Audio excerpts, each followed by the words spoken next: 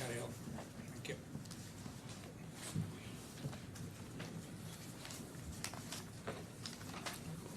Good morning. So, we may go to the page 1209 of London.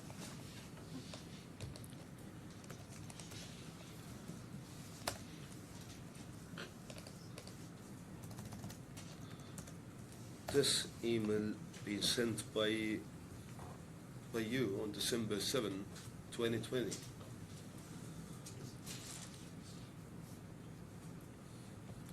To the accountant of 1209.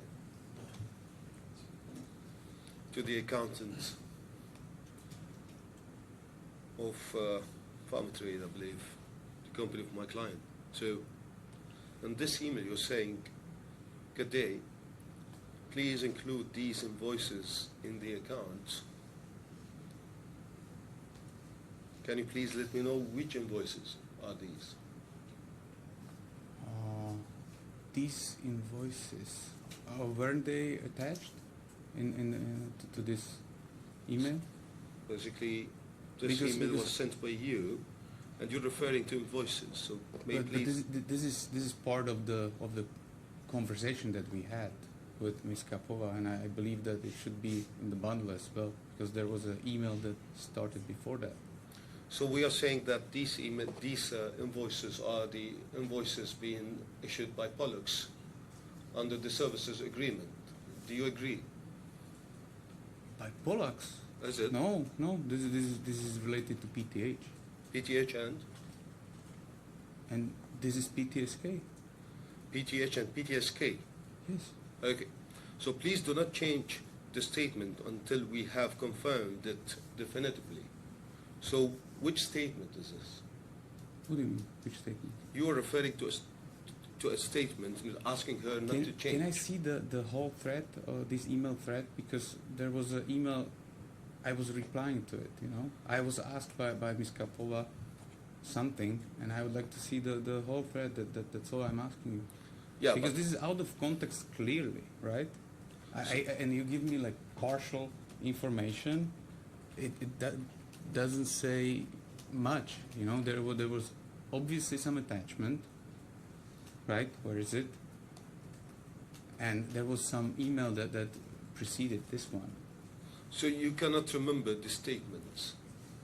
If you show me the whole thread, because this is one from the whole thread of emails. So I remember that. So we are saying these statements are related to the taxes. But what statements? You're asking her not to change the statements. Statements means submissions for VAT. So these are related. These are related to the taxes, the VAT taxes. Ms. Kapova, if you know, it would really help if we would have the whole thread. Is this a translation, or is it, or was the original sent in English? No, it was in Slovak. Yeah. Maybe if you point me out to that, because it's clear this is completely something else than you think. Well, but you have just said that this is related to the VAT. Yeah, because Ms. Kapova asked me whether those VAT statements, which is routine thing, have to be changed. This is routine thing. But when we go to the email, we don't see that this is a reply email or even a forwarded email. It looks like it's just a fresh email. Means it's not coming as a reply to any of them. Okay, can you point me to the Slovak version? It's just a page before. It's just a page before. Okay. Okay. You see, there's PT zip. That's the name of the file. Okay. Clear that would be farm trade, which we use PTSK for now. And I remember there is email where Ms. Kapova asked me to send these invoices to Ms. Greshova. So, but you are not referring to any other email that you are addressing. However, this email is a fresh email being sent to you in this date, and there is no any thread to this. So, May I do the translation myself? What is really said You here? can read it, and we Okay. have the translation here. No, but I am just. It will help the context. Please include these invoices into accounting.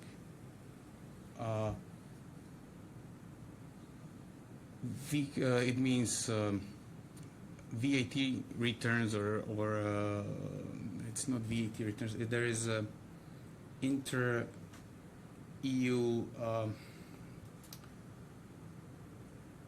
That's hard to translate. You need to declare when those services where I mean and to what period they belong in some kind of statement. I don't know the proper translation, and it's normal that you do changes to it because it doesn't make any difference on VAT because it's zero rated as well. It's reverse charge. It's not zero rated. It's reverse charge. Fine. So you Okay. prefer. So I said, don't do it for now. We need to discuss it first. with You Ms. want to Kapova. discuss the statements related to the VAT with them. But those are not VAT returns. Yes. Then the last invoice for December is deposited, It issued today. Today there were 2 more payments, all of which will be paid by Christmas. yes. Yes, Fine. I was referring to what we agreed with Zuzana. She was the only one who was doing the transfers. Right, but my question is that, because our claim is that you were advising on tax optimization scheme. No. You know what I was doing? No, I mean my case is, so I'm trying to link this email I will to explain my it. to you. claim. Okay, I understand. So if you are I was- providing services. I was managing company. You know, this was me as PTH director. Okay. And you are advising on the taxes. There is no advice on taxes. This is administrative thing. Okay. So when you are Look, involved in the look, payment. we had discussion with the expert, and okay, I'm not going to comment her opinions, but if you have a invoice issued, you need to include it in accounts in your Okay. accounts of your Yeah. company, no matter what. Okay. And it's the same thing as for example, when you pay some personal expenses from your business account, you need to include it, but you just declare it that this is not tax deductible. Yeah. You know, that was the whole case. Yes. And what I was saying, you need to include these invoices because we changed the I think we changed the design of them. That was the, if you would have the whole thread, you would know. So what we're saying here, basically, we're saying we're in the position that regardless services were provided on the Pollux or PTH later on, your email is related to these invoices that are related to the services that you have provided, and you have forwarded these. Sorry, I lost you already. Please. I mean, again, what we're trying to say here, we're trying to say that the services that you used to provide on the Pollux and then after under the PTH. No, that's not the same thing. I stop you right here. Right. That's not the same thing. This is what we are saying. Okay, but You you're have the wrong. right- Okay, you have the right in that case, I disagree right now. Yeah, I think your lawyers have already addressed this, but this is my position. And why I'm addressing this email. Let me ask you, Mr. Makovini. Yes. The invoices that are referred to here are, as I understand it, the invoices dated between the 30th of September 2020 and the 7th of December 2020, all for €78,000 that PTH issued to PTSK. I cannot comment on those amounts because I don't have it here, but it was definitely this is our internal Yeah. PT. Yeah, that was the short. Yeah, But it was you issued. may not remember the exact invoices, Yes, but basically it is those that have been referred to yes, as yes. submitted. yes, by PTH to PTSK. yes, that's correct.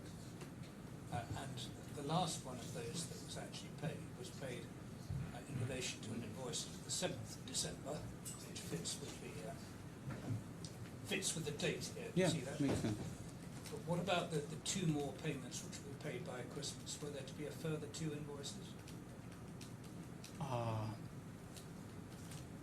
We invoiced from May till December to farm trade, to PTSK from PTH. Yeah, No, from yeah. September, I think I'm right in No, saying. from May until December, and all those invoices were newly paid, and it's in the evidence, I assume. Yeah, well, from May till December, and the same was invoiced from PTH for the same period from May till December to PTS. When you say from May to December, Yes, is that referring to the date of the services or the dates of the invoices? both. We started invoicing once the company was incorporated. There was only, if it might be confusing only because we didn't have the bank account, so the payments weren't possible. You know, it was during COVID, and it was really difficult to open. As I've understood the evidence, and Yes. maybe I'm wrong, but there were a number of invoices dated the 30th of September, 2,000, 2 million and 7, 2 million and 8, 2 million and 10, 2 million, all dated the 30th of September, which may 2 million? the tax invoices, 2,000,000, Oh, okay. Okay. and then 710. Yes, yes.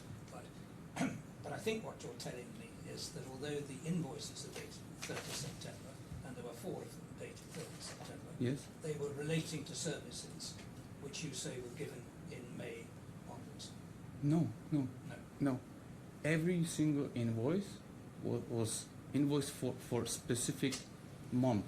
So there was one invoice for May, June, July. It was invoiced monthly. Okay?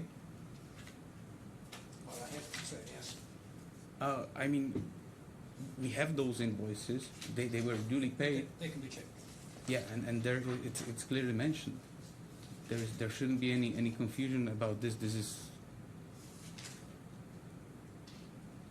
and it's still, it matches everything. It matches the payments, matches the numbers of invoices issued, matches everything. Even the amounts. They can be checked. They'll be in the Yes. Yes, sorry to interrupt, Mr. Amber. So, what we're asking here, having in mind that we had the instructions not to claim for the invoices of PTS and PTSK, it's not the case here. And we're not asking to prove anything with respect to this payment.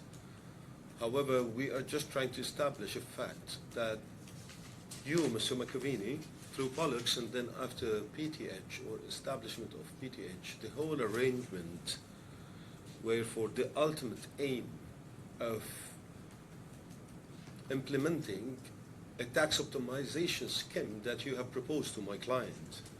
And we're just trying to, again, establish this fact happened. So, when you are sending invoices related to a services that you have prepared and provided to the companies of my client, and then you are also involved. I'm sorry, but I'm also shareholder Yes. of PTSK, right? Just let me not, Oh, okay. because I don't want to lose the point. So, and get involved into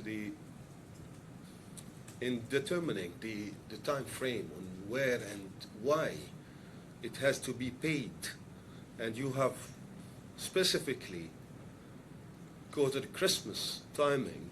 It means that you are trying to capture the year 2020. So to avoid that these invoices to be not captured for this year. So there is a purpose, there is a target that you are basically trying to achieve by making these expenses to be booked and captured for the year 2020. And this is very clear for us that it's one of the services that you have proposed and offered my client for, which are the tax optimization scheme. So I have a very, very simple question. Why you are asking that these two invoices will be paid in Christmas? I mean, why you're quoting Christmas? I'm not asking. I'm not telling them to make the payments or anything. Just read it out loud. Okay, it so says, can you it please- sa- it says that I mean, this is what we agreed, because even all those invoices were issued together when we were sitting in the same office with Ms. Kapova. I mean, there was no confusion about this. That this was after we probably sat together at that time when I sent this email, and I just mentioned that those will be paid. It's only Ms. Kapova who can make payments. Okay. You couldn't find any single evidence that I ever instructed anybody to do anything like that. But let me answer your question. These invoices, you know why these invoices needed to be included in 2020? Because they belong there. These services were provided from May till December, so that's the proper period where they should belong. Thank you. It's simple like that. Thank you. Now, these services that you yesterday mentioned that were provided by PTH was to PDS and PTSK, and when we have asked you about the agreements, you've mentioned that there were no agreements, but only verbal. This is what you have said yesterday. Yeah. Well, and you have referred us to your witness statements that you have provided describing the services related to these services. But when we look carefully at your witness statements, bundle page 1525, if you may go there. What number? 1525.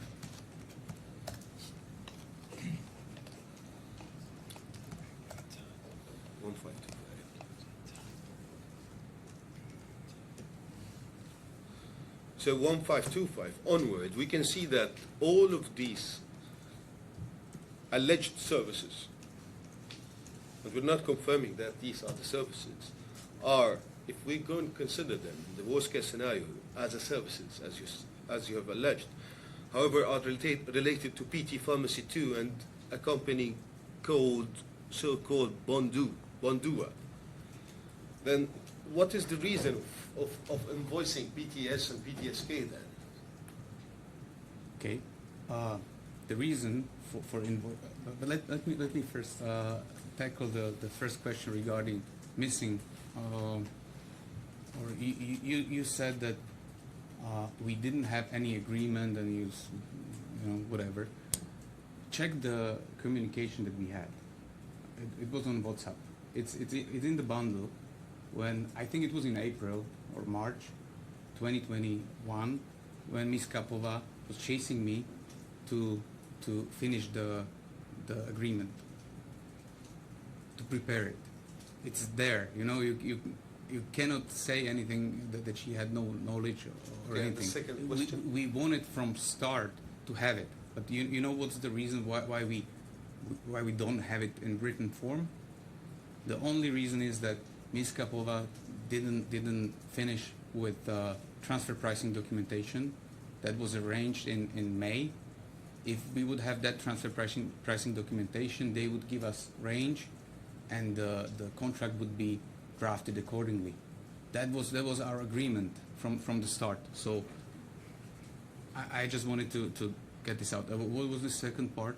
The second part, that if we go through the witness statement, the 1525 and the bundle, These were onward, okay. we can see that these alleged services are related to PT Pharmacy 2 and other companies, so-called Bondua. So why you have charged and invoiced PTS and These were PTSK? mentioned as services provided on behalf of PTH for PT Group. And this is really important to understand. So you accept? Hold on. Yeah. This is really important to understand that it's not part of the case, but Ms. Kapova dissipated other assets as well. Ponoduo, Zoya SL. I just didn't want to complicate the case. There were other companies. We've received instructions to invoice PTS and PTSK for services being provided for PT Pharmacy 2 and Bondwell. Hold on, let me finish. PTH, if you read the joint venture agreement, actually entered, they deposited money on accounts, and even all the documents were signed, and acquired shares in all the companies that are mentioned there. All the companies. Only thing is that Ms. Kapova, she never registered those changes of ownership, but they were properly booked and they were evidence on bank accounts. So it was one group, PT group, and that's why we manage everything. And it's really important that if you mention pharmacies, those pharmacies are integral part of PTSK. Thank you. No. It's really important. You asked me. Those are internal. They don't have much value alone, because their only business is to source PTSK. You know that nobody was taking their prescriptions from those pharmacies. Those pharmacies were just randomly placed all over Slovakia, because the whole point was to source. You know, it wasn't wholesale. You just needed to have some kind of entity to prove that you are sourcing the medicine from the warehouses. That was the trick. So basically, most of these pharmacies, they weren't making any profits. So PTSK was funding those operations. So does it make sense that this was part of one group? That's why the JVA was signed this way. That's why it was mentioned like that. That's why in all my witness testimonies it says that I specifically asked the claimant whether my entry is into the whole PT group, and she always said yes, because it doesn't make sense otherwise. Thank you. Thank you, Your Honor. I have no further questions. Thank you very much. Re-examination. Mr. Makovini, could you please turn to page 909 of the bundle?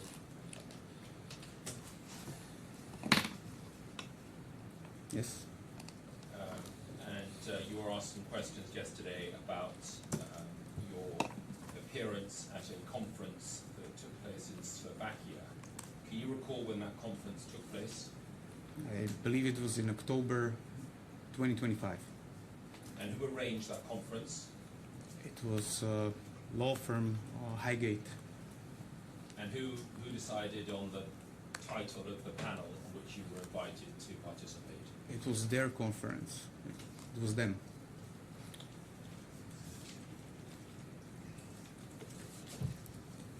And could you please turn to,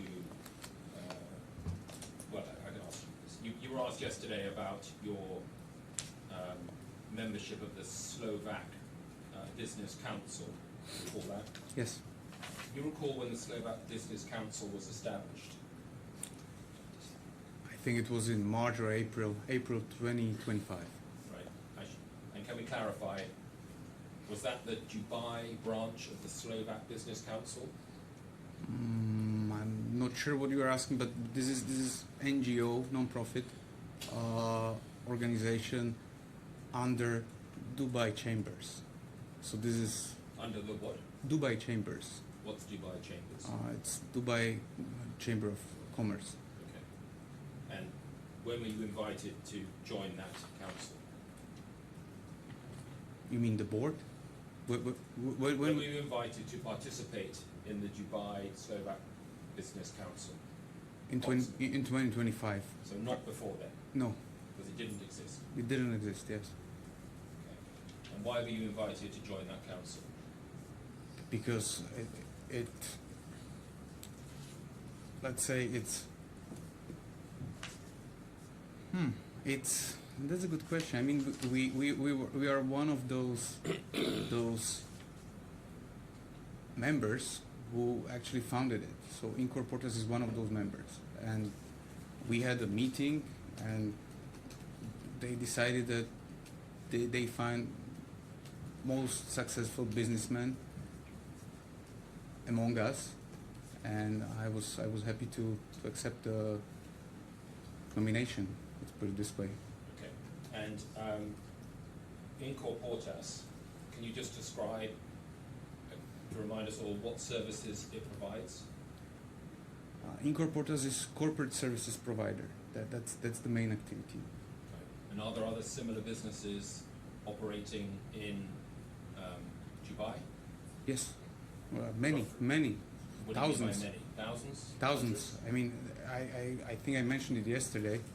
There are actually no requirements to get the license to provide these kind of services. So they are regulated, but they are regulated in terms of AML.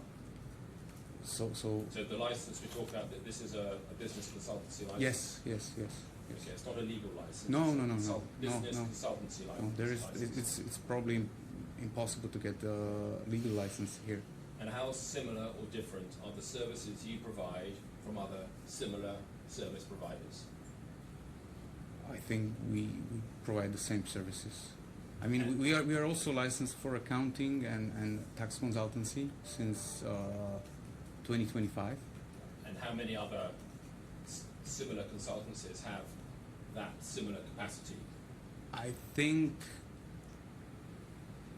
I mean, everybody's offering.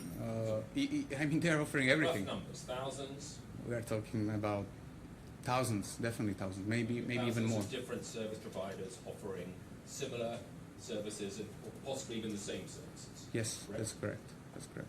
And to what extent are the services, these other thousands of service providers in Dubai, to what extent are there, is the expression of their services materially different from the way that you describe your services? I think it's quite. It's really difficult to distinguish. I mean, to find any differences. The main look. Our main clientele is Czechs and Slovaks. I assume it's because of the language. But in terms of the services you're offering, to what extent is the expression or description of those services materially different? They look thousands of different. They look really similar. Very similar. Yes. So the way that they express the services they offer is expressed in very similar terms. Yes, that's correct. Maybe even the same terms. Yeah. So you're being accused of acting in the capacity of as a lawyer in rendering services, giving advice to Ms. Kapova. As regards the services that you provide wearing your Incorportas hat, or even back in the day your Pollux hat, were you advising as a lawyer No. your clients? No, but she even said that, you know. She said that on record during the police investigation. I don't know what else to say. If she doesn't feel like I was ever representing her, I mean, what is it about? Are you qualified to practice in the Czech Republic? No. Whether as a lawyer? No. Or as an accountant? No. Do you provide services in the Czech Republic? No. And who was advising the Czech company, PTS, as regards legal services or as regards accountancy advice? Do you know who was? I believe it was the company Ms. Kapova mentioned yesterday, or it was Ms. Greshova, one accountant or something. There was an external company. Okay. Ms. Lonkova was the point of contact. Yeah. And they were the auditors, as far as you're aware, for PTS? There was external auditor, mandatory. And as it's well. probably it was some. No. It must be somebody else because There was of somebody else conflict other of than interest. those advisors. Yes. So there was one set of advisors, you think, as far as you're aware, Yes. for one something or other. And there's as far as you're External aware, audit. Sorry? Yeah. And then there was external auditor. Okay. And do you know the name of that auditor? was the lady Miss Kapova was mentioning in the transcript. Something started with S. Okay. Have you seen any evidence from her in these proceedings? Has she put a witness statement in as far as you're aware? No. Do you know why that is? I would have to speculate. Okay. But Well, no speculation, just Okay. wondering if you Well, knew. there's no need to speculate because there Yeah. are witness statements.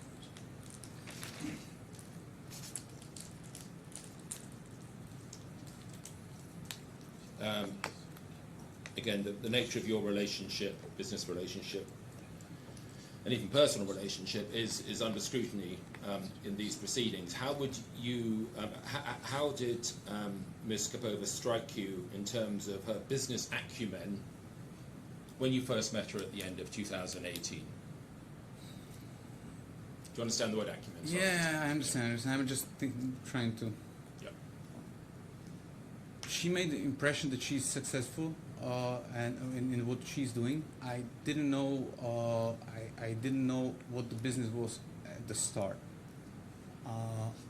I later checked with others what she's actually doing, and I was told that she's a little bit of that she's successful, that she's doing great job in business. She has the understanding, but she's bold. That was the She's what? bold, that she will just Bold. Bold. B-O-L-D. yes that she will just roll over everybody and she will do whatever she wants. And some business partners told me that they felt they didn't want to work with her because they were afraid that she acted reckless sometimes. She Acted reckless. And what was your impression when you first met her and in the ensuing months of working with her? And I'm talking now, we're going into sort of the 2019, your relationship develops. What was your impression of her appreciation of, very simply put, the necessity or the potential necessity of paying corporation tax in jurisdictions other than the UAE? So, are you asking me how Did reluctant she was to pay? No. What was your impression, very generally speaking, of her understanding of corporate tax? I.e., the fact that companies, generally speaking, in many countries of the world, I'm assuming, I don't know, and I'm not giving evidence, but I'm assuming potentially in the Czech Republic or Slovakia or anywhere else where she may have had business. What was your impression of her understanding of the need for companies, let's say, for example, the Czech Republic or Slovakia, to potentially have to pay corporation tax to the authorities on revenue? Do you understand? I understand. She Okay. understood that completely. She understood what? How taxes worked in Czech Republic and Okay. Slovakia. Did she have an understanding of income tax in the sense that, for example, if she received dividends potentially in Slovakia or the Czech Republic, anywhere, forget UAE for the moment, we'll come back to the UAE. Did you get the impression that she had an understanding that one might have to pay income tax to the authorities in Slovakia or potentially the Czech Republic if she received personal income, whether by way of dividends or a salary? Of course. Is this really going to help me, Mr. Chairman? Well, it might help me, and then I can make hopefully better submissions in due course. Of course. And that might be of assistance. I doubt it.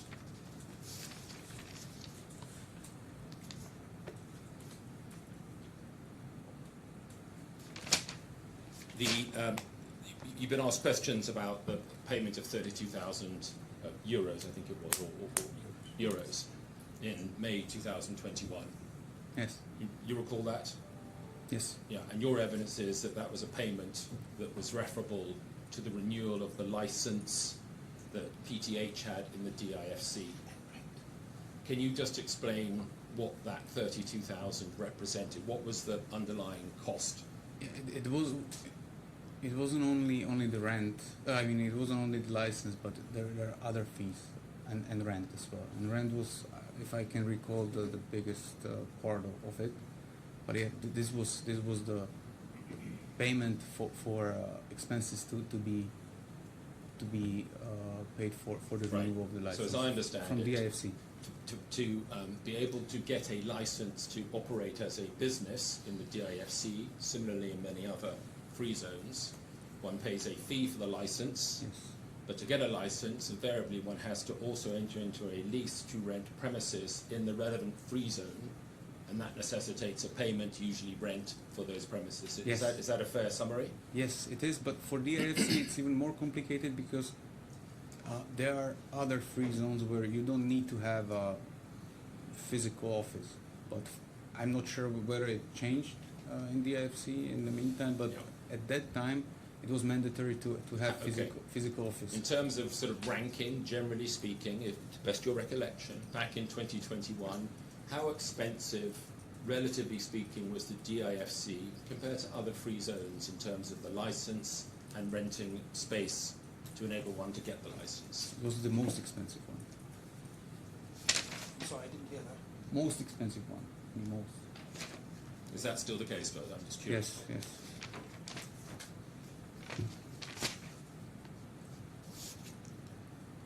You were asked questions about the consultancy agreements, two separate consultancy agreements. I think it was clause 2.2, and about reporting what services you provided.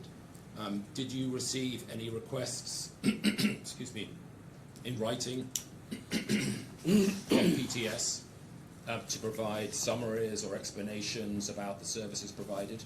No, but this was, I mean, this was all so well communicated in our phone calls and WhatsApp messages that I mean, there was So that's calls or messages between yourself and the this, claimant. the claimant, Yes. right? Representing And I think you were referring yesterday to a message platform called Signal. yes. Yeah. What? Just again, if there's any doubt, can you just explain briefly what Signal is?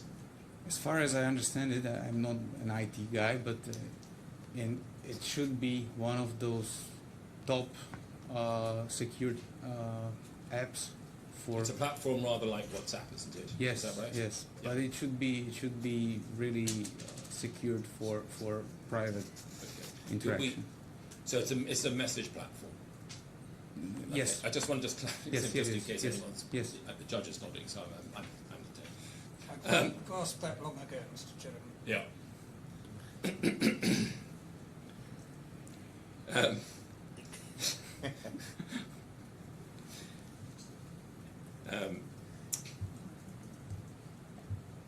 Could we only a couple of more topics? Could we look at page 18, 1863, please?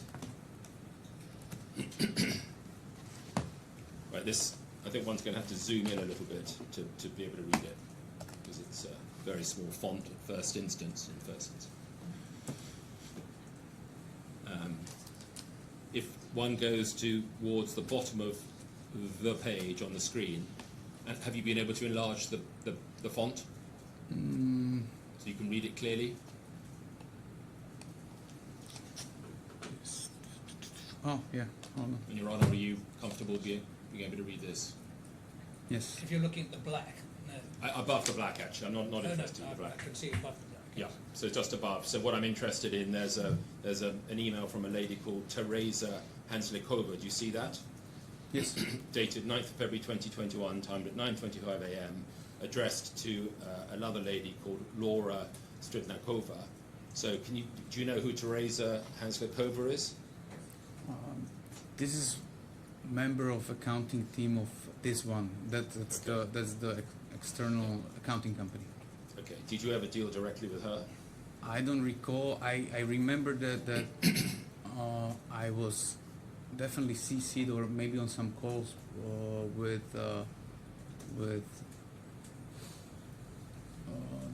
Ms. Lomkova.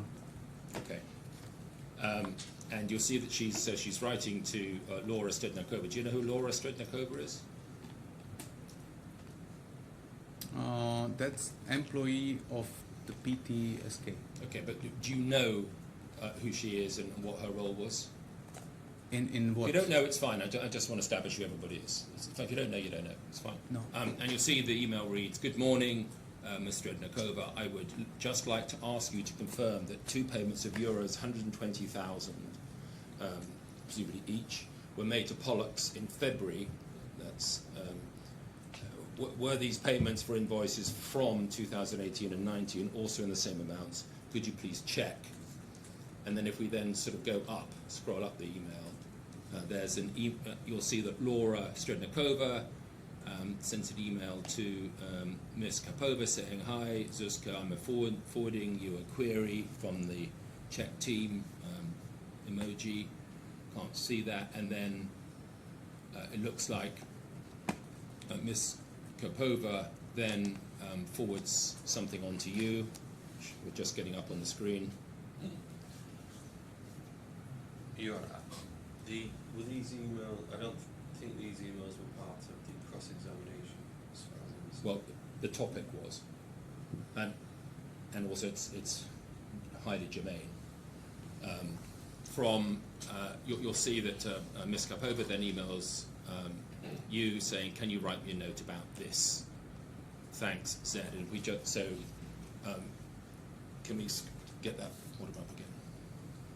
So when she says this, it would appear she's referring to the question on the 9th of February from Teresa Hazakova, asking you to check, that Laura Strednikova confirms that 2 payments of 120,000 were made to Pollux in February. Were these payments for 2018-19? Could you please check? So you understand that sequence? Yeah. Yeah. Do you remember responding to Ms. Kapova?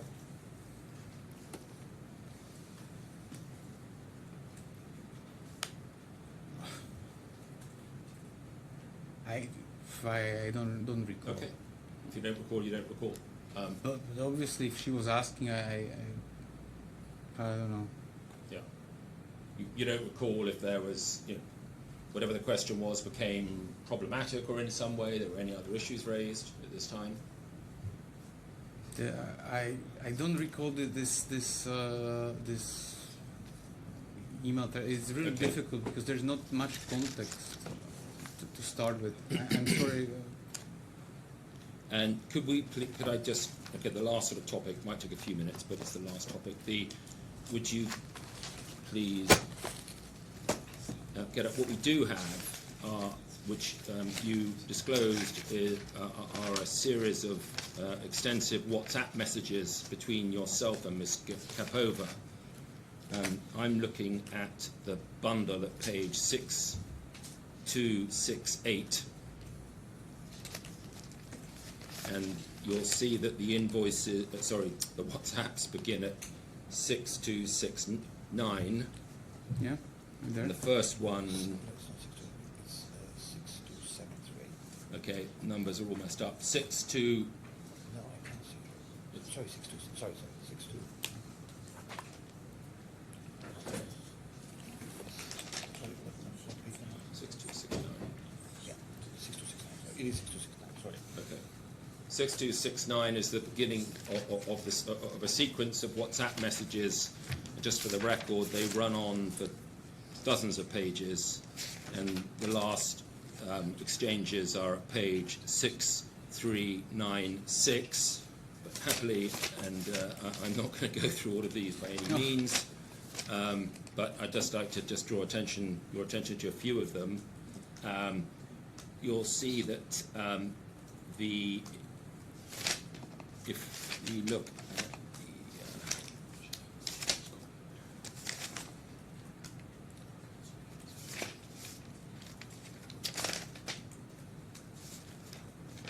if we just look at start at 6289, I'm going to try and be as swift as I can. Numbers are off again. Sorry, 6293. Apologies. 6293. Yes, I'm there. Again, we don't. Hopefully, if you just glance through this, you'll see that there are many exchanges beginning on the 1st of February. I'm focusing on there's discussion about getting access, login details. And Yes. now, login details to what? To the IFC portal. The DIFC portal. Yes. And then she's asking for access, and you can see there's an exchange about that, and then you say you'll arrange that, blah blah blah. I'll be happy to, etc. etc. And then if we just sort of glance through this, I just want you to I want to remind you of the frequency of the exchanges, which is on a daily basis. There are multiple exchanges. And then you've got, I also want to go to page 6297.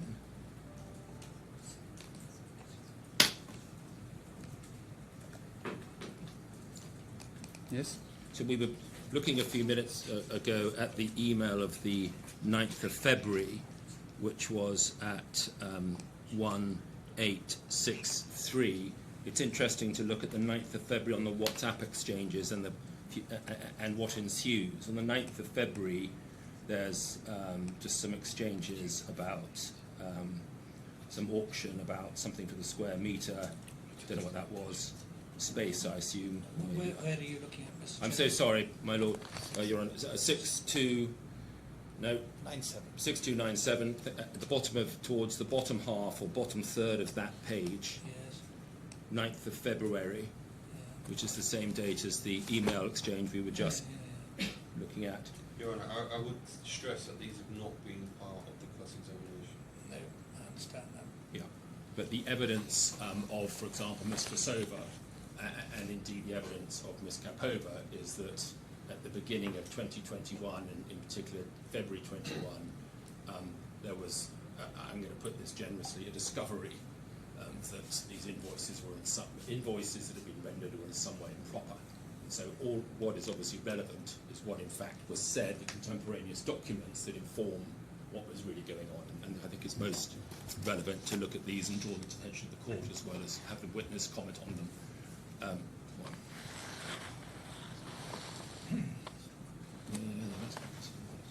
So the 9th of February, it is worth spending a little bit of time because it does, as I say, link into the email we were just looking at. So 9th of February, bottom of the page, you probably looked at these now. Talks about an auction. Actually, just by the way, what was the auction about? It was about acquisition of another premises for new pharmacy. Okay, sorry, it was an... It was auction to a property auction. Property auction to In which country? Can you remember? in Slovakia. Okay, and why were you talking to her about that? Because we wanted to open another pharmacy. Okay, so you were talking to her and helping her Yeah. with those business matters. Yeah, of course. Okay, so 9th of February, is there anything? Can you see anything there? Goes on to the next page, 6298. Can you see anything there about questions over the invoicing or services rendered by Pollux or by PTH? Can you see anything there? No, there is nothing that would. I mean, it. Okay. Can you I see need- 10th of February again, the top third of the page? 10th of February. There's a WhatsApp from Ms. Zapova. It's 1800 hours. Please send me the amount for legal services. Do you know what she was asking for? Why she was asking for it? Remember? It's a few years ago. Yeah, but where is it? Which Sorry. message Okay. is it? 6298. No, Top third of the page. Top Okay. quarter of the page. About 10th of February. Second entry under the 10th of February. Zuzana Kapova, please send me the amount for legal services. Do you know why she was asking you to send an amount for legal services? I mean, I'm sorry, it's totally sort of out of context, I appreciate, but... And then you'll say, I'm just having dinner, I'm sending the amount. You send some money, by the way. I assume this was for legal services provided by Justus to PTSK. Okay. Anyway, moving on. So 10th of February, and then we But go it on. might have Yeah. been. There was also a payment scheme for Mr. Koval. And this is really important and wasn't mentioned. Sorry, who's Mr. Pollack? Mr. Koval. Koval, our main business partner that I brought to this business. And I think he used I was handling dealing with Mr. Koval and his Schmittel farm chain of pharmacies that were under him. Mr. Koval had his way how to get his part of the deal. I mean, some kind of his part of the deal.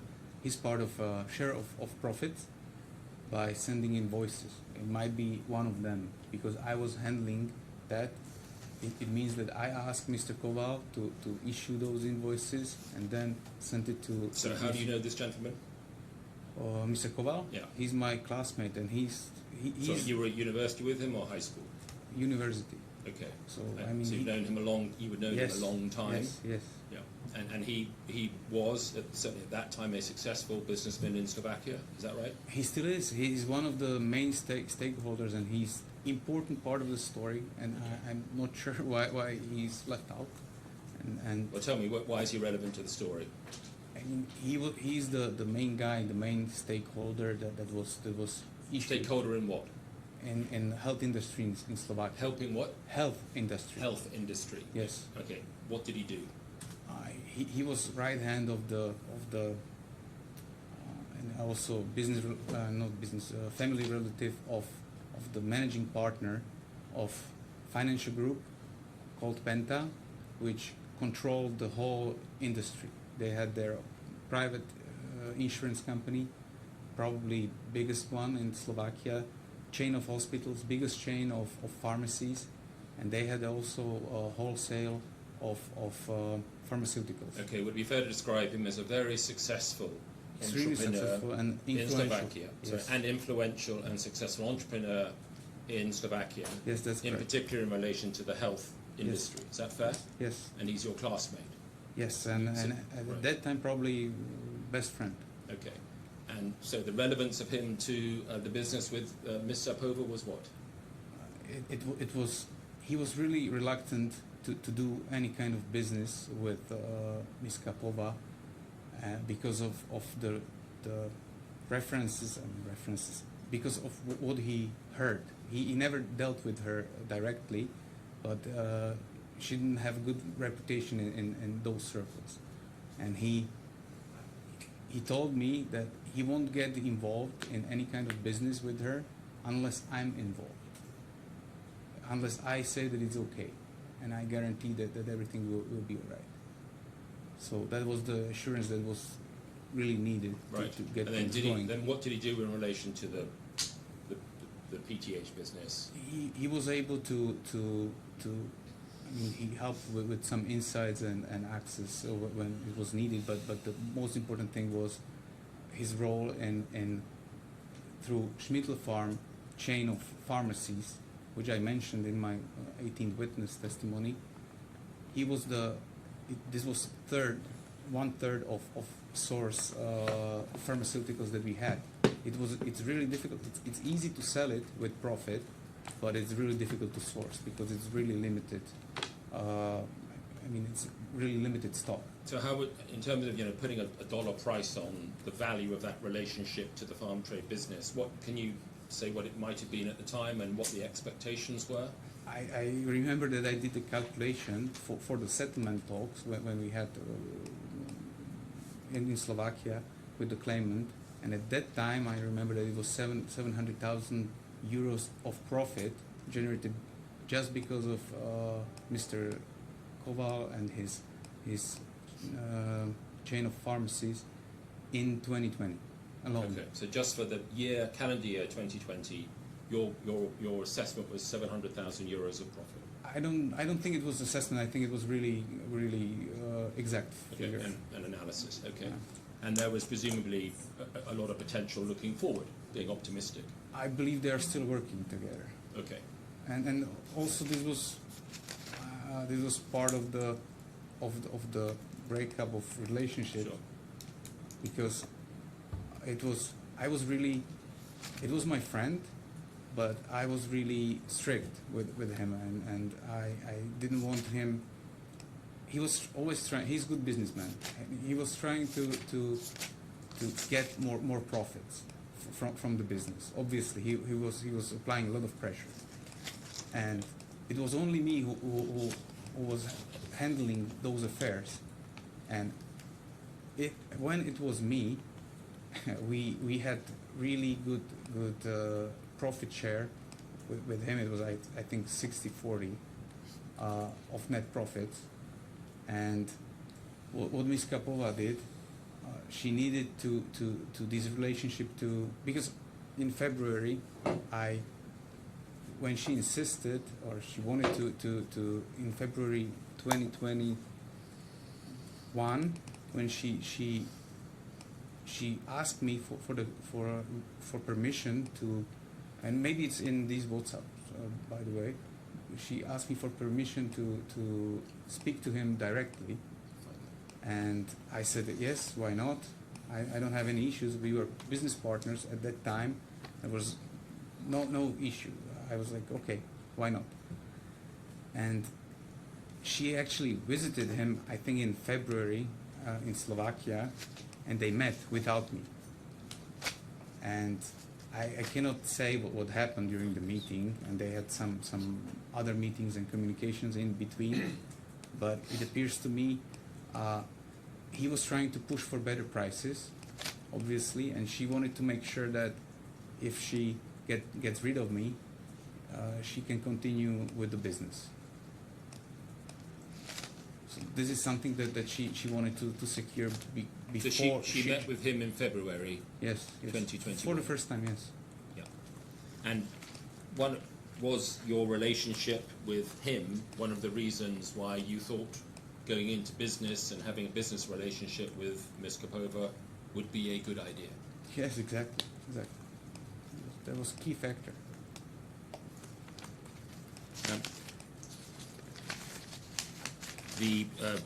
Just a few more of these WhatsApps. So just flicking through.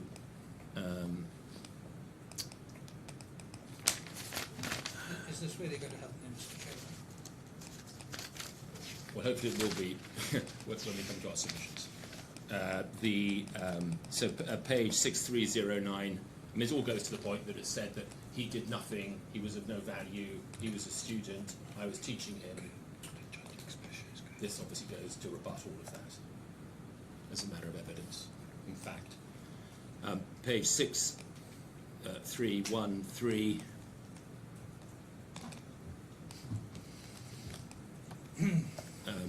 Yes. 6313, nearly halfway down, 23rd of March 21, and of course we're now at a point in time where apparently Ms. Kapova's case is that she's been told that invoices are all a scam. Here we are in March, towards the end of March.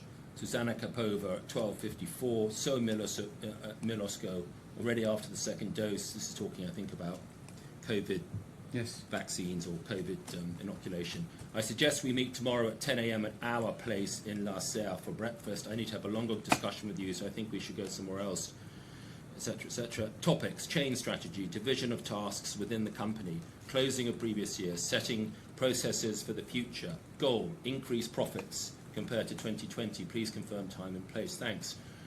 Was this part of a sort of educational meeting where she was teaching you how to do business? No. Was this part of an inquiry she had launched into invoicing and? No. Was this part of a criticism in relation to the services provided? No. Okay. How would you? Was this all part of a healthy business relationship? Yes, it was.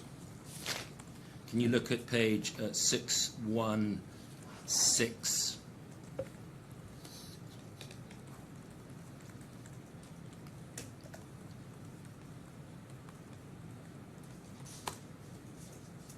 Well, I mean, 29th of March, similar stuff about business.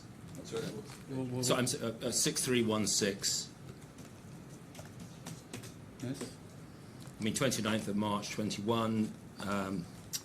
1413, Zuzana Kapova. I mean, this is one of a number of text messages that day. You know what? We're watching the series Arrow right now. It's excellent, by the way. There's a drug they use to torture fighters that brings you back to all their memories of the bad things they've done.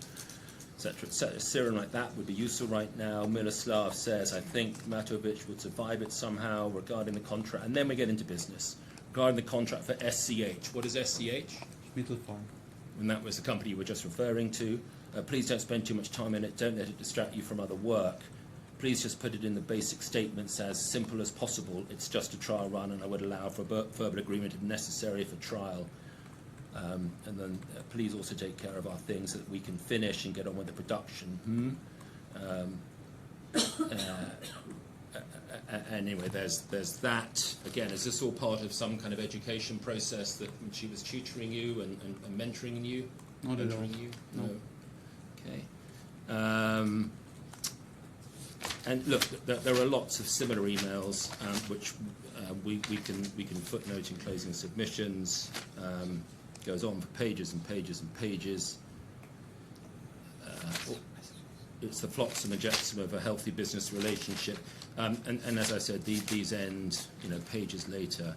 But if I may add Yeah. something, because this can go on for a really long time. Yeah. We were 50-50 partners in the business until she changed her mind suddenly on 7th. It was really sudden. I mean, even I think day before, or maybe it was on 4th of May, she sent me CVs for hiring two new pharmacists. So why would she do it? It doesn't make any sense. So why do you think she did it? Why did she, at some point in May, I think possibly around about the 10th of May, why did she... In hindsight, she just didn't want to share the profits. She already had the business model. It was working. It was proved to be working, after the whole year. She had the access to Mr. Koval, which was crucial. And then she invented this tax scheme accusation to cover it up. That's me thinking. Yeah. And because it was never mentioned, this would be impossible. yeah, I mean, there's nothing in these WhatsApps, and I've pretty much read the lot, that, certainly up until... But I remember it's mentioned here that she's using Signal. She was chasing me. Well, why am I not replying to her? This is not a made-up story. And you just have a look how many messages there is. Not all of them are business related, but there we had meetings, we had calls, we had Signal, we had emails. There was really, really a lot of stuff, and she was look at those times. It was over weekend, and it was really too much. And then after all, she was really demanding person. I mean, I liked her. We had good chemistry, but it was really intense. So as well as the exchanges that we're looking at, you would also have had phone calls as well during the day? Of course. I mean, I remember, especially during I had troubles with my wife because it was unbearable. We couldn't do anything because of constant phone calls. During COVID, it was the worst part because we were also involved in we were trying to sell some protective, how do you call it, protective gear or PPE, personal protection. Those equipment, masks, yes, and masks. so on. Yeah. And we also had, I mean, we tried to sell to government, to police, to the hospitals, to Mr. Koval and his group.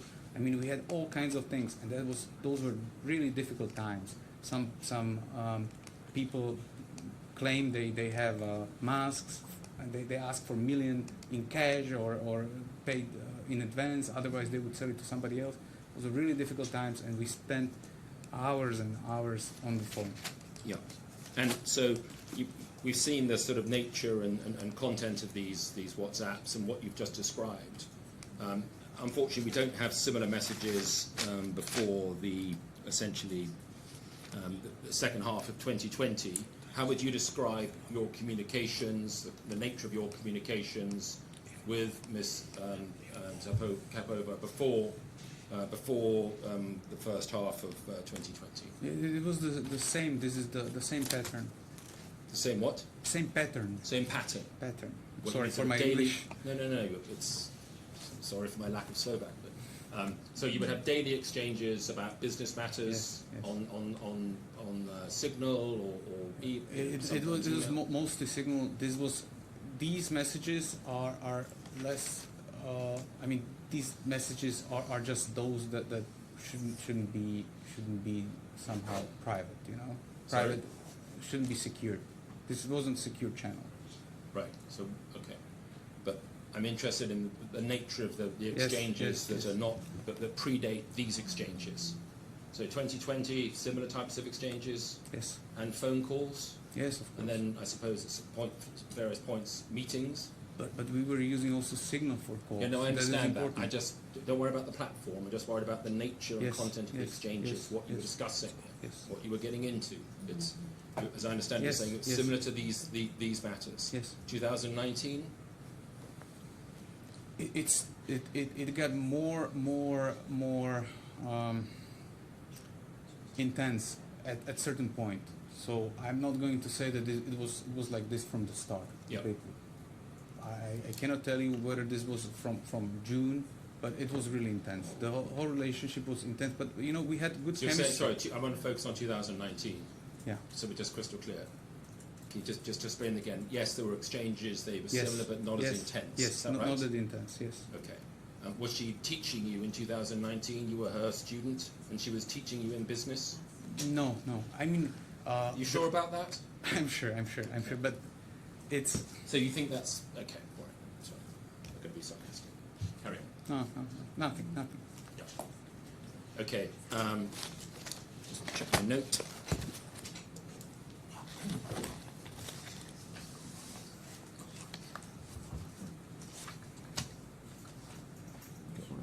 So just in fairness to Mr. Makovini, and for the record, we page 1763, 1763.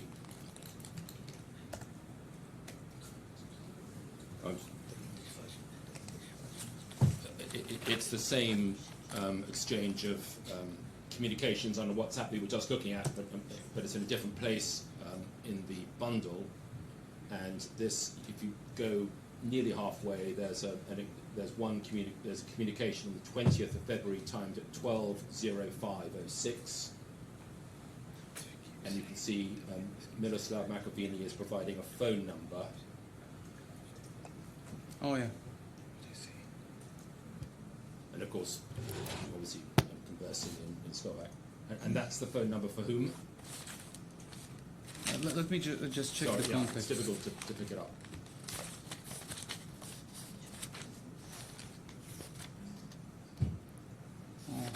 Based on the context, it's Mr. Slehan. That's the. I believe he's still chairman of the board of Phoenix, the biggest player in pharmaceutical business. Okay, why are you providing that phone number?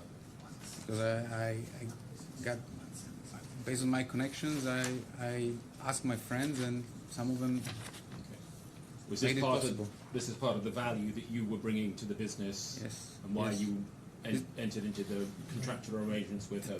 This was really crucial for Ms. Kapova, because you need to understand. Crucial for her?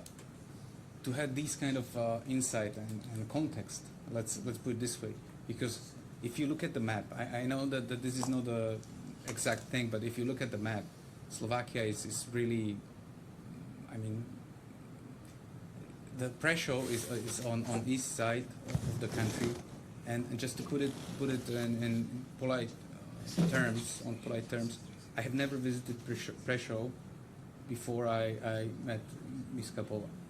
I had absolutely no need. It was absolutely insignificant city, and it's the third largest city in Slovakia. Okay. I just had no reason to visit. Yeah. And when you wanted to do any kind of business or to do something of some scale, you needed to have connections in the capital city, Bratislava. So, entering into business with Ms. Kapova, under the consultancy agreements, and subsequently entering into business to unlock the value that you were able to bring to the party. Exactly. Yes, that's correct. Okay, no further questions. Thank you.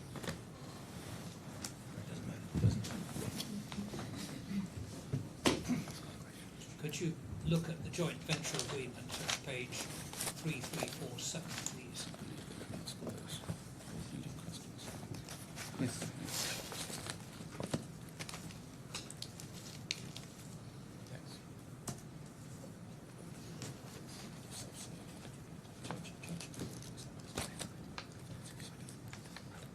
Look under subject matter 1 and paragraph 4. It talks about the holding company founding 2 separate entities in Slovakia, one of which will be used as local holding of assets, business shares in Slovak-based pharmacies and Czech distribution company. The other used for production of human medicine repackaging. Was that done? Yes, it was. May I elaborate? Yeah, you tell me how it was done. Okay. Yes. If you go to the appendix, that's why I asked about it. Yes, well, I was going to ask about that. I can't read the organogram. If you give me some time, I might have the proper version, the original. Would it be helpful? Well, if it's going to help explain, I say I can't read the organogram Okay. at page 3350. Nor Basic- do I think I've ever seen a legible copy of it. It's just low quality, but I have even original of this agreement, so I have it. I have it in physical. If Well, you tell me what was done okay. pursuant to paragraph 4. Okay. Basically, everything was completed. It would be better to have it. Okay. So, let's focus that we have Czech Republic and Slovakia, right? In Yes. Czech Republic, there is only PTS. In Slovakia, there were several companies. I see that it's 6 here mentioned with their ID numbers. Those were Those Are are, you- are you those on- are the bottom, 3350. If the bottom box. Yeah. Those are 6 Slovakian companies. You said. yeah, pharmacies. Yeah.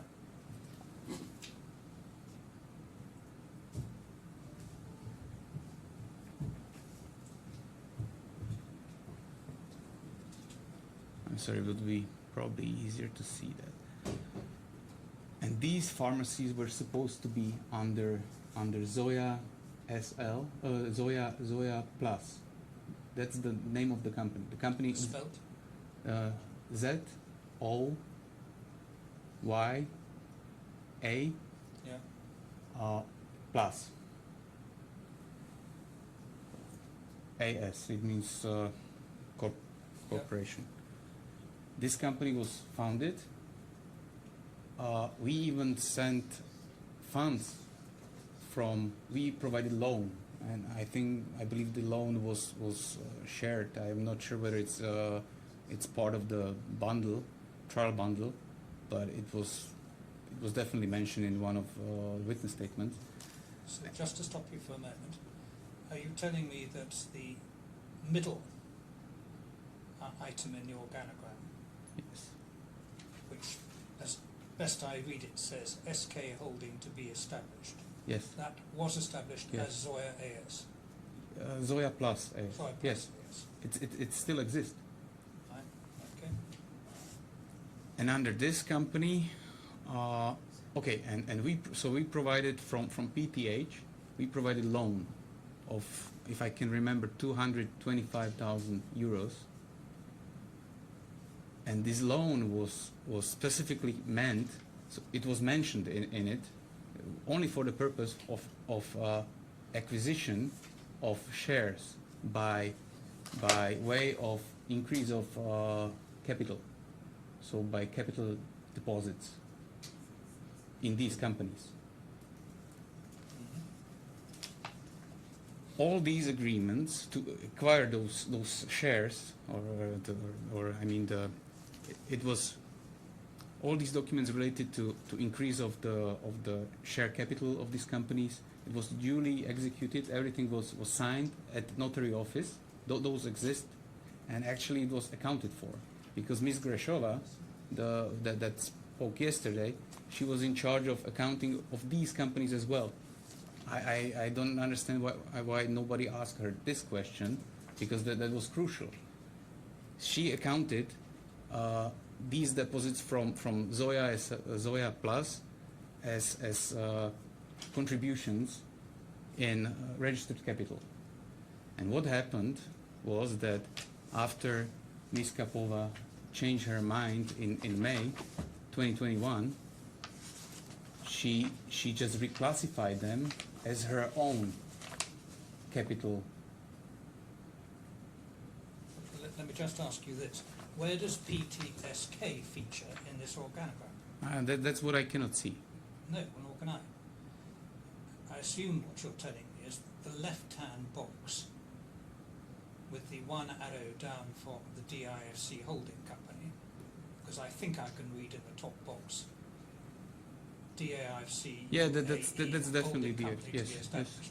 So that refers to PTH, doesn't it, at the very top? yes.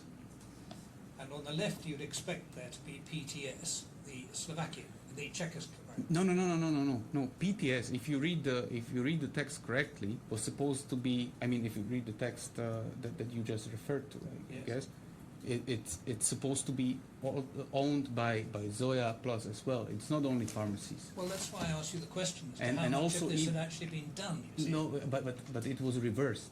Yes, even the contribution. If you look at the bank statements of PTH.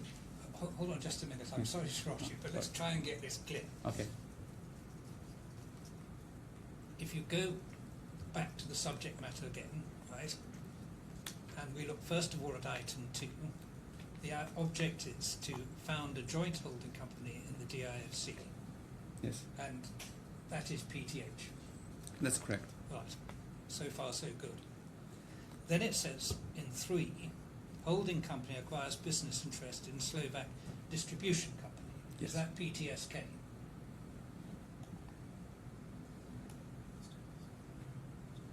Hold on. Which?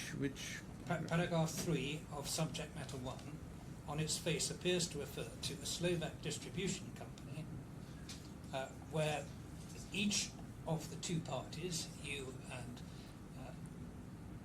Ms. Kapova, will contribute 5,000 euros. Right? No. I don't. Increased share capital, new deposit, No. with each of you also supplying $5,000. If you read the point 4, one of No, which. can we stop at 3 first? Oh, sorry. I'm trying to take this in order to see how much of this agreement was really put into effect. Okay. Does 3, item 3, refer to PTSK?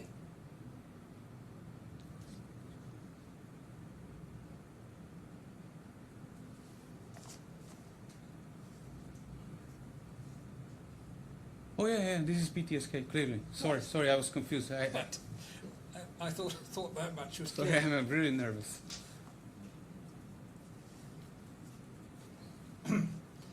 Then in item 4, we have something different.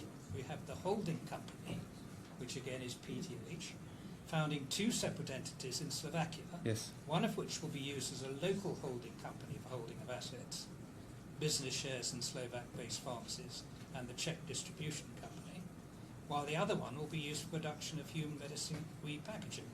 Bonoduo. Yeah. That's the other company. And both Right. B-O. Oh, you have it in Bonoduo. Yeah, it was referred to in your Yes. witness statement. So, the first of those 2 entities, the local holding for holding of assets, who is that? That's, you told me a moment ago, I think. Zoya. Zoya. The Plus. Zoya company. Yes. So that's done. That's you done. say. Yes.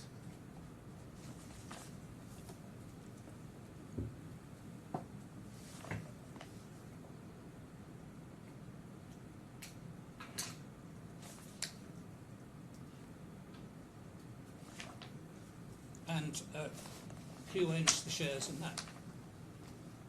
Currently, I think this was part of Well, when founded?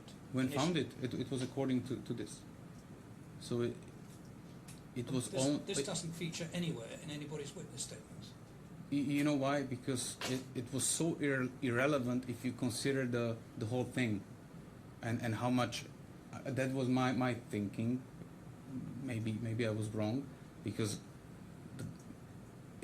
for example, Bonoduo, there were no activities, so Yeah. technically it didn't go anywhere. No, I got that.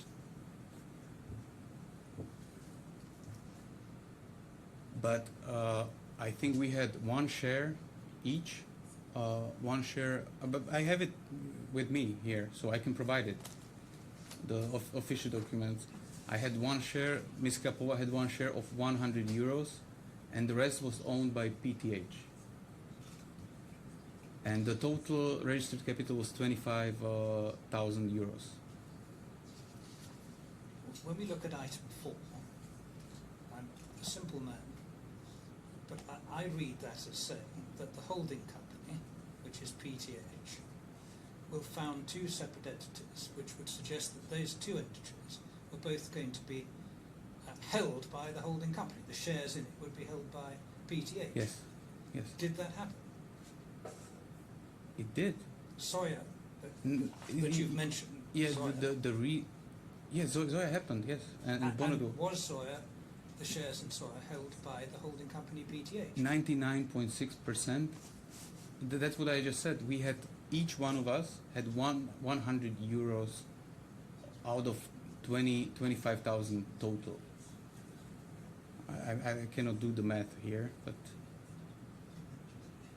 and the reason why we had those extra shareholders or extra shares, one on my name and one under Ms. Kapova, the only reason was not to be shown in a commercial register.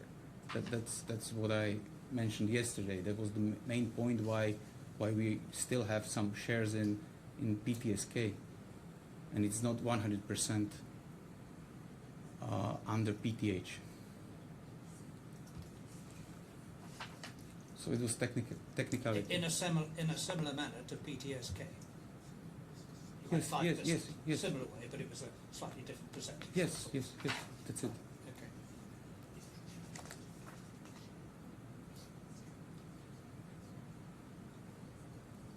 Actually, payments for the increase of registered capital, everything happened.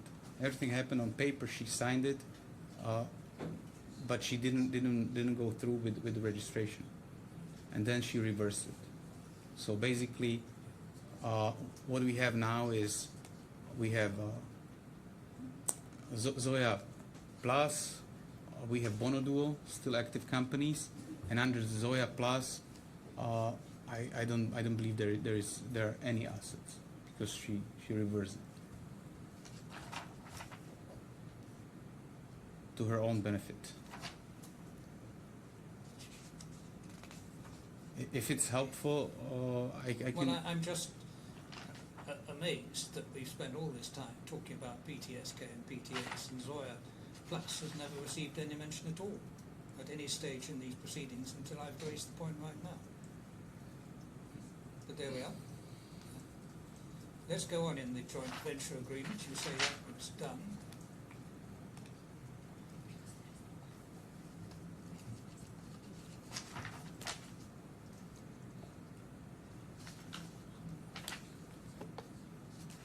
So paragraph 5 then refers to Zoya Plus Paragraph. taking over. Which one? Paragraph 5 of item subject matter 1, just over the page 3348, Yes. top of 3348. That again refers to Zoya Plus, right? Will Yes. take over by means of share transfer and increase of share register all the Slovak-based pharmacies and the Czech distribution company. That's correct.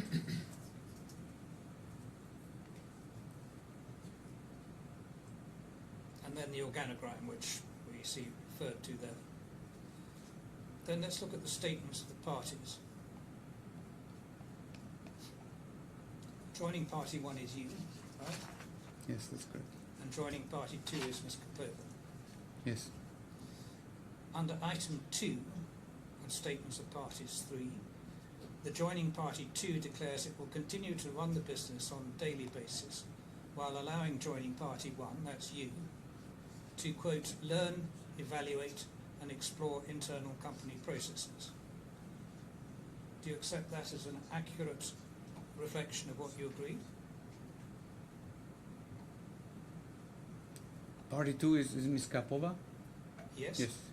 Yeah, this was meant for daily operations, yes. Yes. Yes. If you look at what your declaration is under 1, you're fully committed to use your experience, skills and business contacts to improve internal processes, as well as to improve profit margins and turnover of all the companies involved. Does that accurately describe what you regarded as your function? Yes? Right? And you both declare that you won't enter any agreements with third parties which could jeopardise any business activities of the companies, and you'll fully cooperate with one another. Yes? Yes, that's correct.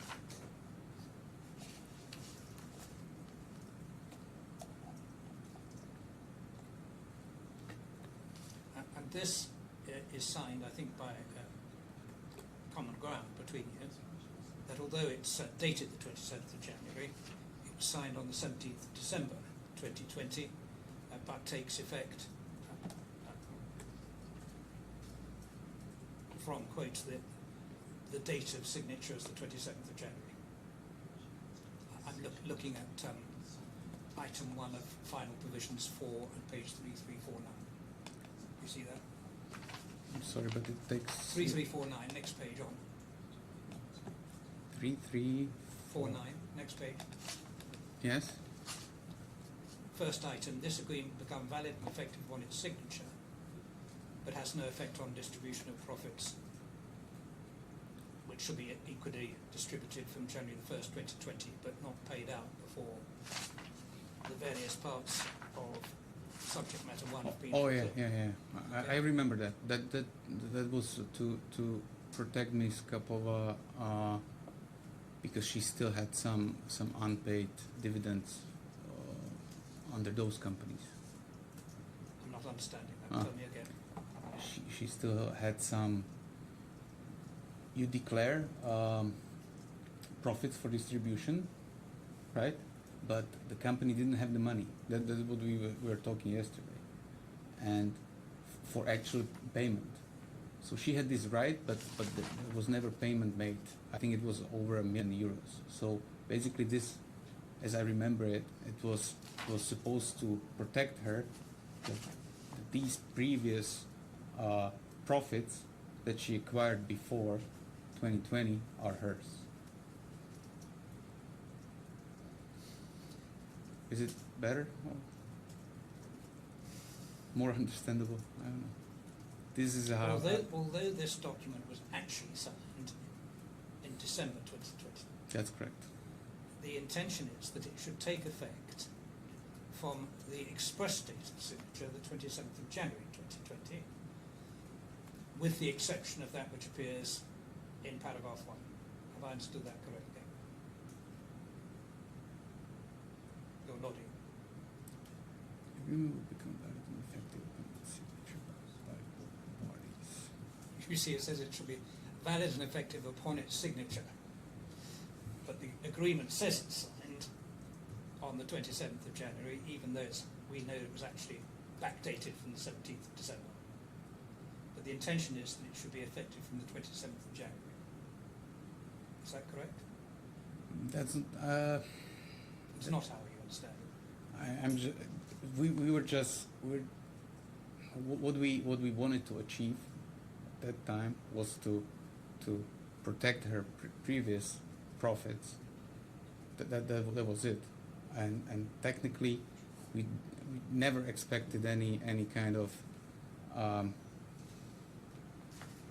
we never expected that it will end up like this, you know. So But from what point in time was the agreement intended to operate as you understood it? from February, and actually, if you look back into all the communication, it started in that period because and that it has also explanation. January is really slow month, so there were no profits. So she made me the offer he made me the offer in February. I Yes. accepted it, and then I started to be involved in daily business of the group, PT group. So it was from February of 2020.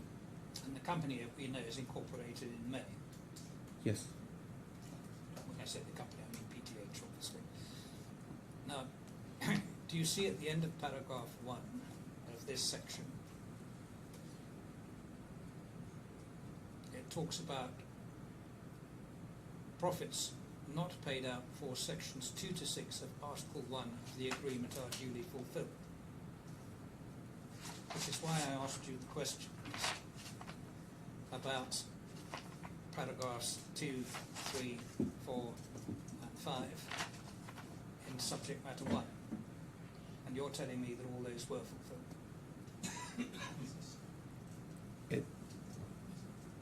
It depends. It depends what you consider as fulfillment. It was Right. the payment. Payment for those acquisition of shares or share increases was done. The intention was there. But the shares were never registered. No.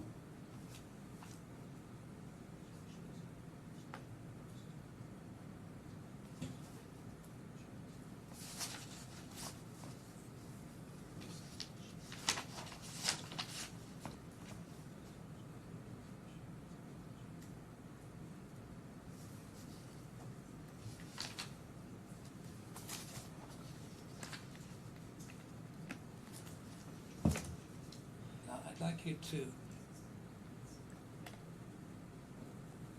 look next at the witness statement of Ms. Kapova, the first one, at paragraph 13. Which page, please? I will try and find you the page in a moment. Can someone help me as to the page number?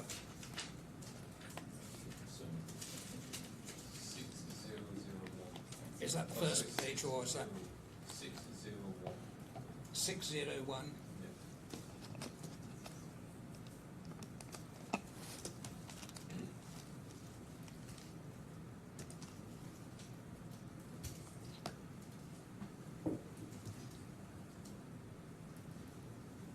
This is talking about issues raised by Pollux on PTS. Oh, I'm sorry. What number? Paragraph 13, page 601. 6.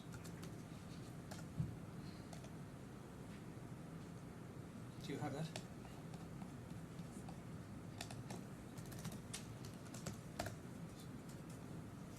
Yes. Now, just to put this in context, she's talking about the first consultancy agreement, all right? Between Pollux and PTS. See that paragraph 12? Makovini requested me to sign this document and collected the duly signed consultancy agreement from me. And she's referring to which document? The Consultancy first one. agreement 1. Yes. You're right. I feel it needed. So there wasn't an amendment to this specific paragraph very recently. I'm not sure if that changes your question. Well, maybe it does. Tell me what the amendment is. So it's 10129. 10129.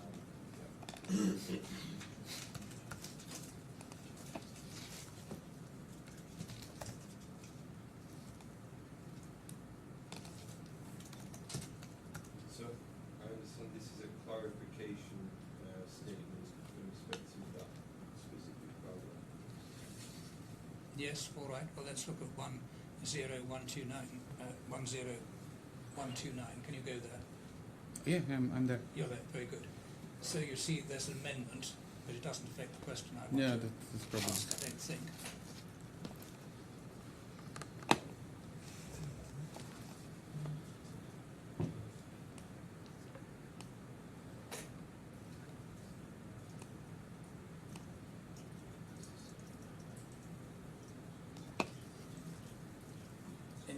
paragraph 7, what is currently said by Ms. Kapova is that Pollux would issue tax invoices to PTS. PTS would make payments to Pollux in respect of those invoices. You would then deduct your professional charges and pay the remaining balance to PTFZ. Is that right? That's what it says, but it never happened. This is made up. No, Was that what was agreed? I know it didn't happen. no, it wasn't agreed. You see, Ms. Kapova was never cross-examined on this at all. The evidence before me is that she says that what happened, and you now tell me that's not what was agreed. I'm saying that it never happened throughout the whole trial. I know it didn't happen. I know you never paid to PTFZ. The question is whether or not that was agreed. It wasn't agreed. This is made up.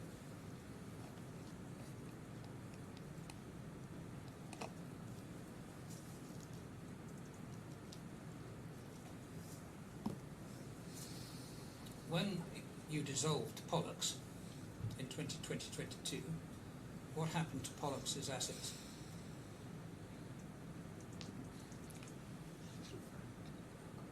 I mean, there were no creditors, so No, so you took them. Whatever assets there were in Pollux went to you as the shareholder. yes, Yes. How much was there? I cannot. Come on, you must have some idea. You know when you wound it up.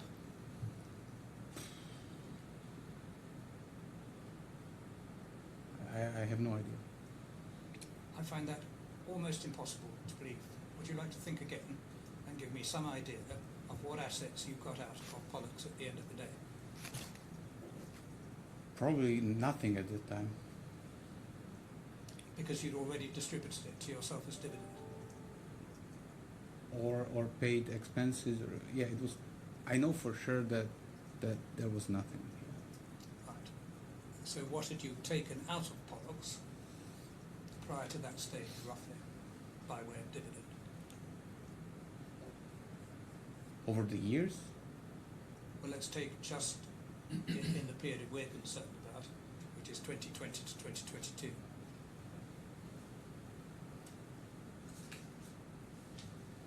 I really cannot say, but it was, 800,000 disappeared because it was used for this. That was a big part of it. I think Pollux got what, better part of 2 million. In total, Yeah. yes, but there were Out of PTS. yes, but there were expenses. This wasn't profit. No, I appreciate that's revenue. Well, the accountants have done some work on that, haven't they? Yeah, we can so check. we can see from Yes, the reconstituted accounts, perhaps, yes. if they're accurate.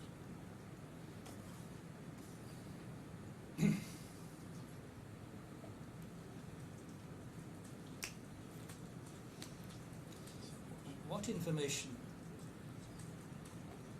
did you impart in the signal messages, you and Ms. Kapova, that you wouldn't have wanted the regulators in Slovakia to see? I didn't catch the start of. What information did you and Ms. Kapova share in their signal messages that you did not want the regulators in Slovakia to see? How the business operates, basically. And there was The agency set up that you referred to. yeah, that's one of them, but not the only information. But that was the primary point, as I understand it, of your business model, as you described Yes, that was primary. which enabled the pharmacies to buy pharmaceuticals which are actually owned by Yeah. PTSK. That's correct.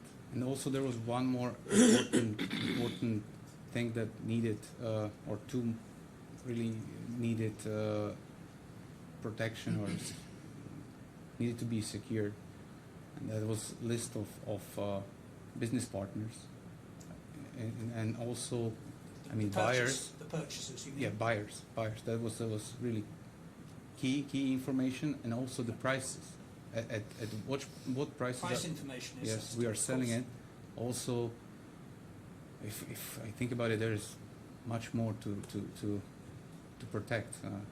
Also, it was really, you were trying to make sure that your the pharmacies, I mean your cooperating pharmacies are not easily identified, because there were some signs, because we had to collect those pharmaceuticals on twice a week, so it's not bi-weekly, on regular basis. So if somebody would follow the pharmacy, he would have known that we have a car picking You're up. sending trucks to pick up. Yes, sending. Yeah. Yeah. If all this was perfectly legitimate under Slovakian law and not unlawful, why was it so sensitive? Yeah, this will be really, this will be live, if I say it, Would be? live somewhere online, public. Yes. Mm. But why is it so sensitive if all of this is perfectly lawful? I Because understand the price No, sensitivity. I will explain it. Then you will understand. Because it was competition had people within regulatory authority. The same goes for Ministry of Health, for example. They had their own interest, and because they had their own side contracts how to do these things in place. And basically, what they were trying to do is to suppress competition. It's obvious, and that's why I mentioned it yesterday during the cross-examination. That was really they were targeting farm trade in those changes in 2019. Specifically, one company. And if you look at the list of biggest wholesalers for this kind of market, for this niche market, farm trade was probably number 5 or 6, but it was biggest of the small players. And the big players was, for example, Phoenix. That's the biggest player probably in Europe. That was the Mr. Slechan that I introduced to meet Zuzana. That's what I'm trying to say.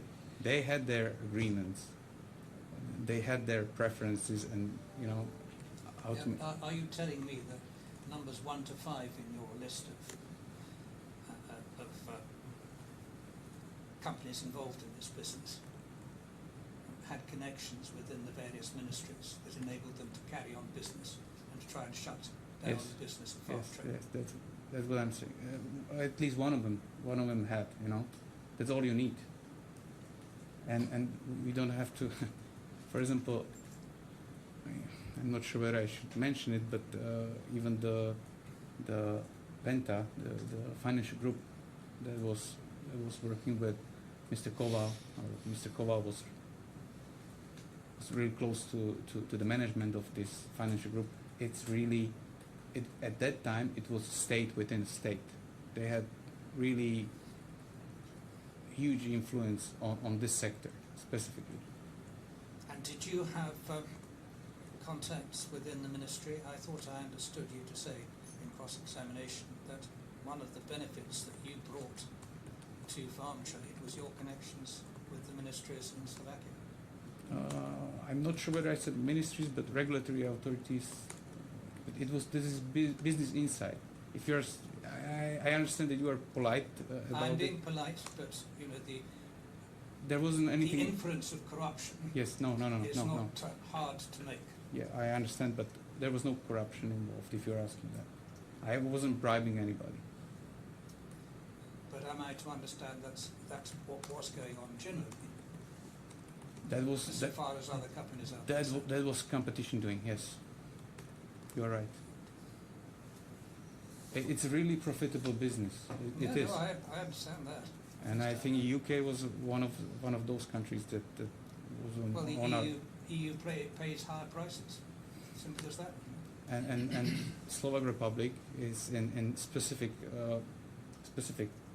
situation, because we have specific law saying that it re-evaluates our pricing for the For the economy pharmaceuticals. of Slovakia. Yeah. Understood. Understood. So we are always the cheapest.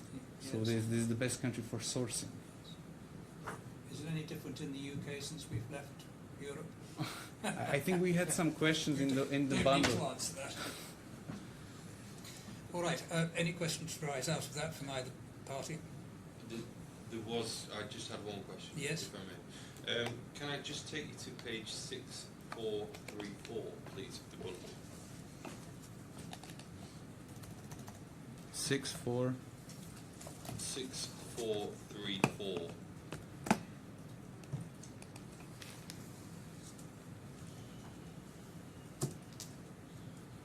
Yeah, and if we can see there, there's a telex transfer. Can you just explain to us what that is? Just bear with me a moment. Sorry. It's 6434. Yeah, I know, I'm just Yeah. trying to get it up. Thank you. Yes, I've got it there. Yeah.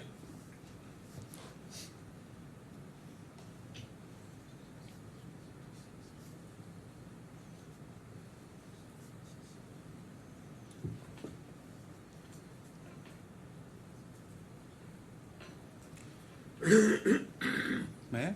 This is the 25,000 figure. Yes. Yes, what's the question? So, if we can just scroll down through the invoices, so there's a €25,000 payment to your account there. If we can keep scrolling down, there's another €100,000 payment on 6435, and then another €200,000 payment at 6436. Correct. Yes. So, what are these in relation to?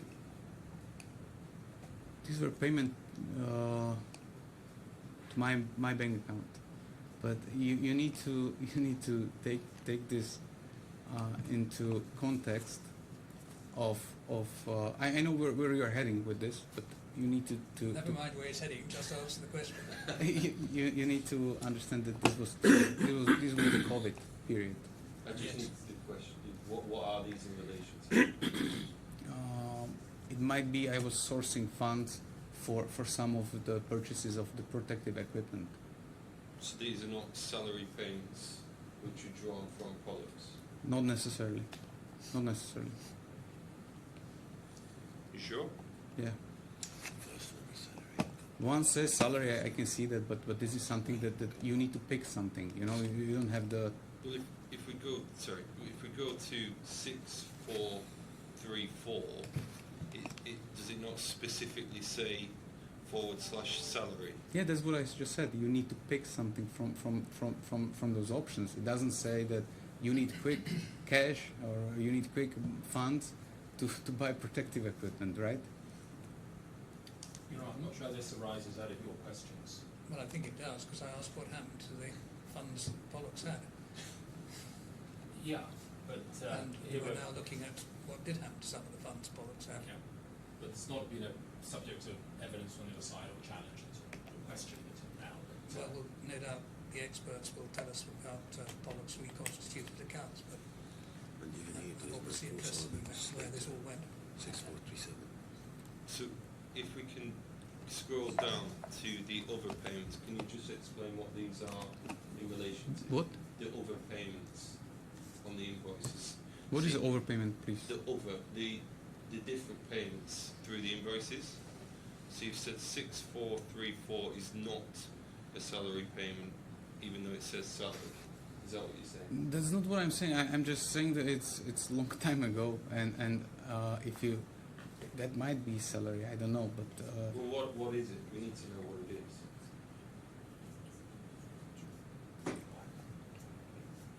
might have been salary. Yes. Okay, very good. So if we go down to 6435, there's €100,000. What's that payment in relation to? I don't recall this. This is really. I think it would be better if you look into financial statements. Really, it was provided. It was provided. It's accounted for. It was in accounting. Well, yeah, but what is it in relation to? That's what I don't You don't know. I don't remember. You know, you are showing me bank statements from 2020. can go up to 6436. This is for 200,000 euros. Can you recall what that is in relation to? No, but I remember that this was related to, or I mean, it might be related to sourcing of funds for buying of protective equipment. I think it was COVID related. Okay, 6437. Because I had some issues with the bank regarding those transfers. Okay. And then if you scroll down to 6437, there's another 94,000 euro payment to you. Telex transfer, that one. Yeah, it's my account. Yes, But what is it in relation to? it might be the same thing. You don't understand how it was at that time. They literally said that we need this an amount, and we need it right now and upfront. It never happened before. You know, if we look right now into these matters, so forgetting about how it was, it's you can get wrong ideas and. So again, if we, I mean, the sequence continues, but if we could just scroll down to 6440, this is for again 200,000 euros. 6440 for 200,000 euros. Can you recall what this is in May 2020? It's probably the same. The same being It was probably related to sourcing funds for protective equipment at that time.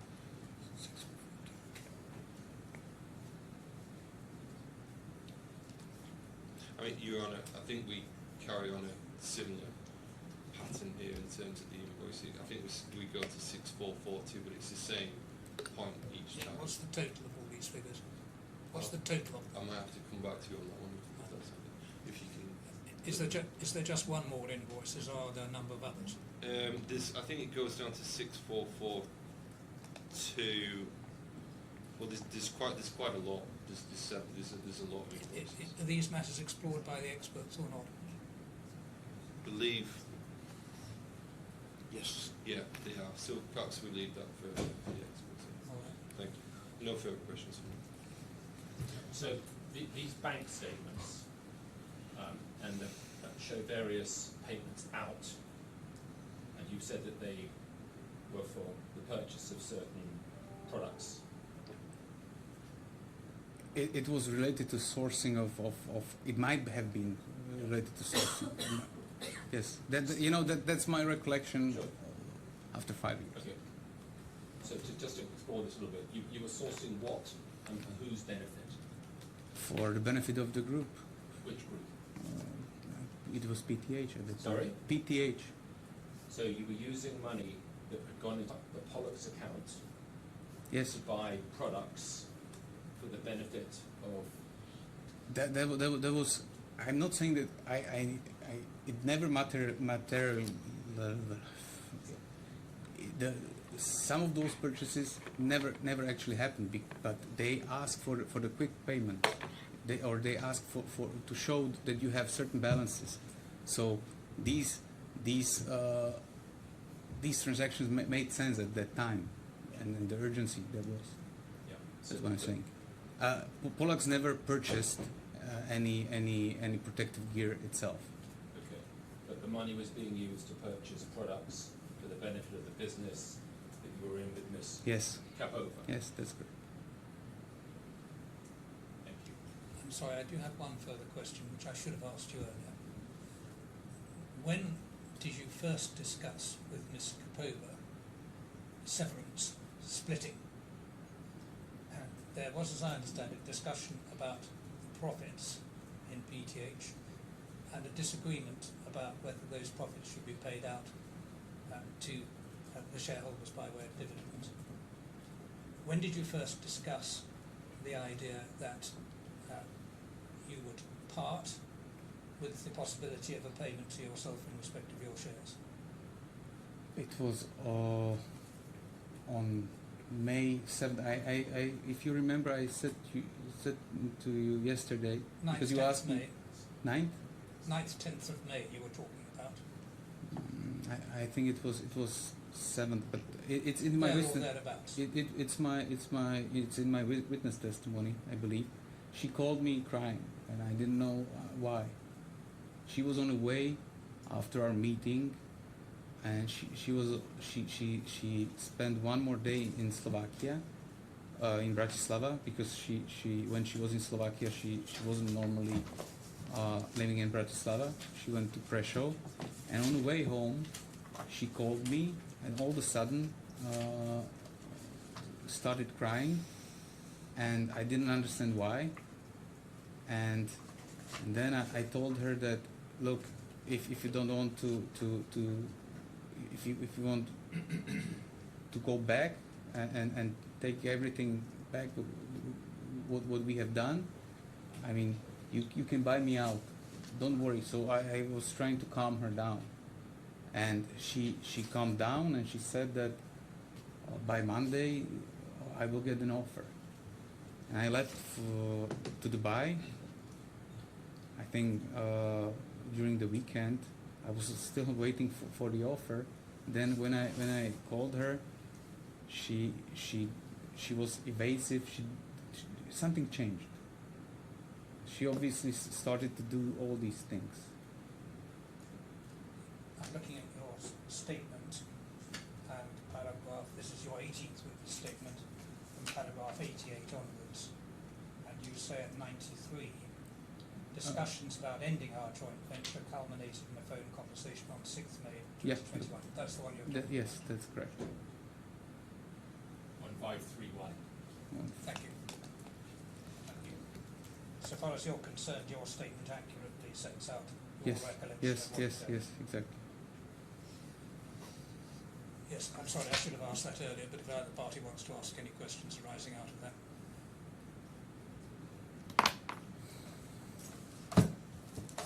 Your Honour, you asked the total, very approximately, we understand it to be approximately 861,000, but we can give you the precise figure.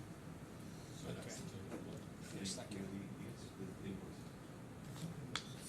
The transfers. Columns transfers Sorry to, for the sorry for the to Mr. transfer.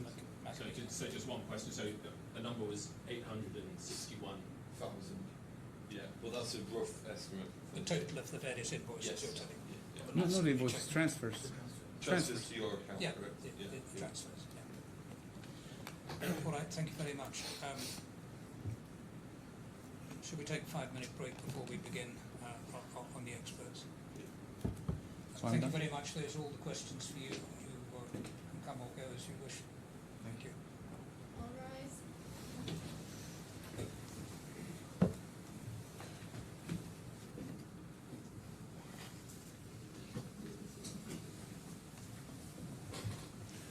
So, Your Honour, I think we're now on to the experts. Yes. I think we're all glad to hear.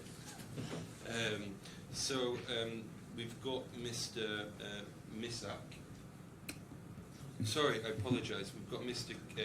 Kesar. That's good. I do apologise. I think if we swear him in first. Yeah, thank you. Please repeat your full name and occupation for the court's record. Joseph Kaisar, CPA. Thank you. Please place your hand on the handbook. Repeat after me. I swear by the Almighty God I swear by the Almighty God to say nothing but the truth. to say nothing but the truth. I always think the oath is not very appropriate for an expert Why not, sir? because the expert, all you can do is give your honest and professional opinion Correct, yes. about matters. Which might not be the truth.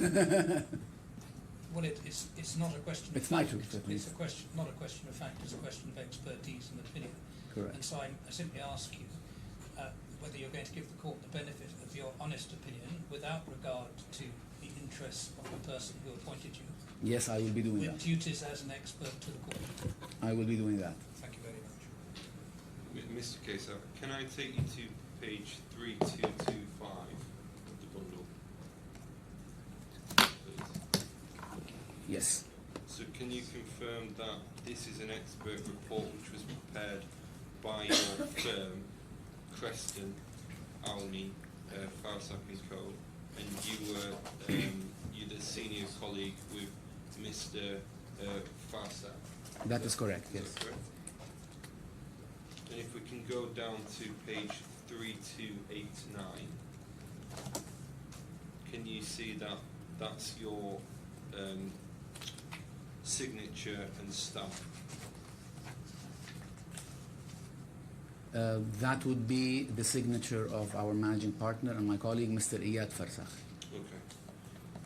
There is no statement of truth on this report, though, is that correct? But there is a disclaimer, I believe. The disclaimer would be at the, On, I think it's on 3231, is that correct? yes. Yeah. So I think just for the purposes and for the record, you can confirm the contents of the report. Yes. As you, yeah. Okay, very good.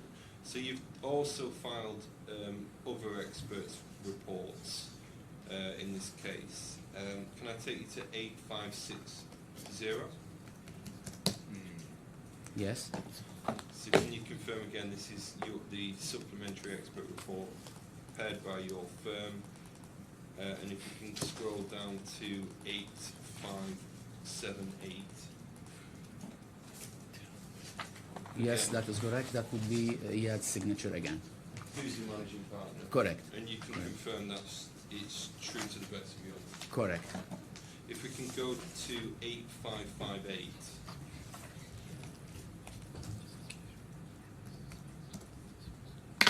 This is the joint memorandum of the experts. Sorry, 8552, I do apologise. Eight, This five. was the first page. So this is a joint memorandum of the experts, correct? Yes. And if we can scroll down to 8558, Yes. you can confirm that that's your signature as the joint expert. Correct. That would be my signature just alongside Iyad's. Very good. Last one, if we can go to 10123. Yes. Again, joint memorandum of expert report, and if we can scroll to 10127. You can confirm that it's your report and it's true to the best of your knowledge. Correct. I do confirm. I'll hand it over to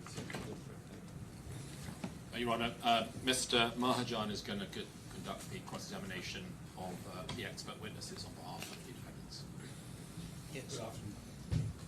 Good afternoon, Mr. Kaisar. Good afternoon, sir. I'm Karthikeyan, and I will be asking you certain questions in relation to your expert testimony. Mr. Kaisar, am I pronouncing it correct? Correct, yeah. Thank you. Mr. Kaisar, I could not find your CV as part of your expert report, so I would be asking you certain questions in Sure. relation to your background, if you don't mind. Mr. Kaisar, when did you join this firm, Preston Ani Farsakh? That would be 2020. This November or December, circa November, December 2020. And what is your designation in the firm? Partner for business development. Okay. So you do business development for the firm, basically. That's basically my title. I run their tax arm. I do a bit of litigation expertise. I'm involved in audit, bookkeeping services, just across the board. I'm one of the partners, so multiple hats really. And when you say litigation expertise, what is litigation? Court, something like that, but for Dubai courts basically. I assist with that. Understood. And what does the firm do? It does mainly external audits, litigation, M&As, feasibility studies, and we have a tax arm which does tax consultancies, corporate services, as well as bookkeeping. And when you say litigation, again, you mean expert service? Expert reports, yeah. Expert reports. We call it the litigation department because it's related to expert reports for the purpose of the courts. And you said that you head the tax arm of it, is it? I have recently started heading that, yeah. Since when? A year almost. I guess, if you want me to be exact, May 24. May 24. No, I'm asking these questions, Mr. Kaisar, because I was just going through the firm's website, and they refer to a core team. Yeah. And your name doesn't appear on that. So I was just wondering what your designation is and what your role is. Maybe it's outdated. We're not really very active online, to be honest. Okay, understood.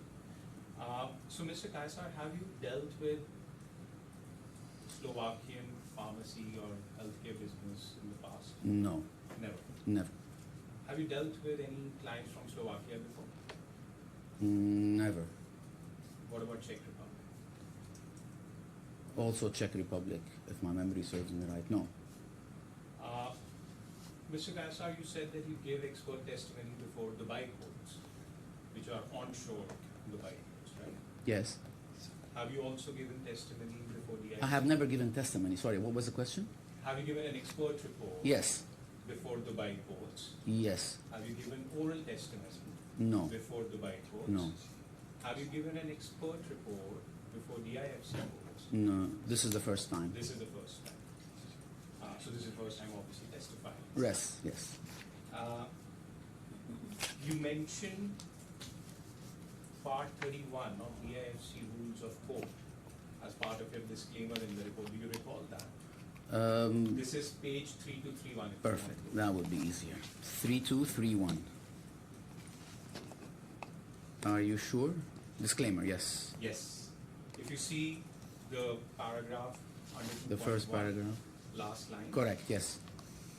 So you understand part 31 of the rules of the DIFC courts, right? Yes. I believe we might have missed a bit of the templating when we prepared the report. That's okay, but in Yeah. substance you understand what part Yes. 31 is. Which basically means that your overriding duty is towards the court. Correct. Not to my Not- client. And who is your client here? Miss Zuzana. Is the client who instructed you, or is it the client's solicitors? who Our said the law? our engagement is with Miss Kapova. Okay, so she personally engaged you. You've interacted with her before. Myself, no. My partner Iyad was the person who started the engagement, and then I took over. And the engagement letter is with Ms. Kapova. It should be, yes. I'm assuming. Definitely, she has it. No. What I meant is the engagement letter. Oh, is yes, yes, between yes. your With, firm and between Crescent Auni Farsakh and Miss Kapova. Thank you.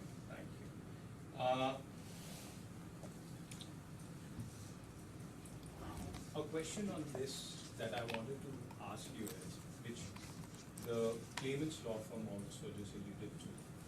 I want to go to the last page of your expert report, in which your partner has signed this expert report Mhm. and not you. Yes, And that's the same thing for the supplementary expert report. correct. Right. So, when it comes to you both jointly preparing this report, what is it that you did in this report and what is it that he did? I'm just trying to understand. Basically, I did most of the work. His part was concentrated on the valuation section. Understood. Everything else was, if my memory serves me right, everything else was done by me. So, everything in relation to valuation he did, everything else you did. Correct. But I have oversight of everything, obviously. So, is it that you can still testify about the valuation section Yes. of this report? And is it not on, Mr. Kaisar, that your partner is not here to testify on the valuation aspects? I am not sure why he was excluded, really. Understood. He would be happy to join. He was under the impression that he was coming, actually. Okay, Mr.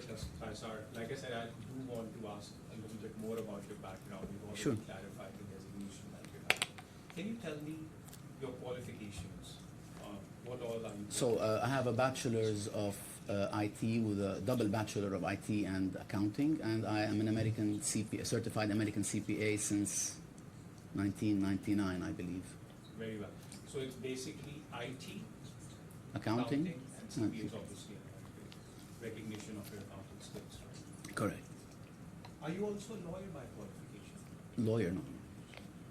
You're not qualified as a lawyer in the IFC No. or Or anywhere or in else. Czech Republic or anywhere else. Great. Can I make you read paragraph 8.6 of your report? It's on 3283.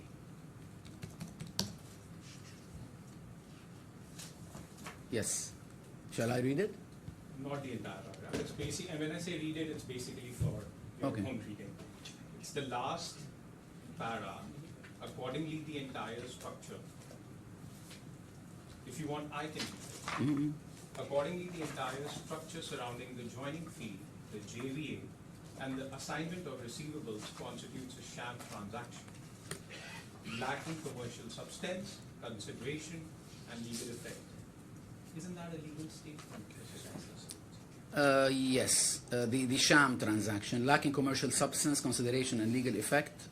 Legal effect probably would be a legal term, but lacking commercial substance and consideration, this is an accounting terminology, it's a commercial terminology. Perhaps, yeah, sham transaction and legal effect, yes. So, isn't this something more for a lawyer to opine on? Probably. Thank you. Can I also make you read paragraph 9.9 of your report, which is on page 3289 for your benefit? Expert conclusion on tax optimization scheme. So you start by that paragraph.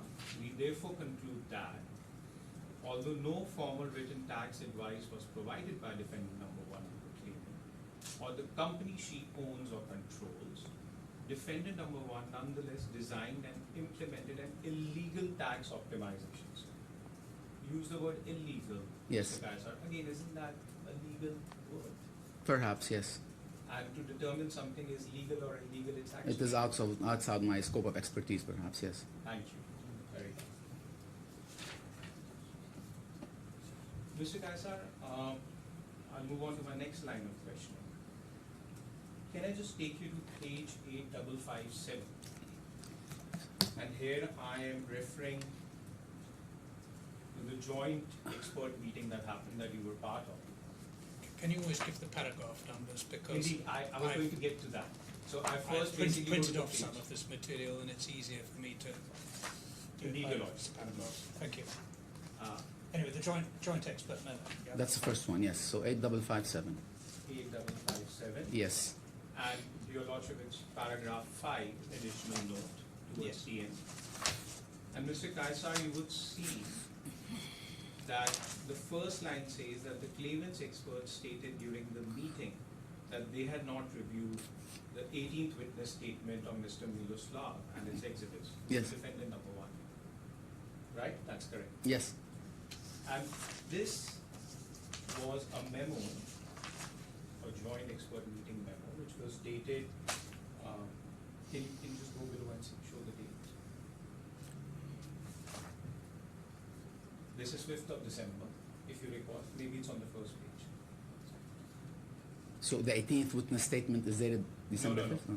The 18th witness statement is 30th of October 2025, and you can take it as a matter of fact. Okay. And if I'm wrong, then my opposing counsel will correct me. But this memo was 5th of December. Right. Your own expert report was 14th of November 2025. The first one? Yes. Yes. And the second one was after the first meeting between the experts, which was Yes. I think 18th of December 2025. Right?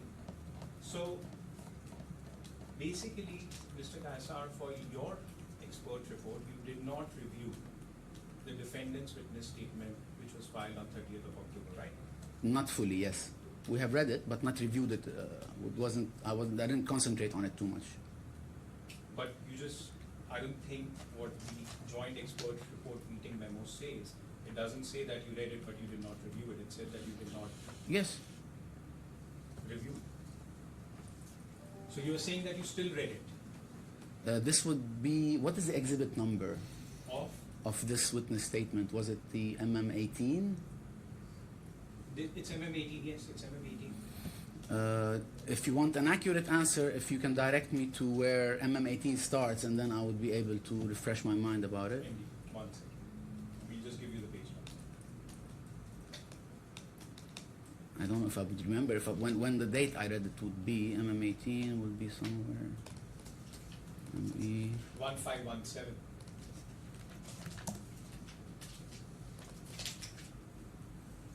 Yeah, I remember this one.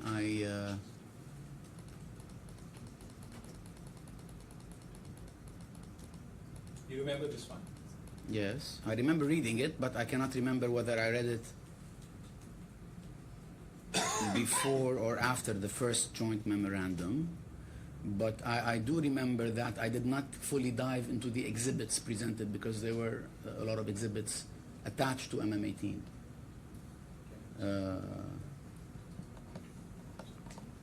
this would be the first 600 something pages. When I just go back to 8557, and I understand what you're saying, that you possibly read the witness statement and not its exhibits. Yeah.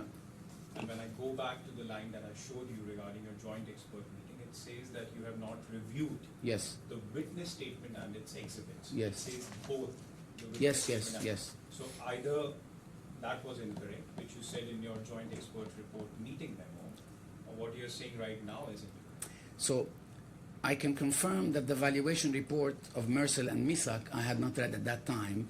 The 18th witness statement of Mr. Makovini and the exhibits, I can also confirm that at that time I did not fully dive into the exhibits. I probably read the statement or just scanned it. I can't remember really. Got it. And But- despite scanning or reading cursorily, you did not think it wise that in your own expert report that you try and deal with it to some extent. To be honest, there was a bit of a time crunch when I was preparing our first expert report, so I did go through it. The exhibits, time lapses, what? The exhibits were possibly thousands. Do you have 19 as well?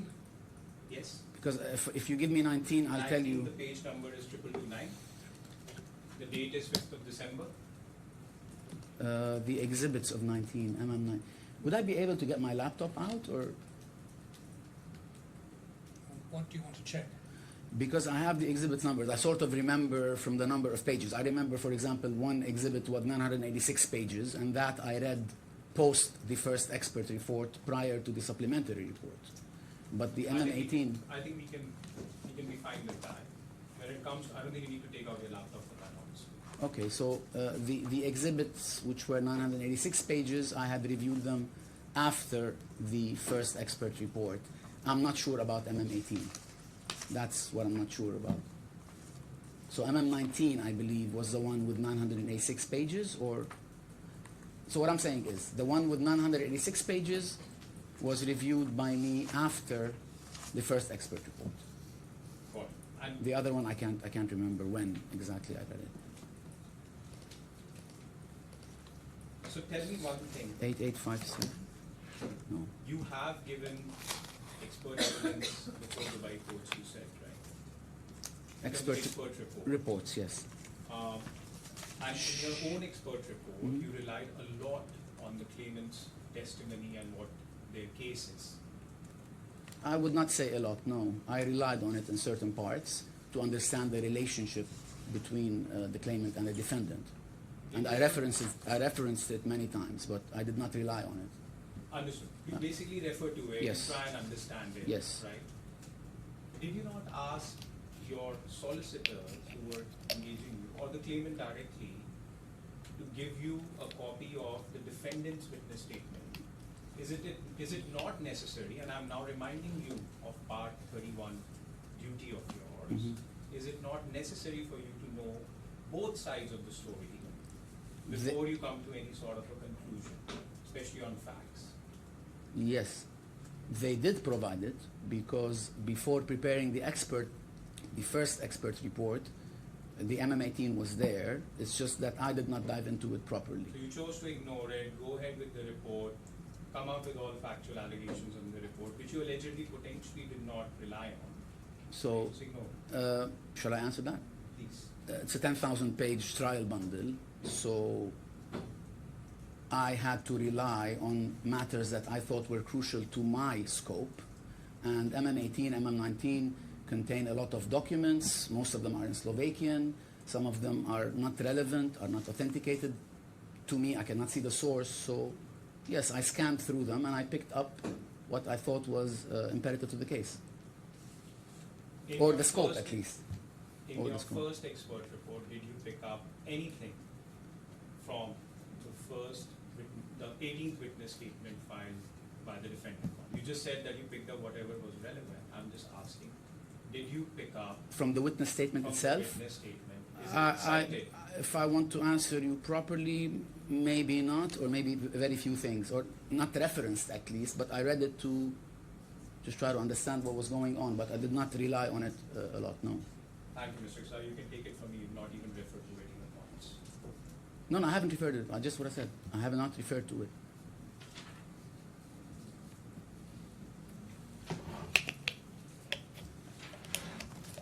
Mr.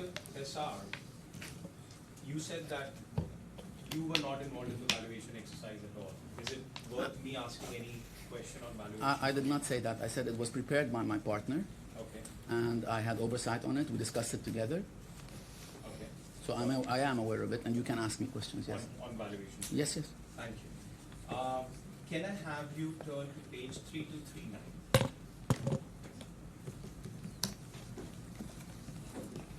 Mhm. This is the first expert report, yes. Yes, this is the first expert report. If you look at para 4.1.1, Yes. it says that the valuation of Pharma Trade AS, PTSK, it was a Slovak company, could not be conducted due to the unavailability of financial statements, which are essential under all recognized valuation methodologies discussed in section 2. So the valuation of PTSK was never done. We could not do it because we did not have the relevant information at that time. Did you ask the claimant for the relevant financial statements of PTSK?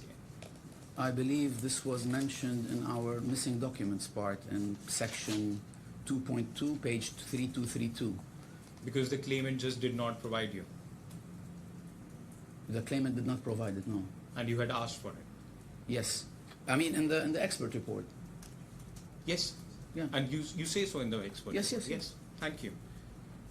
So that's And actually we were not aware at that time of Mr. Mercer's own valuation, which probably you deal with it in your supplementary report. Yes. Yes. We'll get to that. yeah.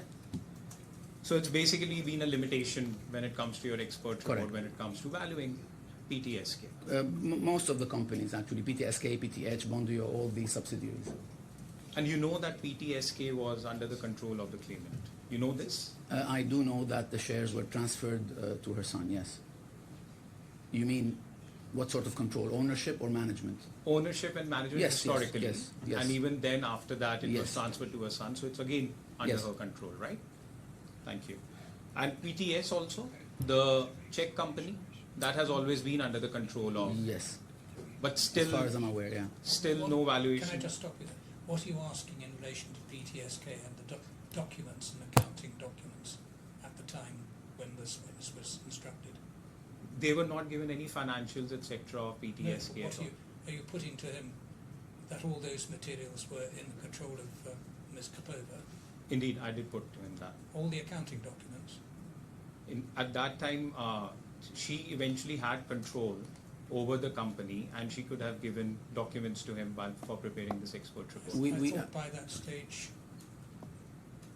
Mr. Makovini had been into the offices and taken the computers.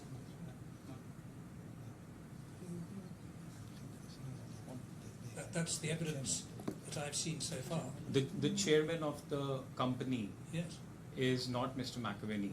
He did have limited control over For a short period, but for a very short period. but for he went into the offices, and the evidence before me is he went into the offices with gun and took over control of all the materials in the offices. Your Is Lordship, that what, not not right? Your Lordship, what I understand, all the materials were returned All by the- Mr. Makovini. He returned all the materials to the claimant. Ah, well, that hasn't- That's what I understand. right. That's news to me. I speak on the instructions that I Yeah, get. no, I understand. You put your case on your instructions. Thank you. May I continue, Lordship? Yes, of course. Thank you. And when it comes to PTS, again, no documents were supplied to conduct any sort of valuation. we neglected we neglected PTS completely because it was not part of PTH group, nor did defendant one had any ownership or management control on PTS, and we agreed on this with the defendant's accounting expert. Thank you, Mr. Kasa.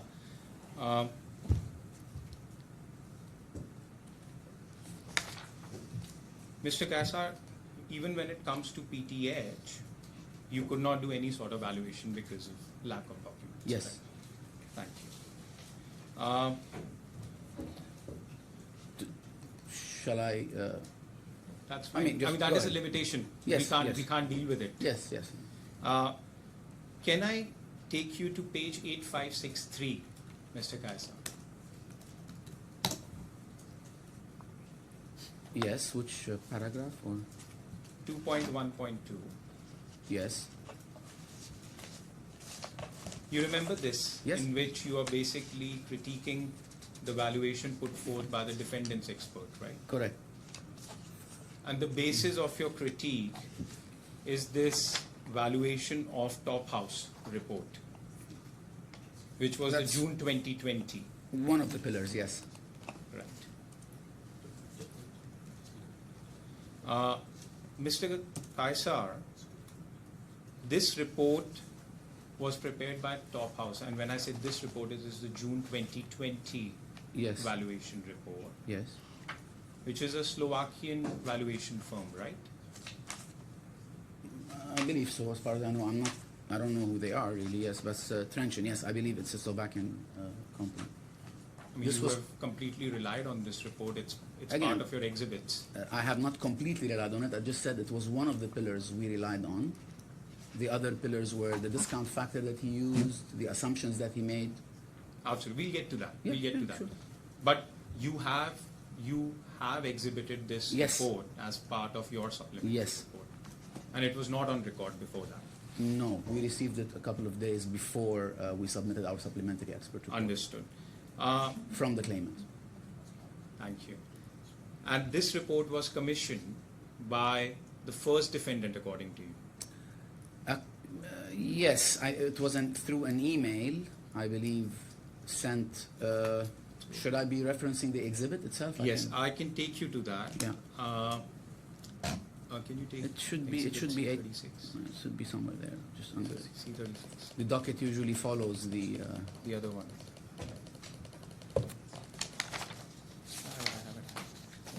Email. This is 8581. 8651.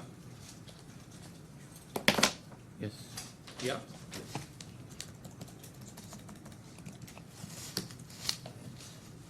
This is the email. Yes. 8652 is the English translation. 8652 is English translation. Yes. I'm on 8652. If we go to 8653, which is the original Slovakian email, Yes. can you see, Mr. Kaisar, that this is from whom to whom? This is from Mr. Makovini to Ms. Kapova. So that is from defendant 1 to claimant. Yes. That is not from Mr. Makovini to Top House, is it? No, it's from Mr. Makovini to the claimant. Yes. If you go up 8652, it's just an English translation, and it shows that Mr. Zwerbeck is being instructed. Yes. But Mr. Makovini was sending an email to Ms. Kapova. How Yes. can he instruct Mr. Zwerbeck? I don't know. He was addressing it to Mrs. Verbeek. He And was both- sending an email to Ms. Kapova. I cannot answer to his intentions really. My point is, Mr. Kaisar. You want me to speculate? No, I'll do that. I don't want you to speculate. What I'm saying is, this is an email that you rely as part of your supplementary Yes. report. Yes. You say that Mr. Makovini has instructed Top House. What I am trying to say is that no, he did not instruct Top House. Mr. Makovini sent an email to Ms. Kapova, which is exhibited in the original Slovak language. Yes. I agree with that. You agree with that, right? Yes. Can I take you to exhibit C35? What is that? Which page? Which is, I'll take you to the page as well, C35. which was the other exhibit, which is actually the Top House report. It starts from 8582. Yes. If you go below 8583, Yes. it's paragraph 1.4. Yes. It says information and written materials were provided and mediated by, or it says BC, but I'm guessing it's by, it's a translation error, by Eva Gresova, senior accountant. And Mr. Kaisar, this is just a matter of fact that she's a senior accountant of the claimant, Yes. not a Mr. Makovini. Yes. And my opposing friends can correct me if I'm wrong. Yes. And what I'm trying to put to you is that Mr. Makovini never instructed Top House himself. He just sent an email to Ms. Kapova, which is the email that you attached to your report, but you incorrectly referenced throughout your supplementary report that Mr. Makovini instructed Top House. Okay. You agree to that?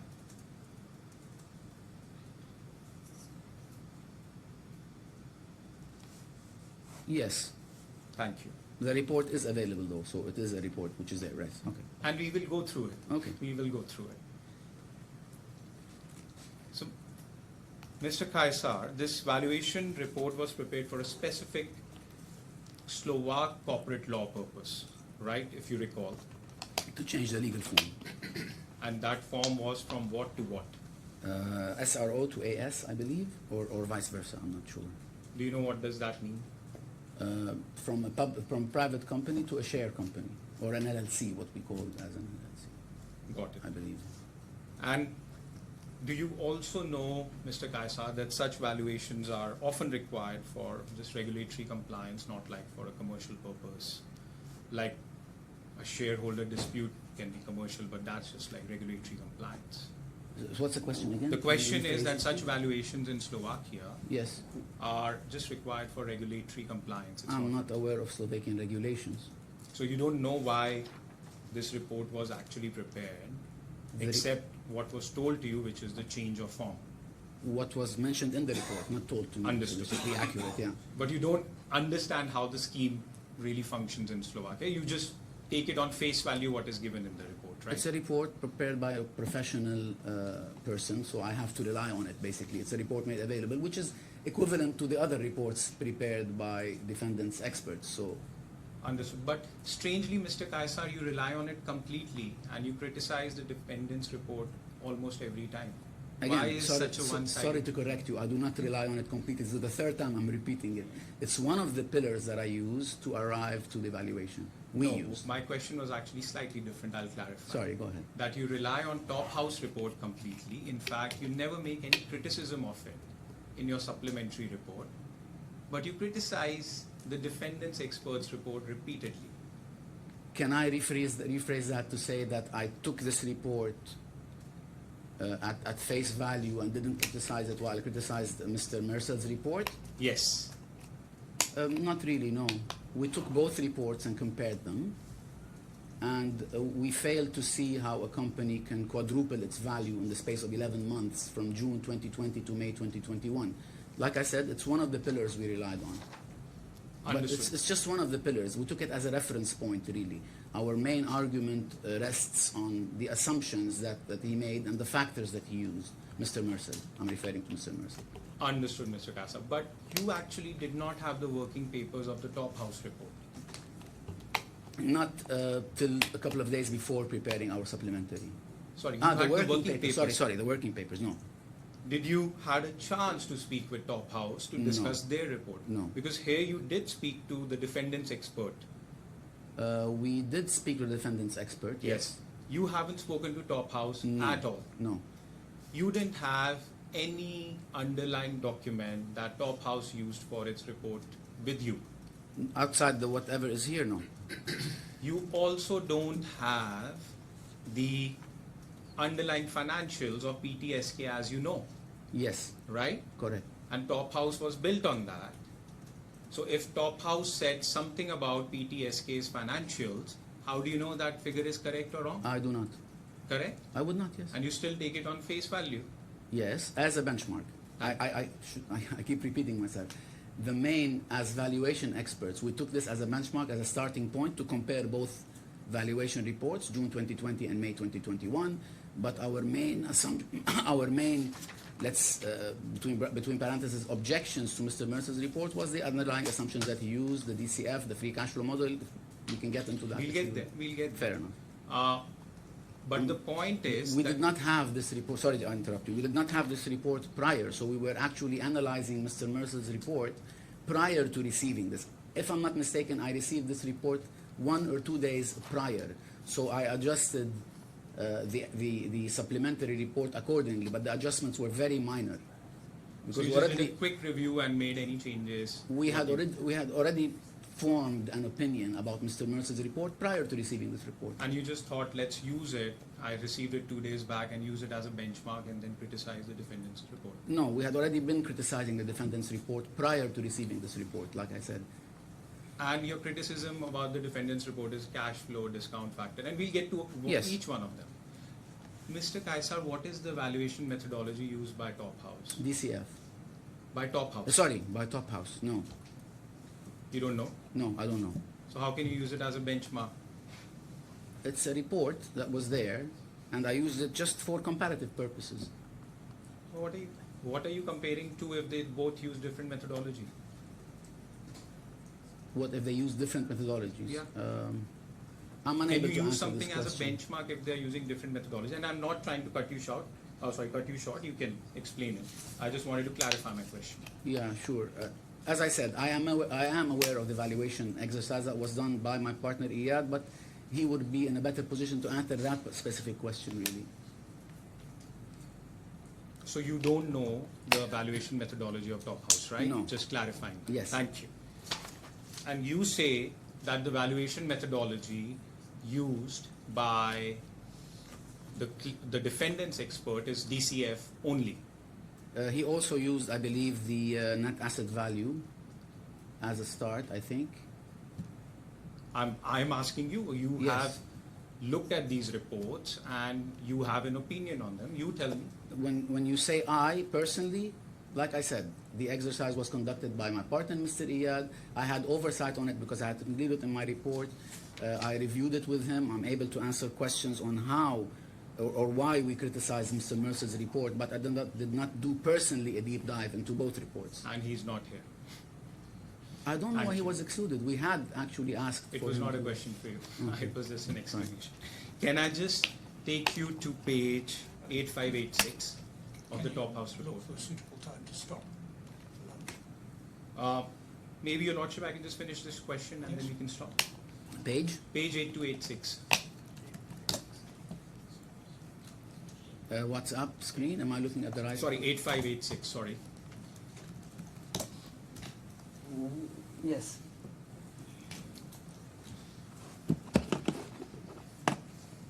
If you can see, Mr. Kaisar, under para 2.3, it says clearly, and I can pause here for a minute if you want to read, that Top House report was based on asset value method Mm-hmm. and not DCF. Mm-hmm. Is that correct? Yes, a couple of seconds, please.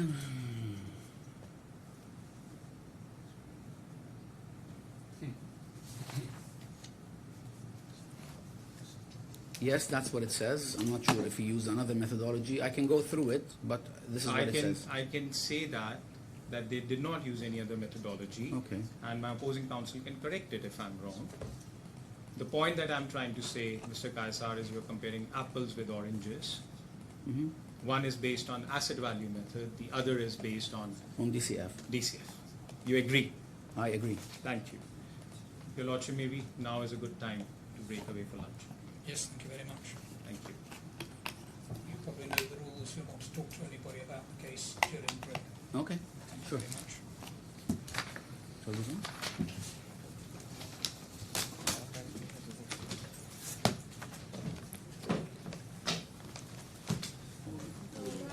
But should I leave my 1 hour, please.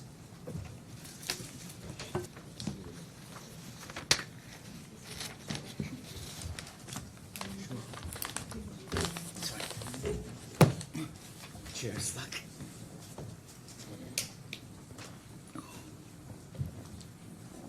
Anybody? Thank you. Good afternoon again, Mr. Kaisar. Good afternoon. Mr. Kaisa, if you recall, just before the lunch break, we were talking about accounts of PTSK and the fact that they were not available. And Mr. Kaisa, you also said that you have actually reviewed the report of the defendant's expert and their exhibits as well, right? Defendants, which expert? Valuation expert? Yes. Valuation expert. When you say valuation expert, it's basically Mr. Mercer, Joseph Mercer. Yes, Joseph. If I can just take you to page 4067.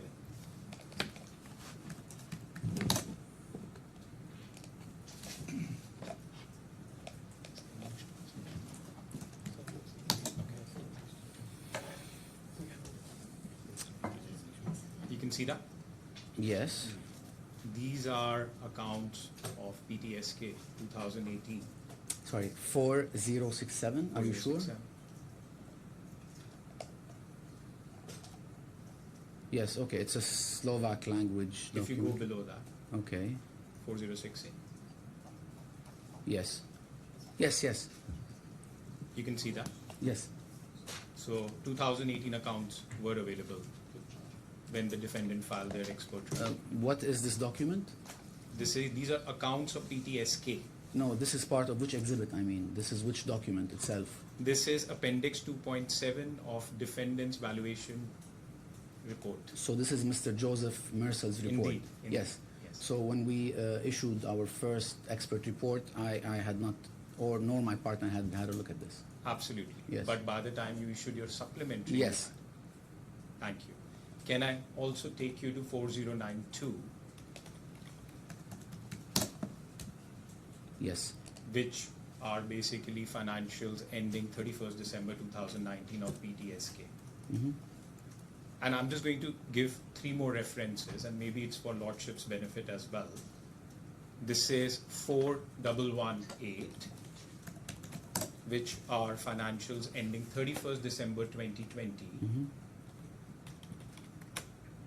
Then 4142, financials ending 31st May 2021, again of PTSK. Mm-hmm. And 4156, financials ending 31st December 2021. The point that I'm trying to say, Mr. Kaisar, is that after the defendant's valuation expert report came in, you still did not conduct any valuation of PTSK. Yes, we did not. Thank you. We did not have time. Lordship, I do want to address one question that you had raised to me and which I tried to answer on instructions regarding the accounts of PTSK. Yes. I've been given to understand, and I'm not a Slovak lawyer by any stretch, but those accounts are actually public, and they have been public. If anyone would have just Googled they are available, do we know the website? We'll also give you the website. I have seen them, I have checked them and verified them in the breakout room during the lunch break as well, and I'll give you the website. So it was never the case that the accounts of PTSK were not available, just because my client had a limited control for a limited duration of PTSK. What we're looking at here is the published public accounts that you can get on at Company's House or whatever the equivalent is. Indeed. That's what I'm referring to as well. And so we have both, well, in relation to each of the financial years ending, calendar years, I should say, 2018, 19, 20 and 21, and also some intermediate ones at the 31st of May. Indeed. Are those all published and publicly available? That's what we understand, that all of them, the ones which are for financial year ending, they all are publicly available. For the intermediate ones, they may not have been. No. But I think I'd rather assume the intermediate ones have been done specifically for the purpose of this hearing, but I may be wrong. indeed for some specific purpose that the management thinks that it has to be done. Okay. And the And for financial year is the calendar year, is it? It seems like it. It's all 31st December. Again, Yeah. I'm not a person who's aware of No, the but Slovakian regulation. But with the intermediate one that was done over here is because the police had asked that the valuation had to be done of certain dates, and that's Yes. why 31st May 2020 was also one of those dates. 21, not 20. 21. Yeah. Thank you. Yep. Just remind you, just I'll give you 18 yesterday. To complete this story. And I just have been also pointed to a citation. This is from Mr. Makovini's witness statement, para 108, Which witness statement? 18th. 18th witness statement, para 108, page Yes. 1536. Yeah. 109, para 109, 1536, in which he basically talks about how he obtained the company's extract, showing him as the chairman. He attended PTSK's premises with his lawyers. I was told Ms. Kapova was in Dubai. And then he returned the documents eventually, if you just go through that paragraph.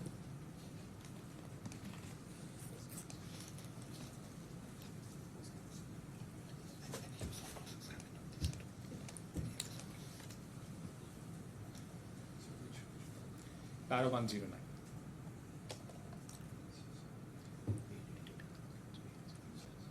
What does he say he returned the documents?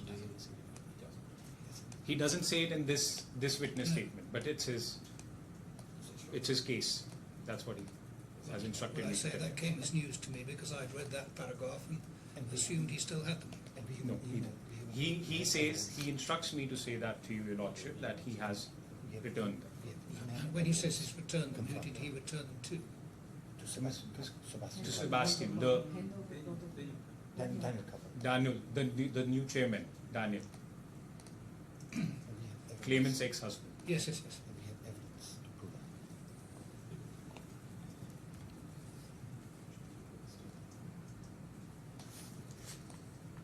I will move on, Your Lordship, if there's no further question. Yes, thank you. Thank you. Mr. Kaisar, as one of the tasks, you did analyze Pollock's invoices. This is something that you personally did. Yes, The invoices which were raised by Pollock's to PTSK, right?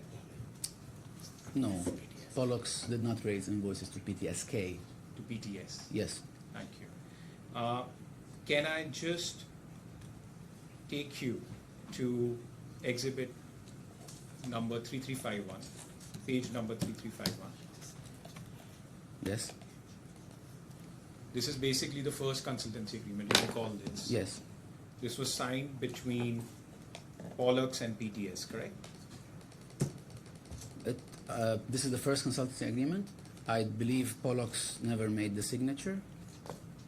That's fine, but Yeah. it is basically between Pollux and PTS. Correct. Thank you. At page 34 of your expert report, and the page number of the bundle is 3258, Mm-hmm. you list out 5 invoices Mhm. that were raised by Pollux to PTS under the first consultancy agreement, Mm-hmm. right? Correct. And it is also a common position that those 5 invoices were paid by Ms. Kapova. That is correct.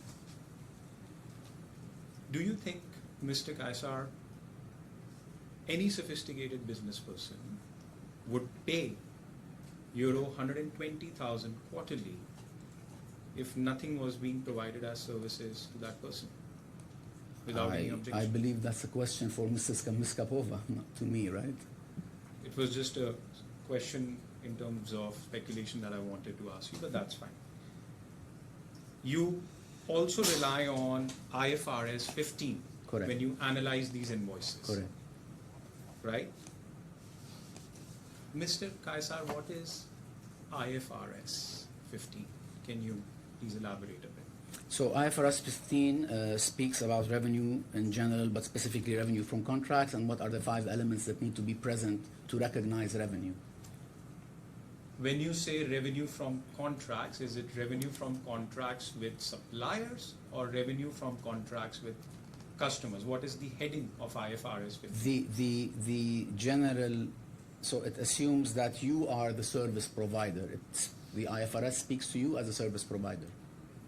So you recognize revenue as a seller, right? Yes, that you are the supplier Correct. of services. Correct. Yes. So, but it's talking about how a customer would, how a customer's revenue is recognized, right? Correct. Not just that, but it also talks about the elements that need to be present for proper revenue recognition. So it tells the supplier when to record the revenue. How to record the revenue and when to record the revenue, and what are the elements that need to be present for proper revenue recognition, especially in a longer term or a staggered contract, let's say. But it does not tell a customer how should they verify an expense. The customer being the recipient of the Recipient of services? services. No. It doesn't, right? So there's nothing from PTS's side that IFRS gives any guidance on. From the seller's side, No, it's the No. receiver. it's the receiver, yes. Nothing at all. No. So we are not supposed to judge anything what PTS should or should not have done from an IFRS 15 standpoint of view. PTS, yes. PTS. Thank you. Is IFRS an accounting standard or an audit standard? What is It's a reporting standard. reporting for It's accountants? it's not an auditing standard. No, auditing is governed by It's an IAS. accounting It's an accounting standard. Thank you. It does not prescribe audit procedures or tell No. auditors what steps they need to take, right? No, but we are bound by IFRS as auditors for both IAS and IFRS. We're both bound by both. We're bound by both.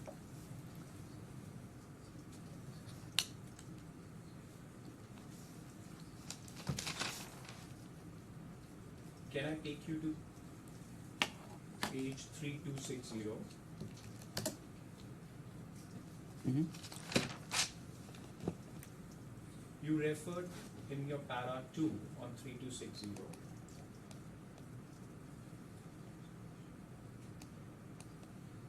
Don't see a para. You can take a look at it. The principles of IFRS 15. Oh, second paragraph. I thought there was an article. Okay.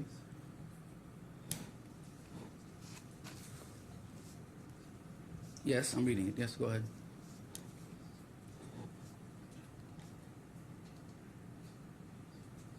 It says recognition requires evidence that control has passed, not just billing or client payment. The standard requires the entity to assess whether control has transferred, not merely relying on invoicing and payment. The last line, revenue is recognized only when the performance obligation is fulfilled. That's correct? Yes, But it's only for the supplier, right? this is on the supplier side, correct. But this is an accounting standard. So as a recipient of services, you should also consider whether you have received services before booking them in your books. Received services, when you're a supplier, is this not what it's saying, that if the supplier thinks that the service has happened, then it can basically record it? Isn't this what it's saying? No, it does not say that. Then what does it say exactly? It says that it doesn't talk about the supplier, about the recipient here, Which is a customer. which is the customer, Correct. which is Exactly. PTS in this Which is case. PTS. Let's So use the PTS is names. gone. Yes, true, but this is an accounting standard, remember. So it governs all sides of the transaction. Because if you're selling something to someone, he's buying it or they are buying it. So you need to consider whether you have actually received the service before booking it or paying for it But even. you just said that PTS was not required to follow IFRS 15. So whether they follow it here or not is irrelevant, Whether they follow it here or not is irrelevant. right? For PTS's books. For PTS, yes, Yes, as the customer. correct. All right, thank you. Now when we go to the Pollux invoices, your primary complaint in your report, and I'm saying it at the risk of generalization, Mhm. is that no service was being provided by defendant one or his entities, correct? No evidence of service was being provided. Yes. Actually, your report is slightly better than that, because you say that he was still in copy in certain communication. There was some passive. Let me take you. Are we talking about Pollux or PTH now? Because the emails relate to the PTH invoices. So PTH, okay. But even with respect to Pollux, or generally as a defendant, the maximum that you saw him was an FII in emails, not like actively giving directions. That's your complaint. Again, for Pollux or Both entities. I'm saying it for both entities. Do you say, is it your case, or is it your opinion that from whatever you have seen, that at least for PTH he was doing more active services? And when I say active, like giving directions, telling what is to be done, etc., and he's just not in FI. Is that what you are alluding to? no? Shall I elaborate? Okay, so as far as Pollux invoices are concerned, we saw no evidence of any service being provided.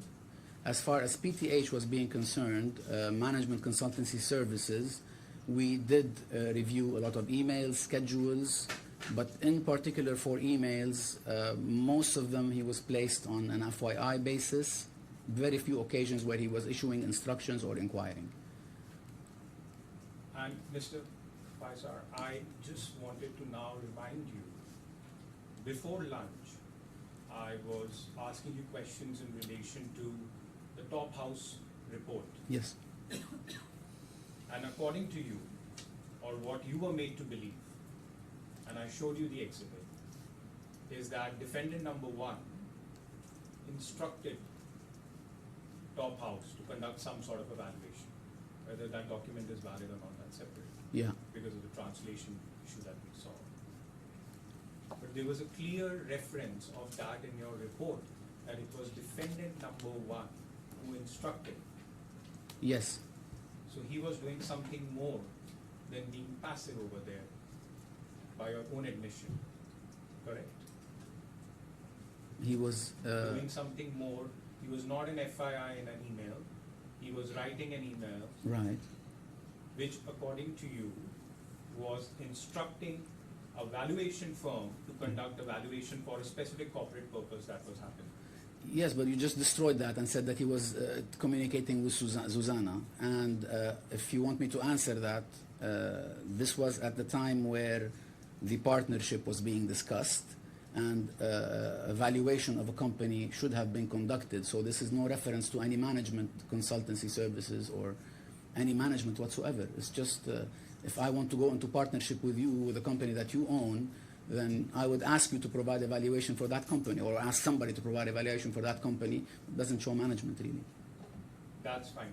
My only point that I was trying to say is that he was just not a mere spectator, but at times there is some evidence on record to show that he was being more active and trying to do things for PTS as per your own report. For PTS? PTSK. PTSK. So I disagree with that, because as auditors, as accountants, we always go with the concept called materiality.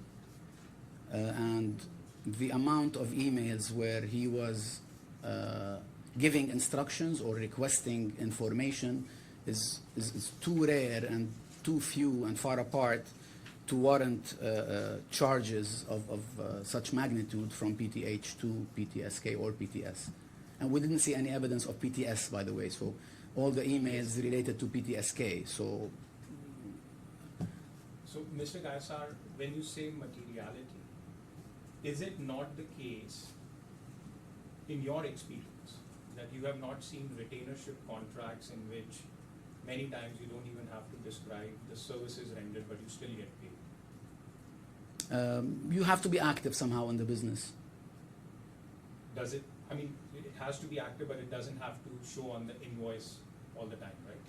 It doesn't have to show on the invoice all the time. Can you explain that, please? Like the invoice can be monthly retainer services for the month of May 2025, right? You can invoice anything that you want, yes. I agree with that. And sometimes it doesn't even have to be that if there is a retainer or if there is a fixed fee attached to services, it doesn't even have to be that someone really has to show what services I did, as long as the contract says someone has to be paid. No. I cannot agree with that. I mean, if you are being paid a retainer, you should do a job. Now, what agreement they had, I cannot vouch for that. But normally, you are a lawyer, you have retainers, you do provide services. So, in terms of minutes, calls, emails that you send, and you do present your invoices as such, right? So, just the presence of an invoice does not conclude the provision of services. Absolutely, I agree that it's not like in every case it's supposed to, but what I am asking is that does a fixed fee or a retainer invoice every time have to describe the services that were rendered in your experience? On the invoice itself? Yeah, Or- on the or- invoice itself. No, the No. invoice is a mere summary of what needs to be provided, basically. You can't make a 10-line invoice of, I mean, obviously lawyers do it all the time because they do break down their... Yeah. But in terms of a management consultancy, I would not expect it to be mentioned on the invoice itself, but I would expect to see supporting documentation like the ones we have listed several occasions in both reports to prove that a service was being provided or that active management he was actively involved in management. Thank you, sir. But we are talking in the abstract. Indeed, it is. We have- I was we not have- talking about this case We specifically. have two consultancy agreements which have their own provisions. We have a JVA, and there is a distinction between the two as to how this might work. I mean, it all depends on the contract, doesn't it? Absolutely, Lordship. I was talking in the abstract. I was just asking Mr. Kaisar his experience in general. Well, I'm not sure it helps a lot, but go on. And that is why I'm moving on. Mr. Kaisar, do you recall that the Schedule 1 of the first consultancy agreement spoke about success fee? Yes, You also remember that Schedule 1 of the second consultancy agreement again spoke about success fee. correct. And both the success fee were in relation to an increase in turnover revenue of PTS. The first one was in relation to revenue of PTS. The second one was a combination of increase in revenue and increase of gross profit, if I'm not mistaken. Very well, Mr. Kaisar. But, Mr. Kaisar, was there any way for you to verify whether the turnover or the profit of PTS increased in all these years when you did not see any financials? No. So you actually don't know whether there was an increase in turnover or Yes. the profits.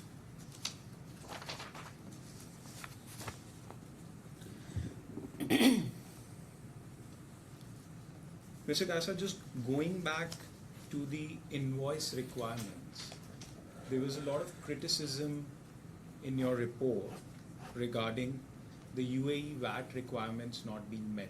I can take you to page 3262. This is para 7.2.3 of your first report. Yes. If you want to read it. Compliance with UAE tax and execution of the second part. You want me to read it aloud or for myself? No, for yourself, Yes. just to refresh your memory. Yes. But Mr. Kaisar, that is just a VAT compliance issue, right? Yes. That doesn't lead to any sort of a conclusion that the invoice was improper per se. That is what the title and the paragraph says. We never said this is, I mean, it's very clear. Great.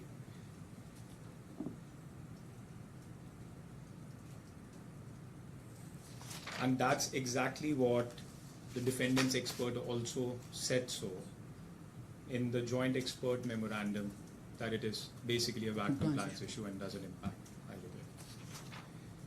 Now, there's one more thing about your expert report that I wanted to ask you specifically, and I'll take you to page 3273 of the bundle.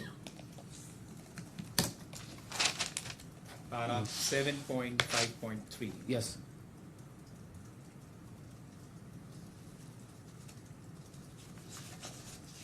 It says that the commercial license issued by DIFC basically limits PTH's activity to that of a holding company. And Mr. Faisa, if I recall, your firm does all these taxation, all these services, etc. In your experience, isn't it very common for a lot of companies to be holding companies in UAE? Yes, It's a very, very common business avenue yes, because UAE has so many free zones, correct. and the biggest advantage is that there is no personal income tax, and that is why they try and house these companies in different free zones. I don't think that's the main reason, but go ahead, yeah. What are the other reasons, if I may ask? To establish holding companies in UAE, the main attraction prior to 24 was the absence of corporate tax, not personal income. And it can be accumulation of both factors and even more factors on top of it. True. And I mean, I'm not objecting, so go ahead, yeah. and it was not, was it 2024 if I recall correct? Wasn't it 2023 that the corporate tax came into It came into effect in June 23 23? for certain companies with specific calendar, fiscal year. And that was AED 350,000 and above, the threshold. There is no There's no threshold. threshold, Corporate tax, registration for corporate tax is compulsory. You pay over 375,000 in certain cases. This is not. I cannot answer this Indeed. question in a sentence. It's very complicated. But the point that I was trying to ask you is that it's a very common business to have holding companies, and some of these are factors, including the corporate tax factor that you said. And there's Yes. nothing illegal about it. People No, do no. it all the time. Not at all. It's a it's actually a big revenue generation Of for the course, economy of of UAE. course, of course, of course. And for all of us here who are Yes. working here, right? That was. Would I be allowed to elaborate? I'm not objecting to the activity of holding company. A holding company is a holding company. It holds investment, it holds shares, it holds real estate. It does not provide company management services. The point of 7.5.3 on page 3273 is to highlight that a holding company should not be practicing company management services unless it adds this as an activity on its trade license, on its commercial Which license. DIFC rule prohibits that from doing? It's not a DIFC rule, it's an activity. I agree, but there must be some law which prohibits a holding company from not giving these. Okay, I'm not an expert at law, but you generally cannot practice activities outside your trade license listed activities. So if you're a lawyer, you can't sell cars. Absolutely. Yeah. Although I would love to, but I can't, unfortunately.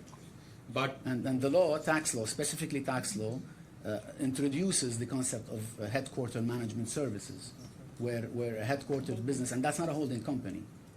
So normally, if you allow me to elaborate, if you had a holding company which owned interests in several other companies, the proper thing to do would be to establish another HQ company where you put your service providers, let's call them the CXO levels, your CEO, your CFO, your whatever they are, you establish that company, and that company would be providing services to all the entities within the group, not the holding company directly. so, I'm sorry, which tax rule were you referring to? I didn't get that regulation. The qualifying income, free zone qualifying income, to qualify to be exempt from the 9% corporate tax if you are in a free zone. One of the activities, I believe there are 13 activities, one of them would be HQ. And that came about in 2023. Correct. So there was nothing before that which prevented it, right? No, I'm not saying that. What I said is you cannot practice an activity outside your license. And this is not just a UAE thing. I think this is everywhere. If you're a company licensed to sell cars, you can't practice pharmaceuticals, right? So that's the point of this paragraph. PTH is a company licensed to be a holding company, not an actual commercial company billing, let's say. Are you a DIFC licensing / regulatory expert by any No. Okay. Did you see the articles of Pollux? Or did you see The what the articles of articles products, yes. permitted or they did not permit? The Or articles, P- PTH, talking about sorry, PTH. sorry, Yes. PTH. Stick, It stick gets a to bit one company at a confusing. time. I Gets a bit can't recall. I saw them definitely. I can't recall whether they permit or do not permit. But it is the licensing authority, not the articles, that allows you to practice certain activities or not. You can put anything you want in your articles, I guess, I'm not a lawyer, but as long as your trade license says pharmaceutical trading, you're not allowed to do car trading. That's the point of this paragraph. All right, Mr. Kaisar, I cannot say that I am an expert on the IFC regulatory law, so I will not be making any assertion on that, but we look into it. Thank you. I'll need to know what each party's case is on the Articles of Association, which only talk about holding companies and matters that are conducive to that business. As to what the articles are referring in relation to Yes, this. and indeed, do the articles allow We'll get back to you, Lordship. management services or not? We'll get back to you on that.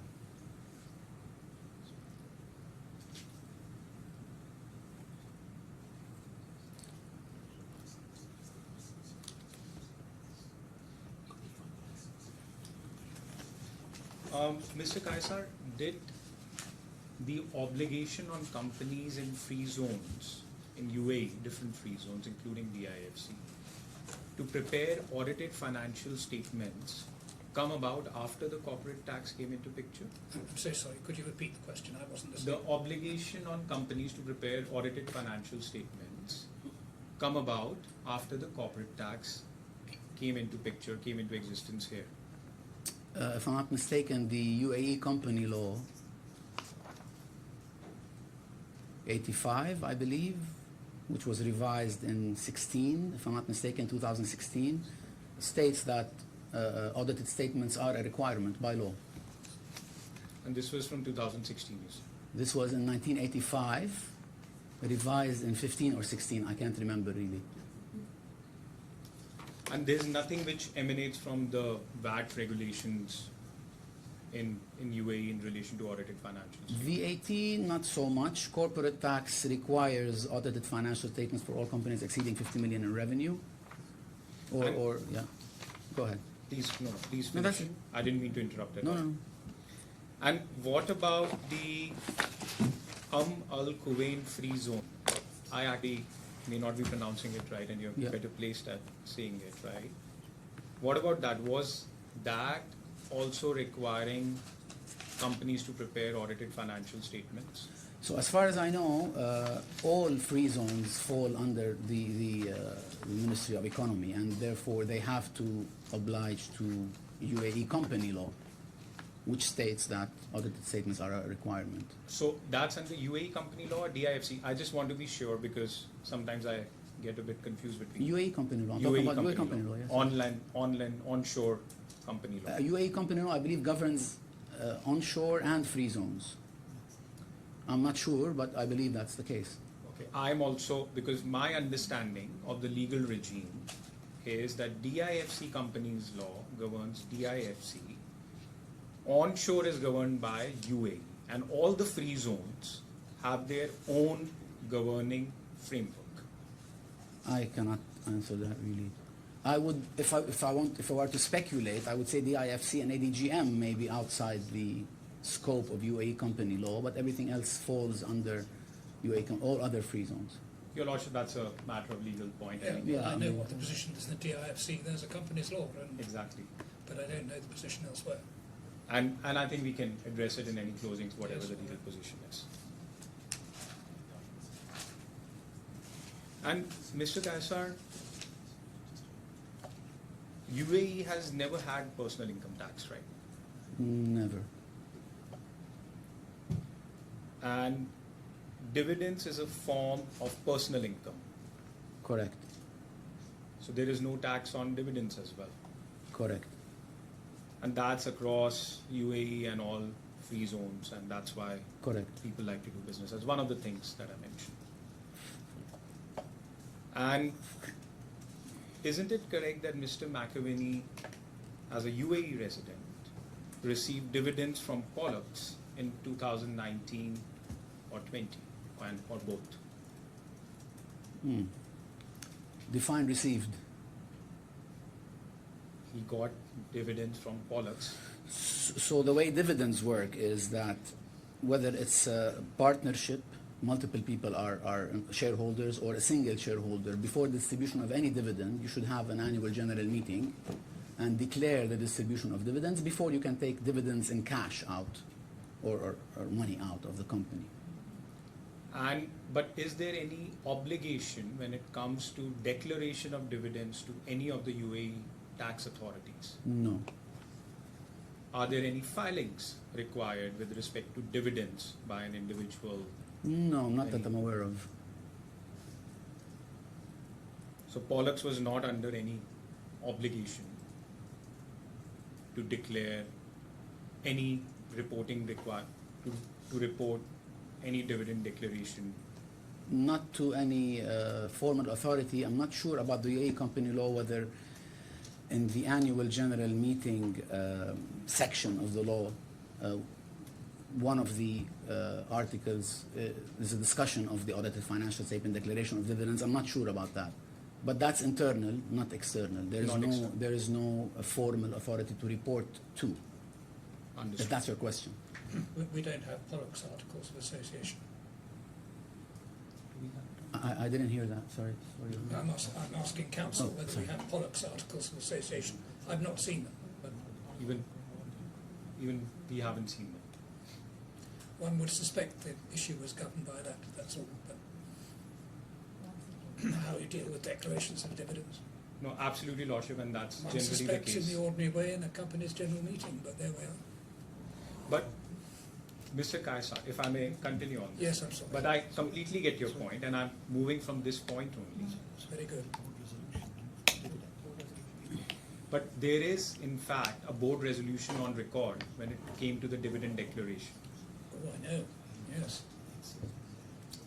My- We've had that discussed earlier. I think they will find out. I don't think we need to go through that now. Indeed. But, Mr. Kaisar, if a company is run by one individual, he can declare a dividend quite easily by following whatever the articles prescribe as the norm, right? He can declare, yes, but he cannot withdraw before declaration. Absolutely, whatever your company's law Yeah. says, yeah?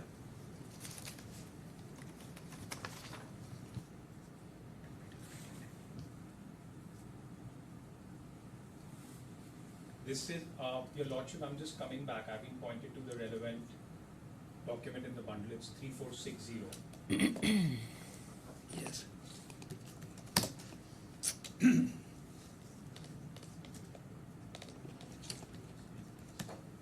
It is defendant number one Yeah. who signs this. This is a board meeting minute.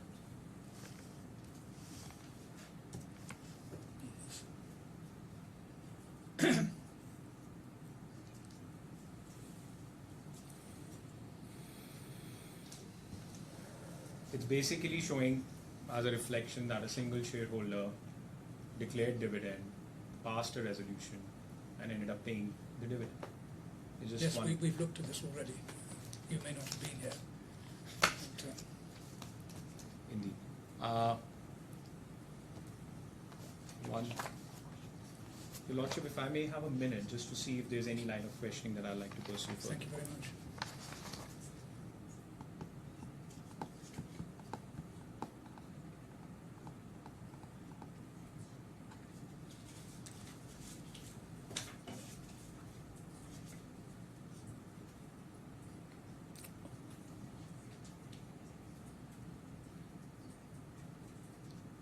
Your Lordship, we have nothing further for cross-examination. Thank you very much. Any re-examination?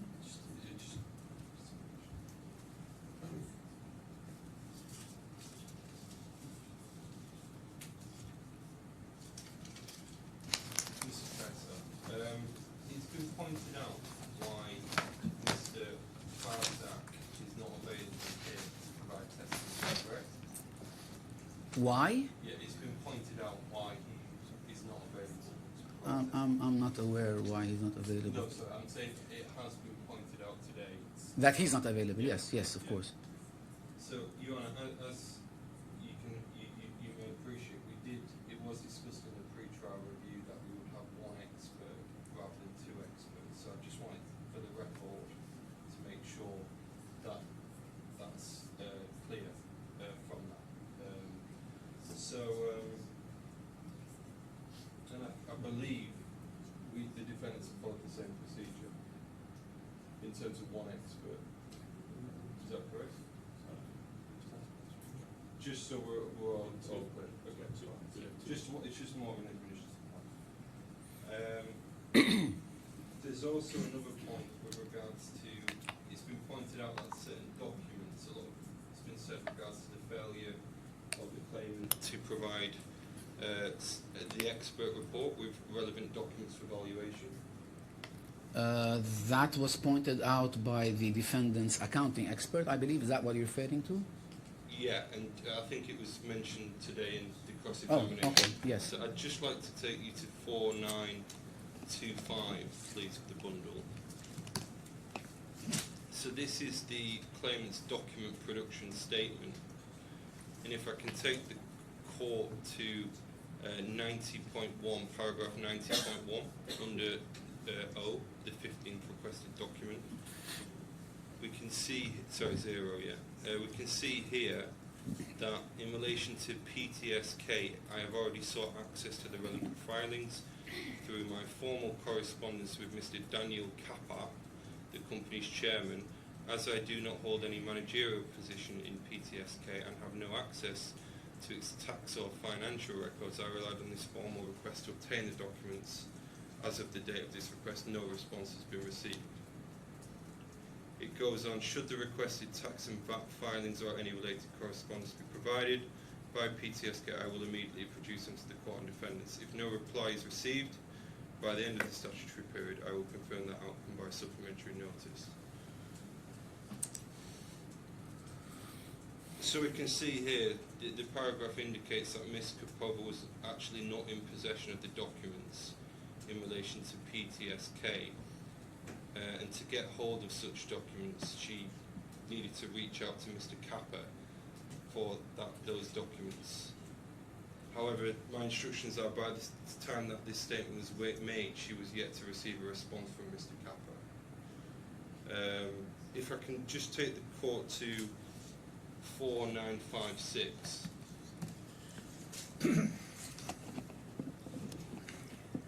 This is a letter from Ms. Kapova to Mr. Kappa, which is dated the 19th of November. And if we can just have a look at this letter. So this requests Mr. Kappa to provide her with the relevant documents for the purposes of the current DIFC proceedings.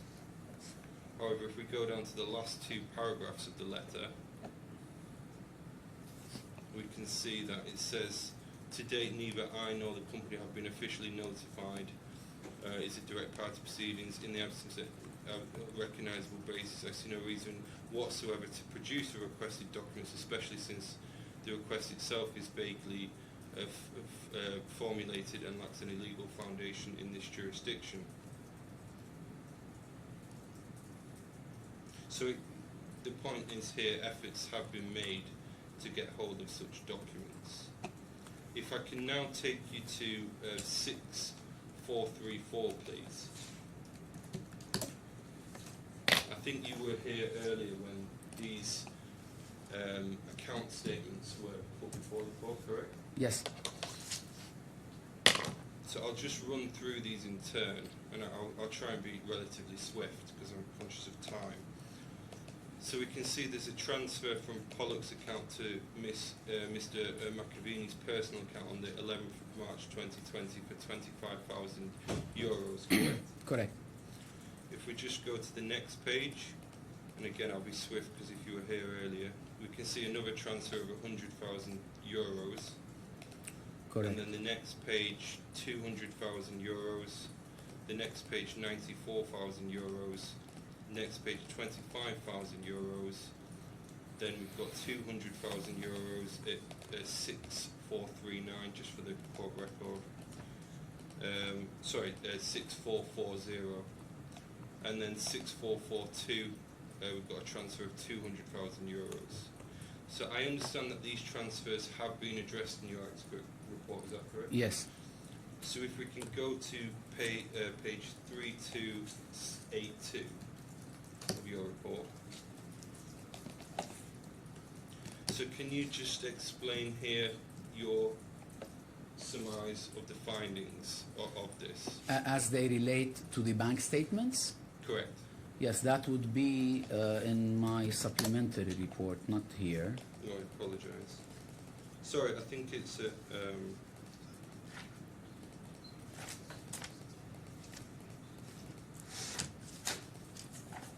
Because Just at give me a the second. let me refresh my mind as well.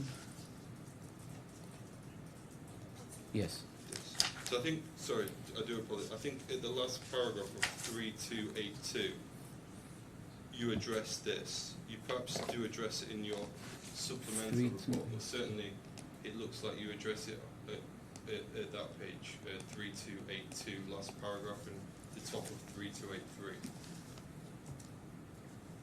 If you just perhaps take a moment Yeah. to read that. Oh yes, yes, correct. Sorry. Yeah. Correct. So if you could just take us through that, just for the So benefit. just sorry, I don't mean to interject. Just for the benefit of his own, I think the figure is 819,000 euros. I think we said yes, a yes, you mentioned it different earlier. figure before. But yeah, please. carry Right. So this, what we did is we also tried to. I personally tried to reconstruct.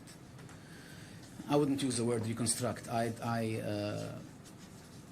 recalculated. I revisited all the financial statements provided by defendant 1 across 1, 2, 3 banks in different currencies, and I summed up all the withdrawals that were made to him up to the date of April 2, 2020, which is the date of the board resolution of the declaration of the 975,000 dirhams, and I found that he had already withdrawn 819,000 euros up to that date. So that was cash taken out of the company, which means that the dividend declaration of 975 had to offset this 819,000 advance withdrawals, if you wish to call them, prior to using the 975,000 as a settlement or using it in the assignment of receivables, basically.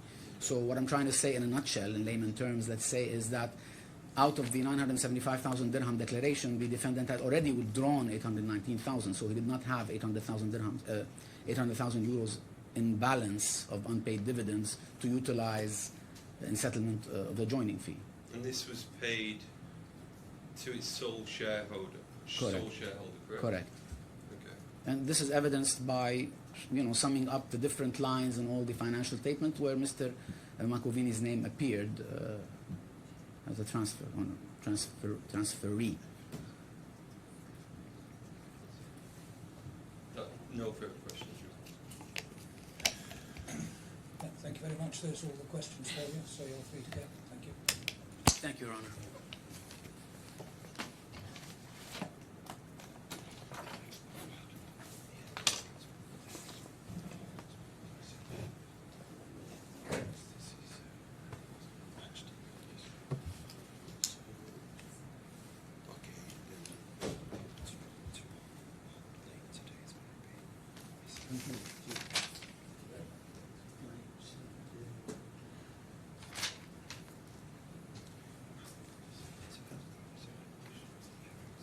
Yes, where do we go next? Your Lordship, I think there is the other expert from the claimant who's up next. But what I was wondering that before we get to that cross-examination, we can take like 10-15 minute recess and I can gather my thoughts before I start. All right, is your expert available? I believe so. Right. It might be. Yeah. We're going to take a 10-minute break now, so you've got a further 10 minutes before you take the witness box. Thank you very much. Thank you. All right, 10 minutes then. Thank you.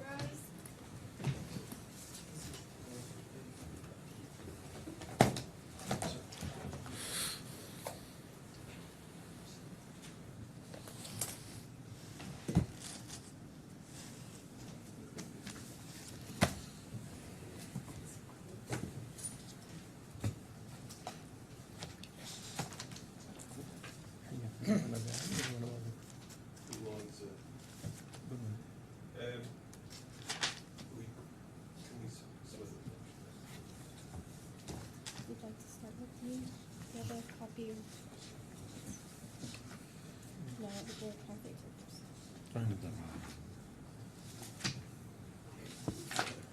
confirm your full name and occupation for the court's record. My name is Mamdouh Khadir. I'm the interpreter. Thank you. Please repeat after me. I swear by the Almighty God I swear by the Almighty God that I will interpret the evidence that I will interpret the evidence that will be given that will be given to the best of my knowledge to and the ability. best of my knowledge and ability. Thank you. Thank you. I will now ask you to please confirm your full name and occupation for the court's record. اسمك بالكامل ووظيفتك. مجدي بعناية خبير. مجدي عناية. I'm expert. Thank you. Just if you could speak louder for the microphone. Please repeat after me. I swear by the Almighty God أحكي بالعربي. أقسم أقسم بالله العظيم that I will say nothing but the truth. أنني سوف أن أقول أقول إلا الحق. Thank you. Please no. I've said to previous experts, perhaps you could translate this as I go along. I've said to previous experts that the form of oath that you've just sworn is not very appropriate for an expert. القسم اللي حضرتك قلته هو مناسب للخبير. Because the expert has to give his honest and independent opinion لأن الخبير لازم يعطي رأيه بمنتهى الصدق والحيادية on the matters put to him. في الأمور What I'm التي asking سوف you to do في الأمور التي سوف تعرض عليك. is to give your independent, objective opinion on the matters upon which you have been asked وما أطلب منك أن express تقوم expert بإعطاء رأيك بشكل موضوعي بشكل مستقل في الأمور التي سوف يتم عرضها عليك. أكيد. And your duty is to the court and not to the party who appointed you. وطبعا أنت واجبك تجاه المحكمة وليس تجاه الطرف اللي كان باستعانة بيك. Sure. You understand and confirm that's what you'll do. Yes. وتؤكد على هذا ما سوف تقوم بعمله. No. Can I confirm you have the trial bundle in front of you? هل حصلت على حافظة المستندات؟ No. Yes. Can I take you to page 94, please? Hmm? He will do it or you will do it? No, so can you go to page He 94? will do it. Yeah. Okay. 94. Yeah. Yes. Yes. Okay, good. Can you confirm that this is your expert report? Yes. Can I now take you to page 119 of the trial bundle, please?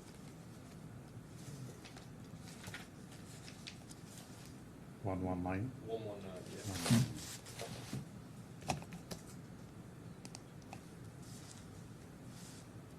Yeah.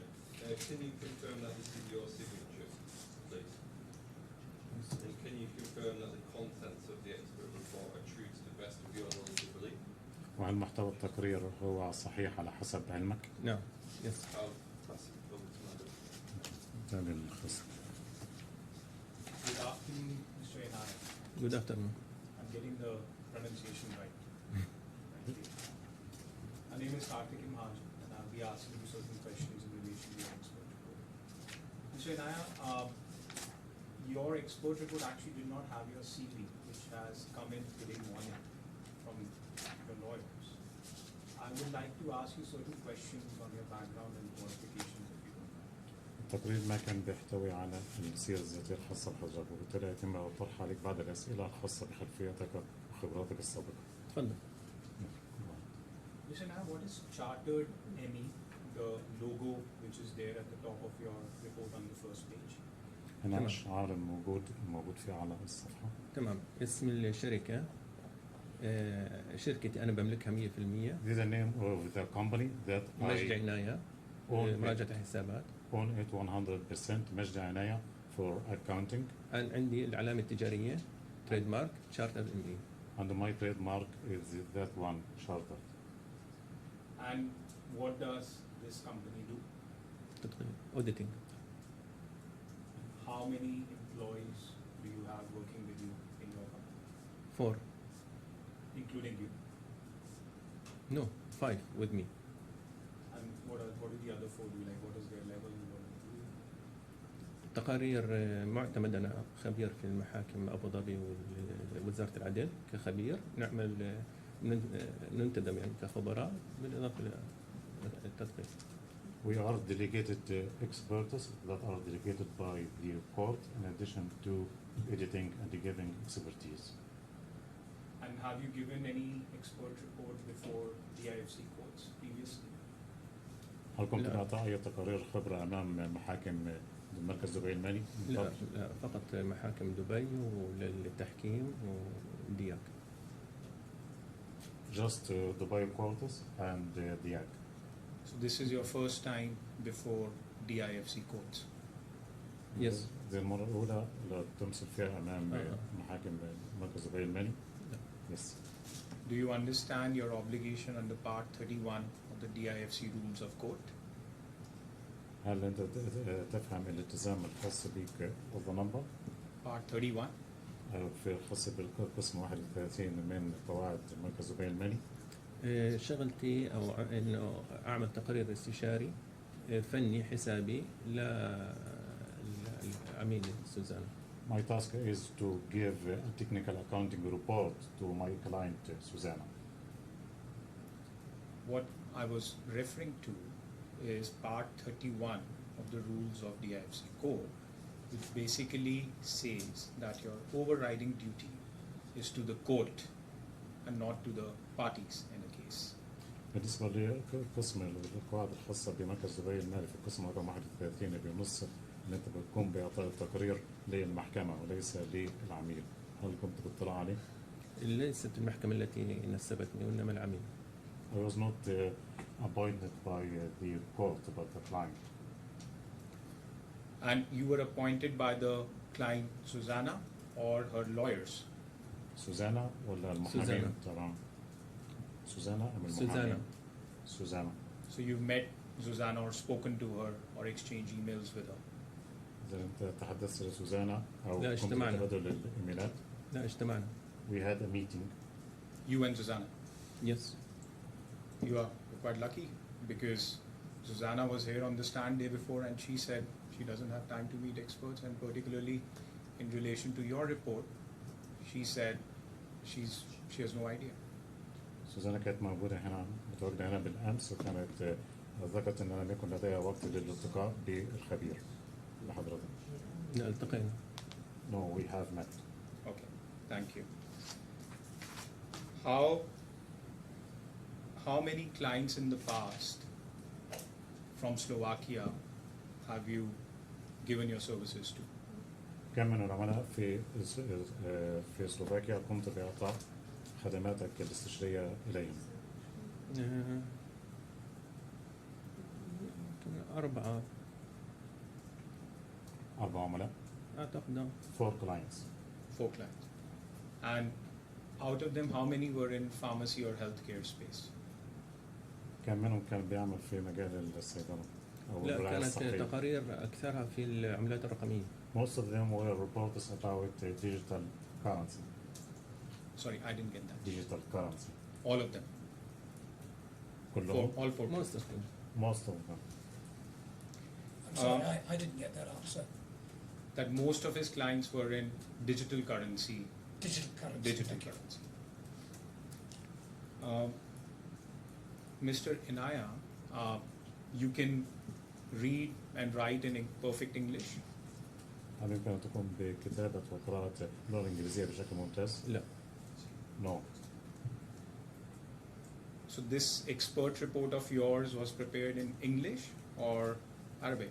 هل تم إعداد التقرير الخبرة باللغة الإنجليزية أم باللغة العربية؟ إعداده مع الفريق عندي. كان تم إعداده في الفريق. أنا درست المستندات وأعطيتهم الأفكار وهم اللي كتبوه. I studied the documents and I gave them the ideas and my team wrote it. Understood. So you understand everything which is written in it and you agree to its contents like you Yes. confirm. Thank you. Can you read or write Slovak language? لا. Can you read or write or speak Czech language? No.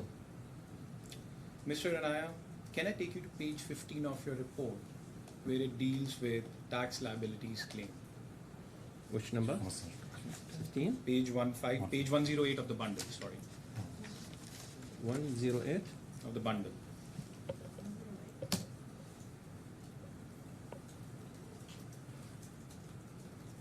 You know the tax liabilities claim basically. I don't need to refresh you on that, or if you want to take a minute, you can read it.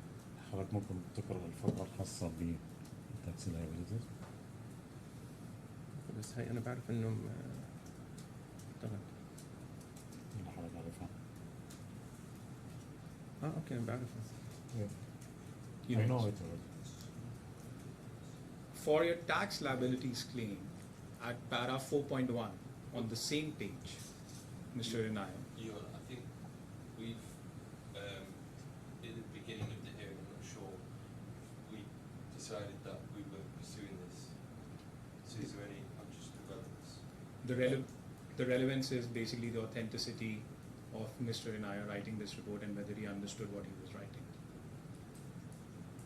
Yes, well, you're entitled to cross-examine as to competence and credit, of course. You're entitled to cross-examine as to competence and credit, and you could do that by reference to his report on claims that have been abandoned, but obviously I'm much more interested in those that haven't been abandoned.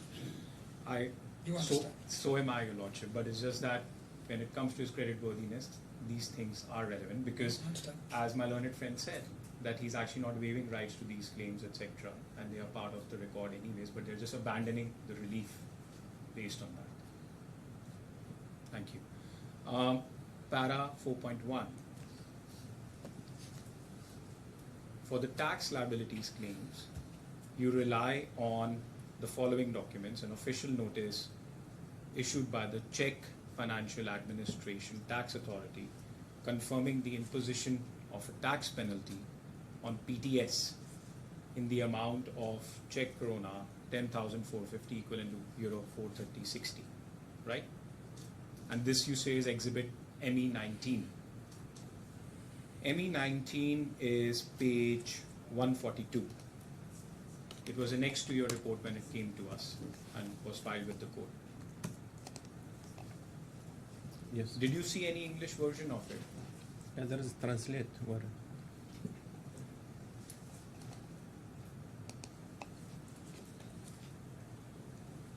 No, there is a translate by English. And did you file that with your report when it was filed with the court? كنت بتسليم النسخة الإنجليزية من هذا لا سلمته أنا التقرير مع المستندات المترجمة. I submitted it with the report with the translated The documents. clients.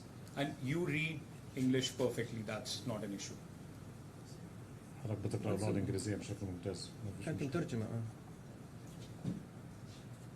What's Yes. It was translated. Into Arabic.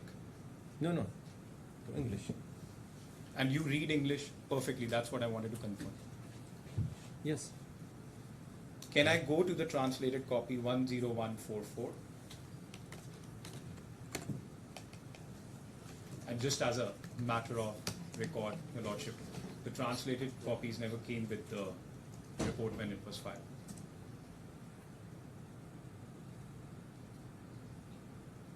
This is a translated copy of M19, which I just showed you, right?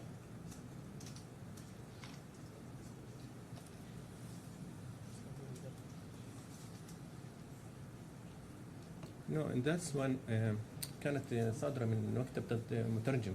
كانت الليتر هيد تبعها هون. This was issued by a translation office where we have the letterhead of the translation of the translator. So this is not the document that you saw while preparing the report. هذه الوثيقة التي ننتظرها أثناء لا كانت مترجمة بالليتر هيد تبع الترجمة. There was an official translation of the letterhead of the translator. I understand that. My question is, was this the document that you saw, which you referred to as an English translated copy of M19, the exhibit that you just referred? هل هذه الوثيقة التي تقوم بالإشارة إليها عندما كنت بالإشارة المستند؟ لا لست متأكد. I'm not sure.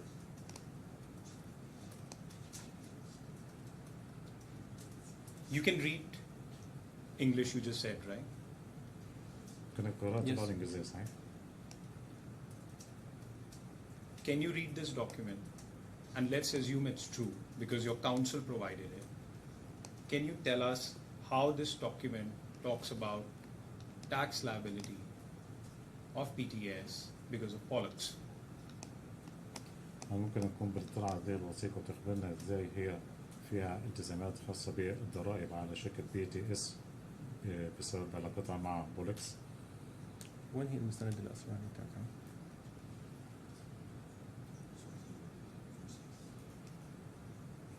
هاي رسالة صادرة من المالية. تمام. 10144. This is a letter that issued by the Financial Administration of the Ministry of Finance. موجهة لعند شركة اللي هي درسات اللي هو عندك صادرة. أيوه إنه في عندك اللي هو في عنده تأخير في الدفعات. It's regarding the late payment. بشأن ضرائب سنة التاكس القانون تبع لضريبة ضرائب بتاعت رقم 82 على 2009. Under the law number. Sorry, I'm not asking him to read the document. I'm just saying he can read it himself, but just point to us.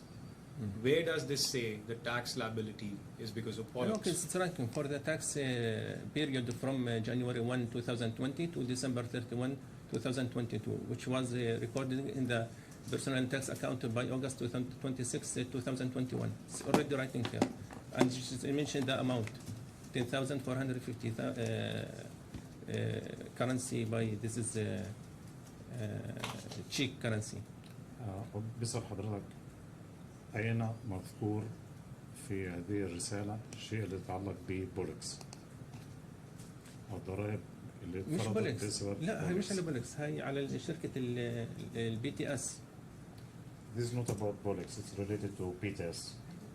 The claim is, or was, and what he said in his report, PTS suffered tax liabilities because of Pollux and the actions that the defendant did. Where does it say so? في تقرير حضرتك ذكرت ان BTS تكبدت غرامات ضريبية بسبب التصرفات التي صدرت من بولكس. فين في هون لأنه في سببين. اوكي راح اربط لك اياها السببين. Because we have two reasons. السبب الاولاني كان الفواتير اللي قدمها بولكس لشركه BTS هم ما وافقوا عليها، التاكس لم رفضت هاي الفواتير وغرمتهم. هاي رقم واحد. رقم اثنين. The first reason is that the invoices that were submitted by Pollux were not approved by the tax administration. That's why they imposed a penalty. رقم اثنين كان هو من ضمن الخدمات اللي هو كان لازم يقدم خدمات ضريبيه، ومبين هنا انه هو الخدمات الضريبيه ما قدمها عشان هيك نزلت عليهم غرامات. And the second reason is that he should have provided tax services, but he did not do this. That's why there was penalty that was imposed on BTS. Regarding your first point that you just said, where is it mentioned in your report? Mention what? That PTS tried to give some sort of a report/return to the tax authorities and it was not accepted. Where is it mentioned? حضرتك ذكرت تم الاعتراض على الفواتير اللي تم تقديمها. أين يتم إثبات أو أين المستند اللي بيثبت اللي هو تم إلغاء هذه أو يتم اعتماد هذه الفواتير من قبل BTS. الخدمات ما قدمها عشان هيك الضريبة نزلت. He failed to provide the services. That's why he got such a kind of penalty. That's not my question. My question is based on what he answered. That there were two reasons.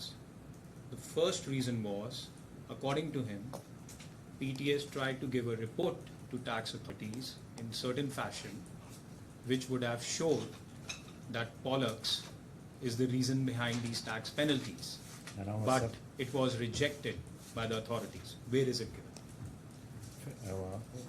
حضرتك ذكرت السبب الأول اللي BTS قدمت تقرير خاص بالفواتير وتم رفضه بسبب تصرفات بولكس. فين المستند اللي بيثبت هذا الكلام من الإدارة المالية أو من جهة الضرائب؟ من جهة الضرائب؟ لا ما في شيء صادر من جهة الضرائب. بس أنا عندي الإشعار الغرامي اللي تحملته الشركة. I just got the notice of the penalty that was imposed on the company. But this is nothing that was issued by the tax administration regarding products. Sorry, I did not understand that answer. Yeah, it's just this letter or this notice from the tax administration regarding the penalty. But regarding the products, nothing was issued from the tax administration. There was nothing that was shown or that you could see in terms of documents given to you which can link Pollux to this notice. يعني لو أي مستند تم تقديمه إليك اللي بيربط بولكس بهذه الرسالة من الضرائب.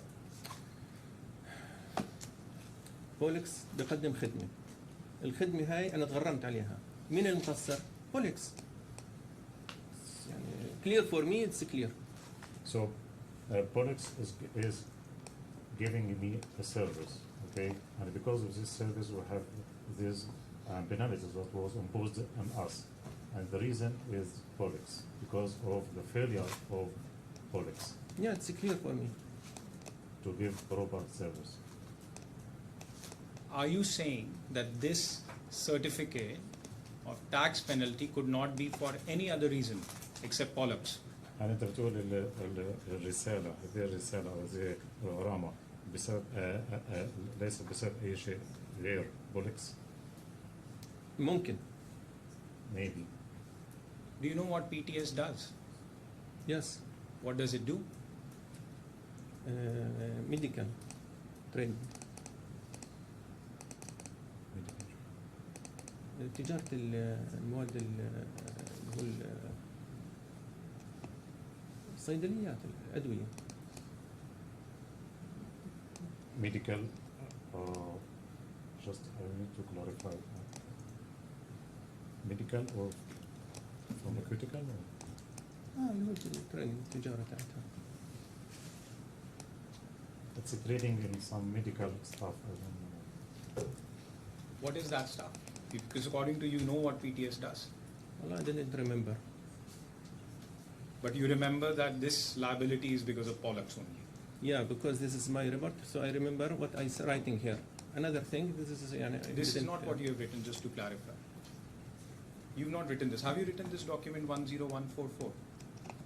حكم ساعات بكتابة هذا المستند اللي هو 10144. أنا مرفقه بس واحد ثاني اللي هو الأصلي الأوريجينال مع الترجمة بتاعته.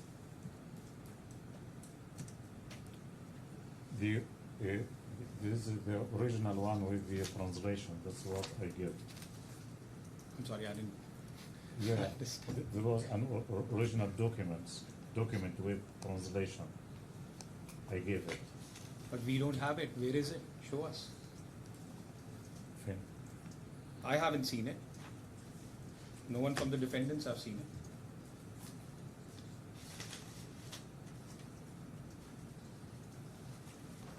أين المستند مع الترجمة؟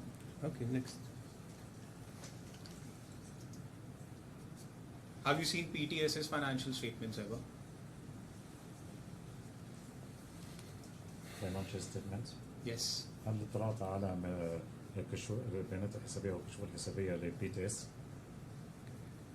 المستندات اللي أنا مشير لهم في تقريري هذول اللي أنا درستهن ومتأكد منهن. The documents that I have referred to in my report, those are the documents that I have studied and I'm certain about them.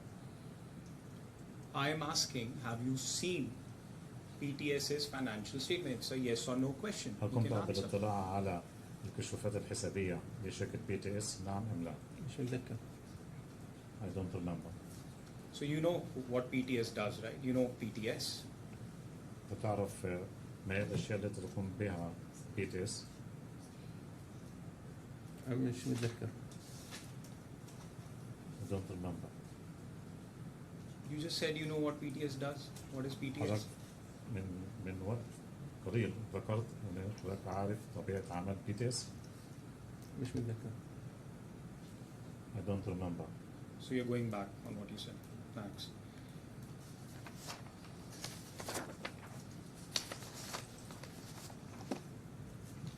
Can I take you to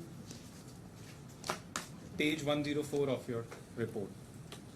It's page 104 of the bundle. 104. paras 2, 3 and 4. Actually, before you read this, can I just ask one more question on the last line? Mr. Translator, I'm just asking one more question. Ask him to stop reading. He can read after this. Who all are the shareholders of PTS? من هم المساهمين الآخرين في PTS؟ It's not writing in my report. Who's the director of PTS? أنا هو مدير PTS. It's not in my report. No one told you, never asked? لم تسأل يعني ما سألت عن من هو المدير؟ No, just I'm working in my accounting expert only this report. But you should know what you are No, this is doing. not my business. You can ask the lawyer. This is report. Ask me for the report, so can I answer you? Can we now look at this para that I was trying to allude to, para 2, 3 and 4 on page 104 of the bundle?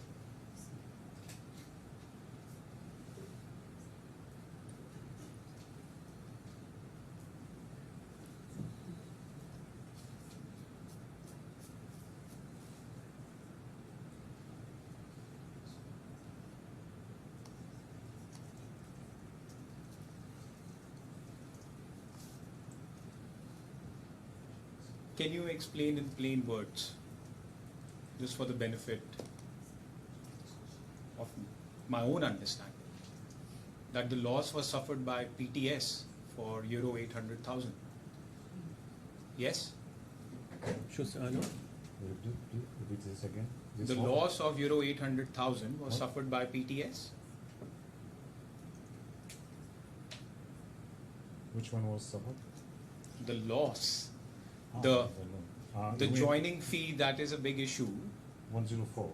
Yeah, 104. Bundle reference 104, right hand corner. كان في تكبد بنسبة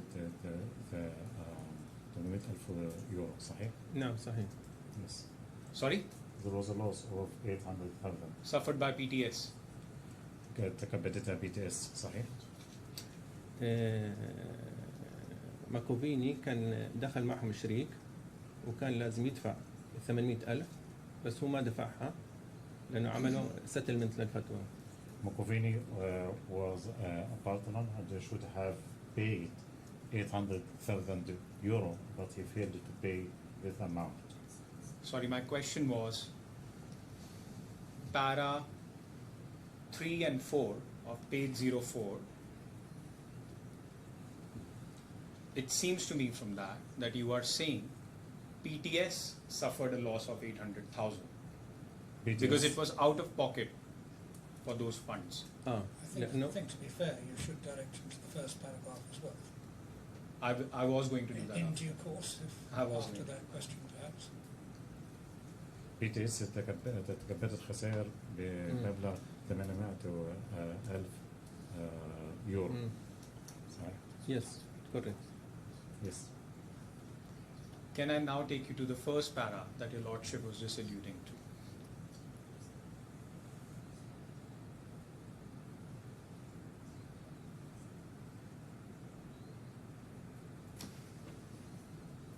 What's the question?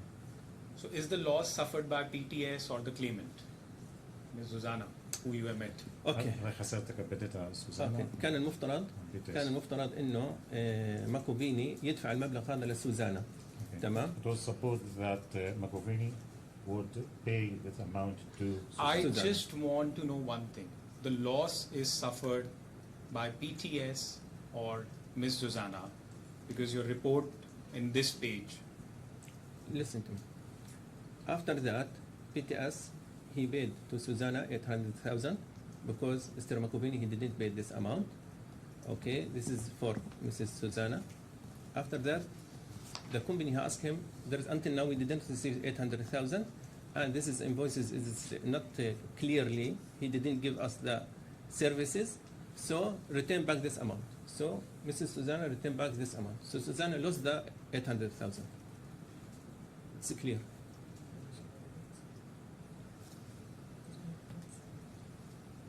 Have you seen any evidence? Because you assume everything is correct, what is being pleaded, right? Sure. Okay. هل كان في أي دليل على الكلام اللي أنت بتقوله؟ اللي هي الاتفاقية ما بينهم وما بين أول شيء الاتفاقية ما بين ماكوفيني والبي تي اتش. The agreement between Makovini and the BTH. رقم 2 الملاحظة الموجودة على التحويل مكتوب فيها. The notice on the transfer, the description Bank of the transfer. transfer.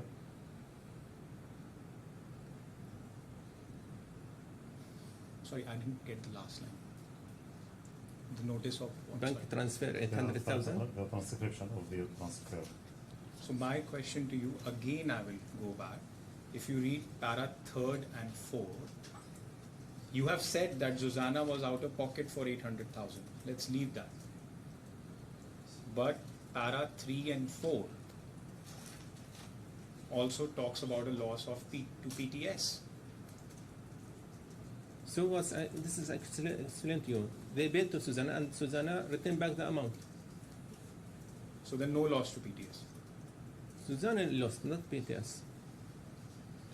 The PTS, he lost the amount for around 6 months because he didn't use this amount. They paid 800,000. After 6 months, they returned back. So they lost the amount for this 6 months. But Zuzana, she lost the amount. Okay. I mean, it wasn't just coming out very clearly to me. That's why I asked. It is clearly Makovini, he have to pay 800,000. Until now, he didn't pay 800,000. Understood. It's clear. I'm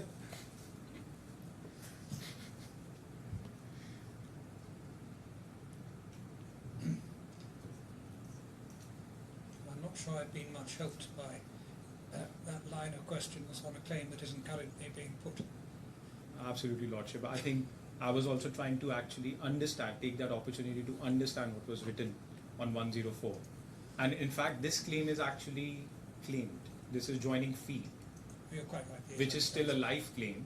But Yes, yes. my entire confusion stems from the fact that I don't understand what is being claimed and why from this report. From this report only. I'm not talking about the broader claim. Right. Okay.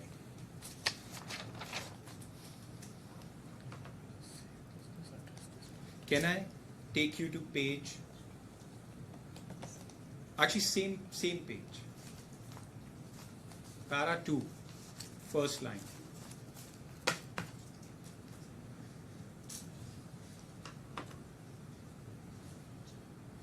You say on the basis of the assumed facts and strictly for the purposes of assessing damages, the above described sequence of transactions caused the claimant to suffer a direct financial loss of 800,000 that you just alluded to, right? Right. So you're basically assuming, and it has been mentioned many times, that whatever the claimant's pleaded case is, it has to come true. Mm. And you base your damages on that. I just want a confirmation on that, nothing else. شو بده تأكيد على إيش بالضبط؟ تأكيد على أن اللي هو المحتكمة تكبدت خسائر مالية بمبلغ 800,000 يورو. اللي هي okay. Yes. Can I now take you to page 101 of the bundle? Para 1.14.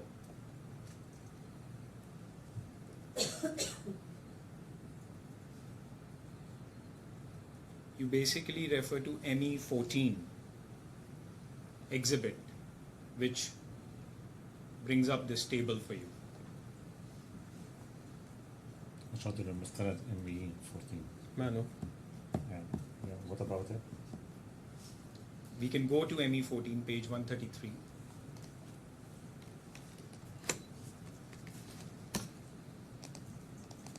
It's a receivable certificate from the statutory auditor, Inc. Philip Gross, right? Go below. You can see the outstanding euros 1,117,073.12. Right? Right. Can I take you back to 101, please?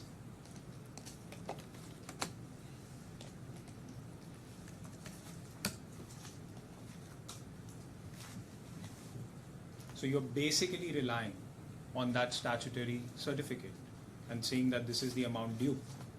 تعتمد على دي الشهادة القانونية وكل إن هذا مبلغ مستحق. مستحمل اوريدي مفصل. It's already yes due. So isn't it that it's the statutory auditor who should be here and giving testimony on what she has written, because of which you have relied blindly on? شو بده؟ هل كان المفروض اللي هو المدقق يحضر بنفس المدقق الخارجي ويشهد يعطي هذه الشهادة؟ كيف يعني؟ المدقق الخارجي كان المفروض يبقى موجود ويعطي هذه الشهادة. المدقق هذا موجود في هناك. The external auditor is there and what? في cheap. Or let me rephrase it. What is your expertise when it comes to doing any sort of valuation of damages, when basically what you are doing is relying on a certificate from someone and stating that amount? حضرتك طبيعة عملك انك بتكون بإعطاء تقييم بناء على خبرتك في الوقت اللي انت بتعتمد فيه على تقرير شخص آخر. لا هذا المبلغ اللي هو 1,117 أنا بالأول كنت شيكته بالنسبة للفواتير والدفعات. هاي رقم واحد. So number one, I came to this amount, which is 1,117,000 according to the invoices and the documents that I have received. والدفعات اللي تم دفعها مباشرة إلى بولكس. And the payments that have been made directly to Polex. وعملت أنا جدول، موجود جدول بتفاصيل الدفعات مع المستندات الداعمة. And I arranged a table of the payments along with the supporting documents. So that is your expertise, creating a table of those invoices you saw. طبعا ده خبراتك وعملك انك تقوم باعداد جداول للدفعات والارقام. شيكت على الفواتير وشيكت على الدفعات اللي مدفوعة. The invoices and the payments that have been made. But where did you see you don't have financial statements of PTS and Pollux? Where did you see that? أين كنت تطلع هذه الأشياء في حين أن أنت تقوم بالاطلاع على كشوف الحسابات الخاصة BTS أو بولكس؟ هناك اتفاقية لتقديم خدمات، بالمقابل صدرت فواتير. أنا راجعت الفواتير وتحققت من المبالغ اللي اندفعت من BTS لبولكس. هذا المبالغ اللي تحققت منها. This is an agreement for providing and rendering services, and I checked the invoices and I double checked the That invoices. is not my question. Payments. That is not my question. Is where did you see money going out and money coming in? You don't have financials. أنا رأيت خروج الأموال ودخول الأموال في الوقت اللي أنت لم يكن لديك كشوفات حسابات. لأنه okay, there is Polex invoice. Okay, this is Polex invoice. Okay, and there is bank transfer. And this is bank transfer. So as I am accountant expert, I have to check this is amount from where and to where. I have to check. Maybe she tell me I transfer to him 500 million. So number one, I have to check how much the amount they paid. And this is mentioned for which invoice. So number two, I have to check this is invoice for which exactly. So I'm checking the contract, checking the invoice. Did he give this service or no? And I'm writing here what I see. So this is my experience, and this I know what I can do. If you need to know about another document, so it's clear for me. So, but you didn't see any financials, like statements, even bank account statements, or PTS or Pollux. It's good, but this is what, not need to make this report. It's enough for me. That's exactly what I'm saying, Mr. Inaya, that you just created a table by looking at documents which were given to you and assumed Okay, I'll everything explain is to true. you. If there is one transfer, okay, because maybe you are not accountant. If I told you I transfer 120,000 euro, so if you told me I didn't receive, so you have to give me the statement from your bank to show me I didn't receive. But this amount, it's enough because there is, everyone knows this is amount going from this company to this company. So it's enough. But how do you know anything? is If coming? anyone, he told me I didn't receive, so I told him, okay, give me the statement to double check. That is It's what clear. exactly I'm saying. But you don't know if anything came from the other side because you don't have accounts for both the companies. Isn't that I correct? have bank Swift confirmation? Swift. Yes, it's That's clear it. and enough for me. Thank you. No further questions about you. Examination. Just a few questions.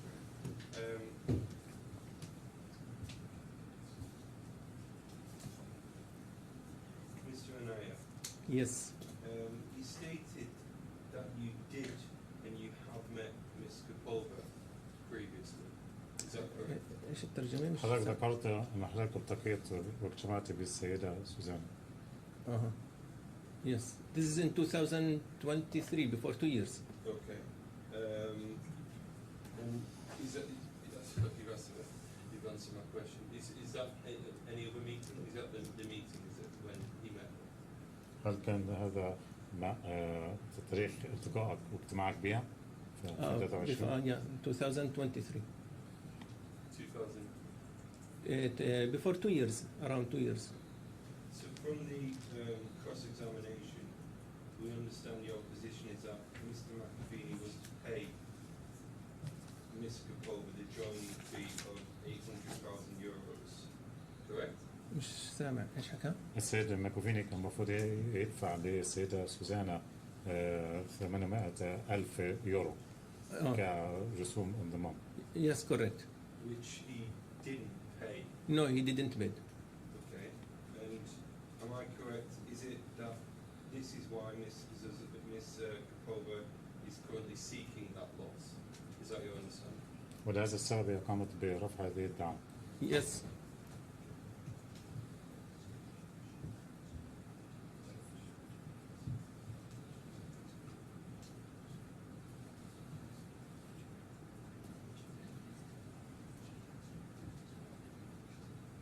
والله ما معلش. Okay, you want to go for it? There's all the questions. Thank you very much. You're free to go. Thank you very much.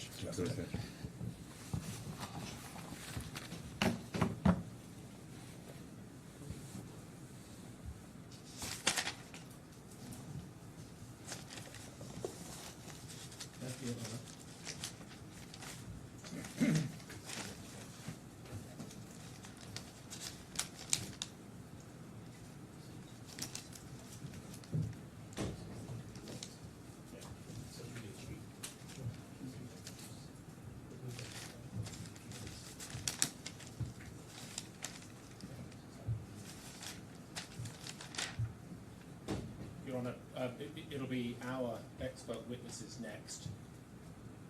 I'm told we're ready to go, subject to the usual flicking switches and whatnot.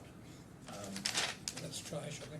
Yeah, of course I'm looking at an empty screen, but I'm told maybe the IT team can help us. The elves are Mr. working away. Masad, could you please turn your I'm told camera it's all on? lined up, but Yeah.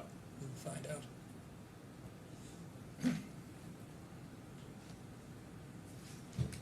Mr. Masad, can you please confirm whether you can hear the court?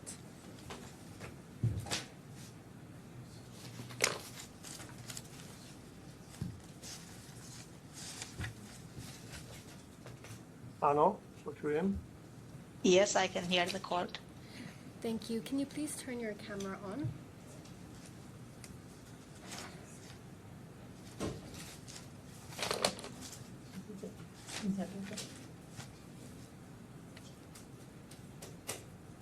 One moment, please.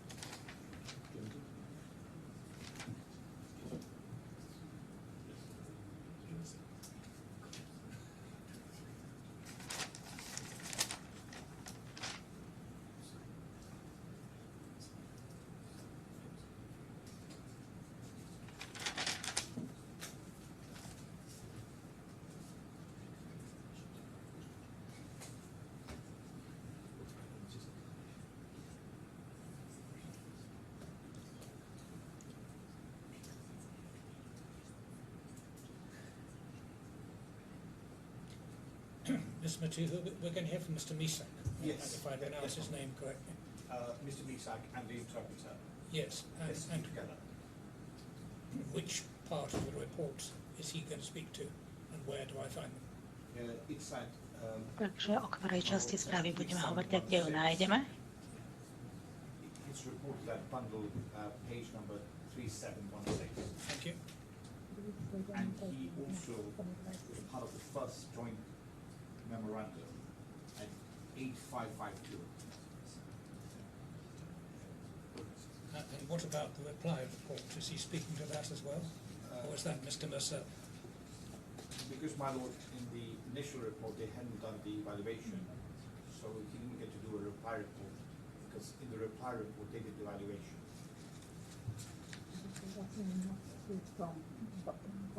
Yes, so he's not speaking to the expert reply report, which is said to be by Mr. Mercer and Mr. Misak together. Sorry, my lord, I'm a bit confused. Well, maybe I'm confused, but So I have in front of me. So let's speak about evaluation. Mr. McCart will follow Mr. Misak. Yes. He will give evidence, he will give his expert opinions on accountancy issues.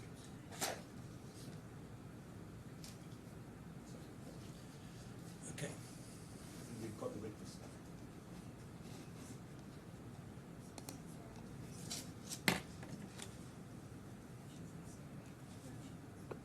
I'm so sorry.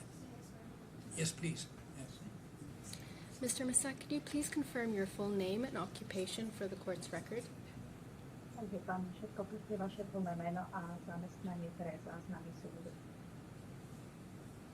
Volám sa Peter Mišák a som členom znaleckej organizácie Kontech SRO. My name is Peter Mišáč, and I'm the member of the sworn expert organization Kontech. Thank you. Can the translator please confirm your full name and occupation for the court's record? Tlmočníčka potvorí svoje plné meno a zamestnanie. My name is Sylvia Potočná, and I'm the interpreter. Thank you. Ms. Sylvia, if you could please turn your camera on as well. Okay.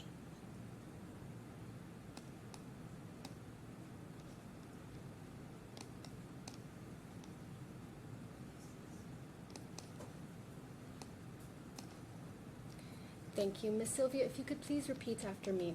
I affirm that I will interpret the evidence That I will interpret. Sorry, I didn't hear it. The sound is not very good. That's okay. That I will interpret the evidence That I will interpret the evidence that will be given that will be given to the best of my knowledge to the best of my knowledge and ability. and ability. Thank you. Please repeat after me. I affirm. My apologies. I affirm. My apologies. Can you please ask Mr. Misak to repeat after you? I affirm. Len keby ste mohli zopakovať teda po mne. So should I translate it to him, or he should repeat in English? You can translate it to him and he can speak it in his native tongue. Okay, right. Čiže opakujte po mne po slovensky. Potvrdzujem.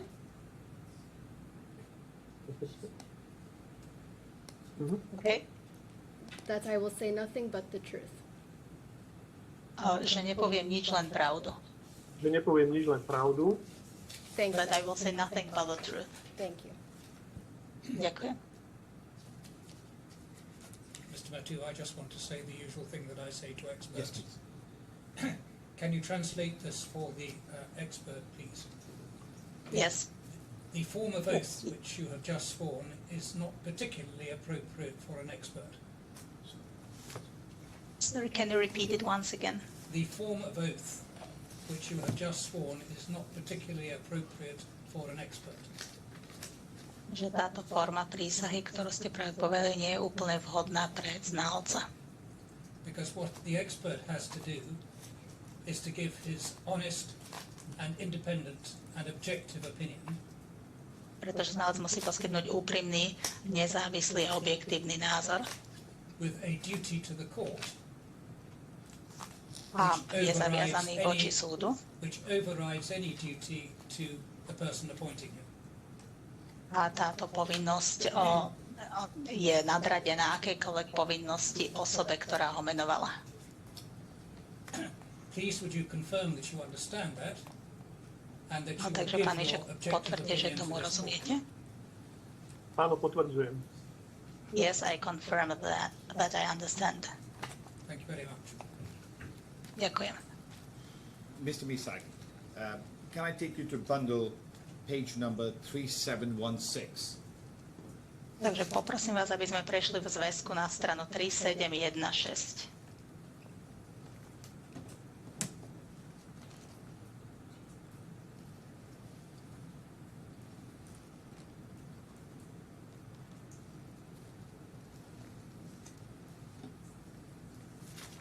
Áno. Yes. Is this your and Mr. Joseph Marcel's expert reply report? Je toto vaše odborné vyjadrenie k znaleckému posudku, ktoré ste robili vy a pán Mercel? Áno, je. Yes, it is. Can I take you to pay, and before we go to the end of the expert report, can you state to the court under what circumstances you carried out the valuation of PTSK? Ešte predtým, než prejdeme podrobnejšie, chcem povedať, za akých okolností ste vypracovali znalecký posudok týkajúci sa firmy PTSK.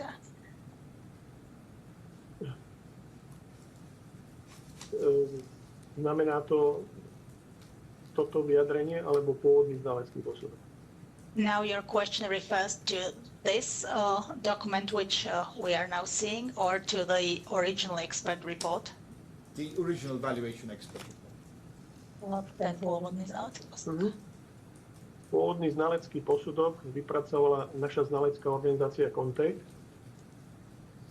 So the original expert report was drawn up by our sworn expert organization, Cooke, ktorá bola poverená uznesením Krajského riaditeľstva policajného zboru na Slovensku. that was authorized to do, or that was commissioned to do this by the regional police directorate in Slovakia. Vypracovaný bol v roku 2023. And this expert valuation report was drawn up in 2023. Thank you. Can I take you to the bundle page 3724? 3724 strana, which is the last page of your reply expert report. a to je posledná strana vášho vyjadrenia. Áno. Yes. Is that your signature, Mr. Misak? Je to váš podpis, pán Mišak? Áno, je to môj podpis. Yes, it is my signature. And followed on the following page is the English translation of your expert report. A na nasledujúcej strane nasleduje anglický preklad vášho odborného vyjadrenia. Áno. Yes.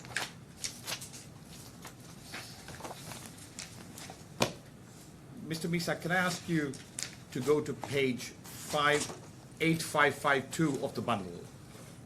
8552. Čiže poprosím vás, strana 8552.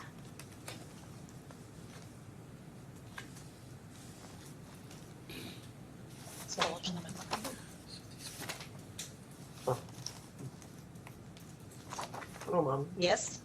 This is the joint expert memorandum. Toto je Joint spoločné memorandum of memorandum experts. odborníkov. Áno, toto je spoločné memorandum. Yes. In which you participated. Correct? A zúčastnili ste sa od tohto stretnutia, ktoré je podkladom pre toto memorandum? Áno, zúčastnil. Yes, I participated in that meeting. And if I take you to the last page of this memorandum Keď prejdeme na poslednú stranu tohto memoranda, at 8558, 8558, Áno. yes, is that your signature there? je to váš podpis. Áno, je to môj podpis. Yes, it is my signature. My learned friend, the claimants council will ask you some questions now. Thank you very much.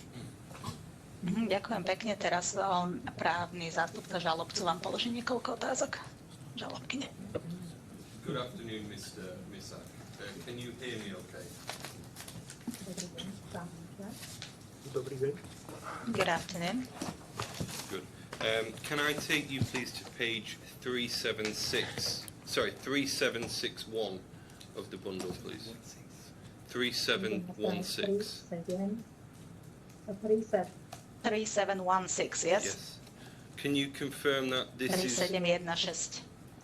Can you confirm this is the expert report which you filed along with your colleague, Mr. Marcel? Potvrdíte, že toto je znalecký posudok, ktorý ste predložili spolu s vašim kolegom pánom Mercelom? Áno, potvrdzujem. Yes, I confirm. And this reply report was prepared in response to the claimant's expert report dated 14th of November 2025, correct? A toto vyjadrenie bolo predložené ako reakcia na posudok znalca protistrany zo 14. novembra 2025. Je to tak? 14. novembra 2025. Perhaps I can take you to that report. It's at 3225. Je to na strane 3225, ten dokument.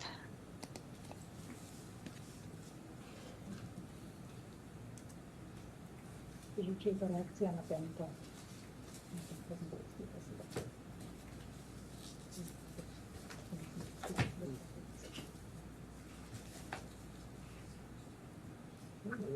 Je to potvrdenie nášho pôvodného znaleckého posudku, ktorý sme... So I don't know whether I can refer to it as a response to the claimant's expert report, because this expert reply report that was drawn up by us is a confirmation of our original expert valuation report. Okay, but your 28th of November 2025 report, it's not a standalone valuation report, is it? Ale ten vlastne to vaše odborné vyjadrenie z 28. novembra nie je samostatný znalecký posudok. Toto vaše vyjadrenie 9-stranové, že nie je to ako samostatný znalecký posudok. V našom ponímaní je to expertízne vyjadrenie, alebo odborné vyjadrenie znalca. So, as in our understanding, it is an expert opinion. Okay. Yeah, but that's not answering my question. Would you like Ako me to repeat the question? neodpovedá tomu na moju otázku?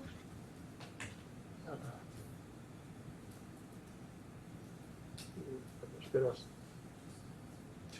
Can you maybe repeat the question, Of course, yeah. rephrase the So question? I'll rephrase it. This is a reply or a commentary on the claimant's expert, isn't it? Takže toto je ako keby odpoveď alebo komentár na znalecký posudok žalobcu. V tomto vyjadrení sme potvrdili naše závery z nášho pôvodného znaleckého posudku. Potvrdili sme závery toho posudku a komentovali sme časť správy, áno. Časť správy žalobky. No. Ja tri okruhy tam boli. Tri? So in this expert reply report, we confirmed the conclusions of our original expert valuation report, and we also included a commentary on the claimant's expert report in 3 areas. Correct. So it's a yes or no. So it's a reply or a commentary then, correct? To the Takže je claimant's to ako report. keby odpoveď alebo komentár. Môžeme to takto povedať. No. Yes, we can refer to it Very like that. Thank you. If we can go to page Ďakujem. 3726, please. Strana 3726. And if we can go to paragraph 2i. Odsek 2i. Potvrdíte, či stále zotrvávam na svojich záveroch, alebo pri či stále Čiže ja som bol menovaný, aby som potvrdil, či stále zotrvávam na svojich záveroch, ktoré sú uvedené v znaleckom posudku číslo 27, ktorý bol vypracovaný pre krajské riaditeľstvo policajných zborov. can you Áno, confirm? Yeah. no máme. So we can read here. Perhaps I won't read it just for the. But if we can just ensure that we're there. 2I. This confirms that you stand by the conclusions set out in expert opinion number 27 of 2023, which was prepared for the Regional Directorate of the Police Force in Criminal Police Department in criminal case. Correct? Je to tak? Áno, je to tak. Yes, it's correct. So your substantive valuation report work was performed much earlier in this document, this expert opinion number 27 of 2023. Bol vypracovaný skôr o tému 27 v roku 2023. Áno, v roku 23.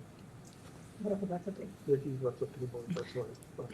Yes, this original expert valuation report was drawn up in the year 2023. It was not prepared for the current proceedings, was it? Čiže ten znalecký posudok nebol pripravený pre súčasne, pre toto konanie. Pre toto predtým. Pôvodný znalecký posudok nebol pre toto konanie, bol pre vyšetrovanie policajného zboru na Slovensku. Yes, the original expert valuation report wasn't prepared for this current proceeding, but it was prepared for the police investigation in Slovakia. Okay, very good, thank you. So when you prepared your 28th of November 2025 reply report, you did not conduct a new valuation of PTS, PTSK or PTH for the purposes of the DIFC court proceedings, did you? Takže keď ste robili to odborné vyjadrenie 28. novembra, tak ste nerobili nový znalecký posudok. Nie, nový znalecký posudok. No, Na ohodnotenie. no, we didn't draw up a new expert valuation report for the current proceedings or for the purpose of the expert reply report. Okay, We were relying on this one. very good. So it's correct to say that you adopted the conclusions which you had previously reached in the 2023 expert opinion. Alebo ku ktorým ste dospeli v posudku číslo 27. Tak. Yes. So by this, you did not request any new data or information or evidence directly from the parties for the purposes of these proceedings to perform your valuation work, correct? Takže ste si nevyžiadali nové údaje. Pôvodný znalecký posudok bol robený k rokom 2020 a 2021. Takže žiadne nové údaje k týmto dátumom sme si nevyžadovali, pretože naše údaje, ktoré sme mali k tým dátumom, boli úplné a presné. The original expert evaluation report concerned the years 2020 and 2021, and we didn't request or we didn't need any new data because we had all data available that were needed to draw up an expert valuation report concerning the years 2020 and 2021. What about up to 2023 and so it only covers data to 2021 or is it to 2023? Takže ten znalecký posudok sa týka iba roku 2021 a nie roku 2023. Áno, hodnoty boli stanovené za obdobia 20, maj 21 a december 21. Nie za rok 2023. Yes, the values that we comment on concern May 2020, December 2021, and December 2020, so not the year 2023. Okay. If I can now take you to page 4353 of the bundle.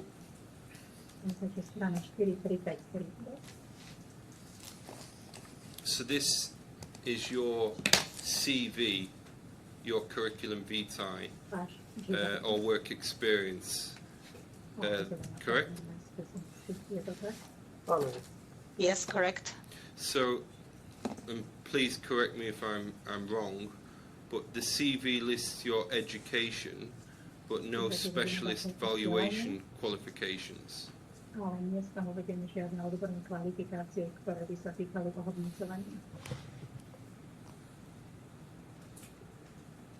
Áno, je tam uvedené vzdelanie, Ekonomická univerzita v Bratislave. A čo sa týka oceňovania, je pravda, že vymenovaný za znalca som bol v roku 2003 ako fyzická osoba a zároveň od roku 1993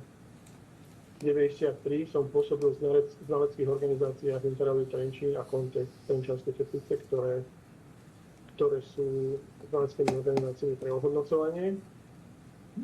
Ešte doplním. So I obtained my education at the University of Economics in Slovakia, and I was appointed a sworn expert in 2003.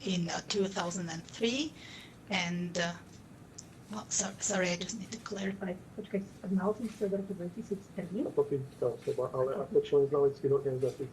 Som od roku 1993 doteraz. Obidve organizácie Interview a Kontext sú znalecké organizácie.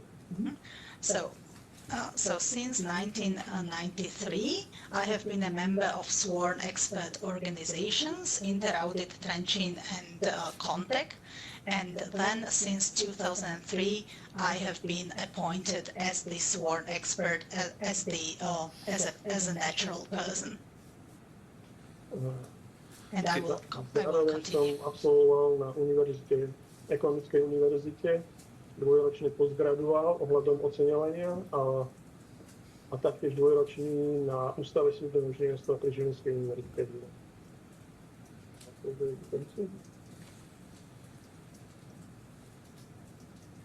And to complete my education, I also did a 2 years postdoc study.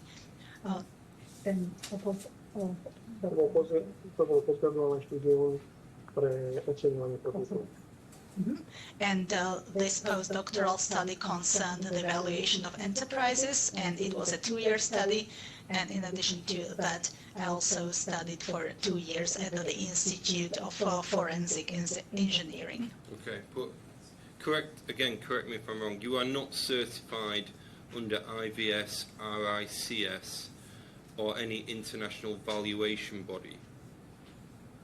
Čiže opäť, ak sa mýlim, nemáte certifikáciu v IVC alebo ICS alebo nejakom medzinárodnom certifikačnom orgáne.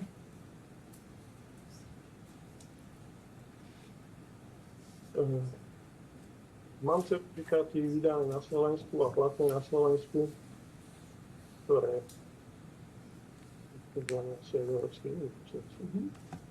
So I have certificates which are valid in Slovakia and which are acceptable or recognized in the European Union. What are these?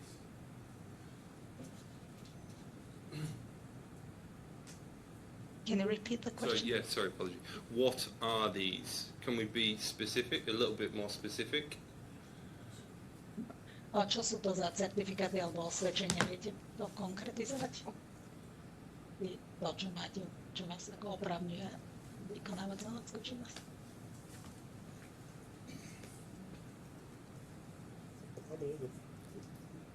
Sú to znalecké dekréty jednak ako fyzická osoba a jednak ako znalecké organizácie. So they are called, Zapísané na Ministerstve spravodlivosti Slovenskej republiky. they are called sworn expert decrees, and they are registered with the Ministry of Justice of the Slovak Republic. So you do not list any training in forensic accounting on your CV. Do you have that? Mám to vzdelanie na Ústave súdneho inžinierstva, čo ste absolvovali, za neviedli ste to takže máte slovo. Áno, z toho by som ani nemohol sa prihlásiť za znalca vymenovaného Ministerstvom spravodlivosti bez takéhoto štúdia.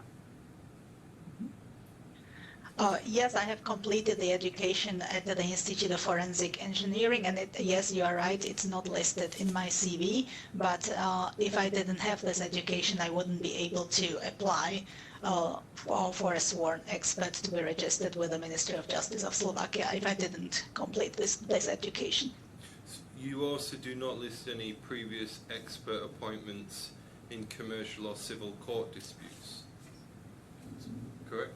Že neuvádzate tam, teda je pravda, že vo vašom životopise nie sú uvedené vaše nejaké predchádzajúce menovania za znalca v súdnych konaniach, či už občianskoprávnych alebo trestných.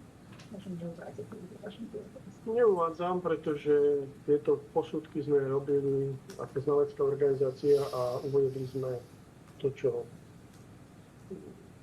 teda tie, ktoré znalecká organizácia vypracovala. A tie sú prijaté. So the sworn expert reports that were drafted by the sworn expert organizations that I am a member of, they are listed in the CV. Sorry, can you, perhaps I've missed that, can you take me to that?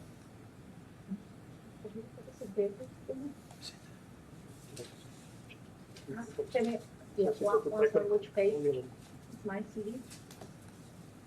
Sorry, which page is my CV once again? I have to find it again. In the bundle. Yeah, so we're at 4353. 4353.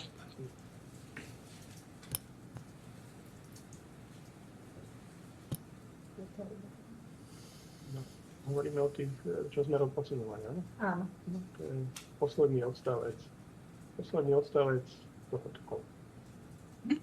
So when you go to company references, it's the paragraph starting with since 1996. So there is a list of references. So you do not have any international court experience on your CV, do you? Čiže nemáte skúsenosti s nejakým medzinárodným súdnym konaním?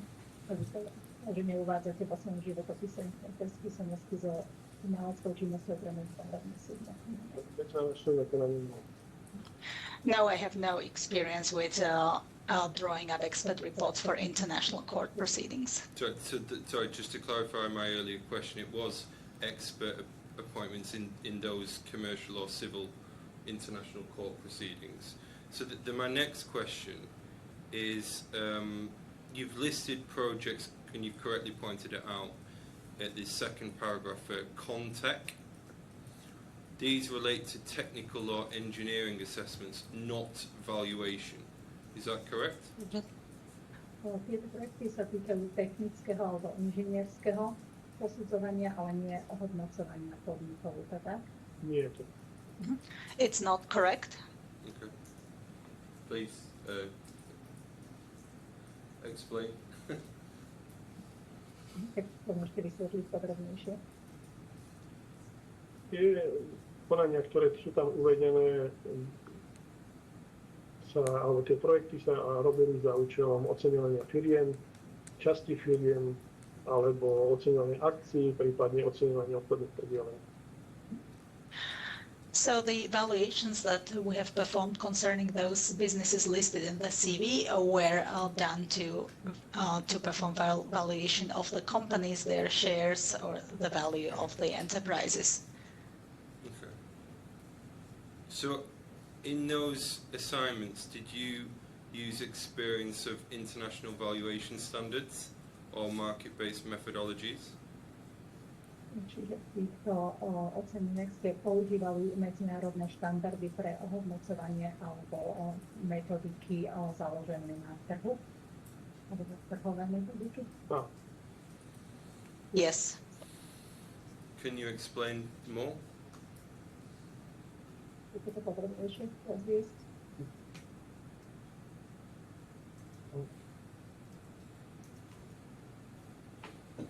Metodika výpočtu hodnot pri týchto spoločnostiach vyplýva z všeobecne platných predpisov v Slovenskej republike, ktoré naväzujú na medzinárodné štandardy, na medzinárodné IVS štandardy, ktoré ktoré sú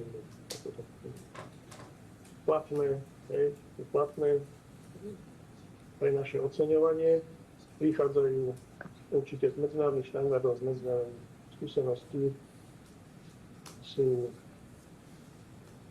kompatibilné s takýmto oceňovaním medzinárodných. So the methodology which is used for calculation or which is used to calculate the valuation of enterprises, the methodology is in compliance with the Slovakian regulations, which are based on international standards and international experience, including IVS. So the Slovakian standards are in compliance with the international standards, and we follow those. Okay. Let's move to your report, please. So if we go to 3728. And if we can go to paragraph 16, please.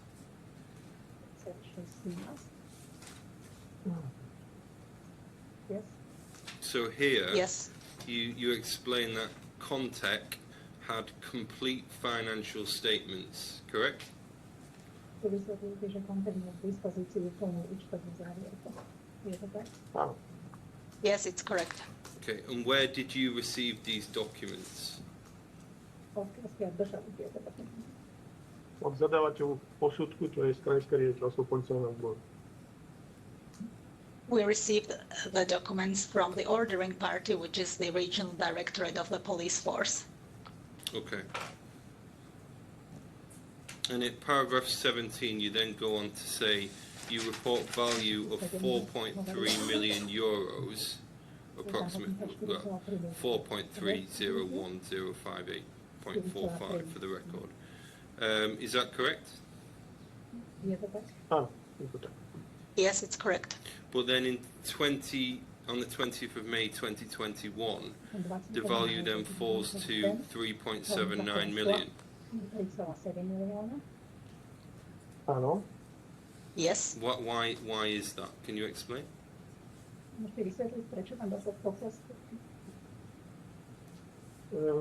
Vyplýva to zo štruktúry spoločnosti a stavu spoločnosti k jednotlivým druhom ocenenia a tomu, že vlastne ten samotný výpočet zachytáva stav k nejakému dátumu a potom následne teda sa hľadí do budúcnosti a vlastne medzi týmito dátumami skrátka došlo k zmenám spoločnosti v evidencii, v účtovníctve a v stavu tej spoločnosti. Navyše, ak sa nemýlim, no.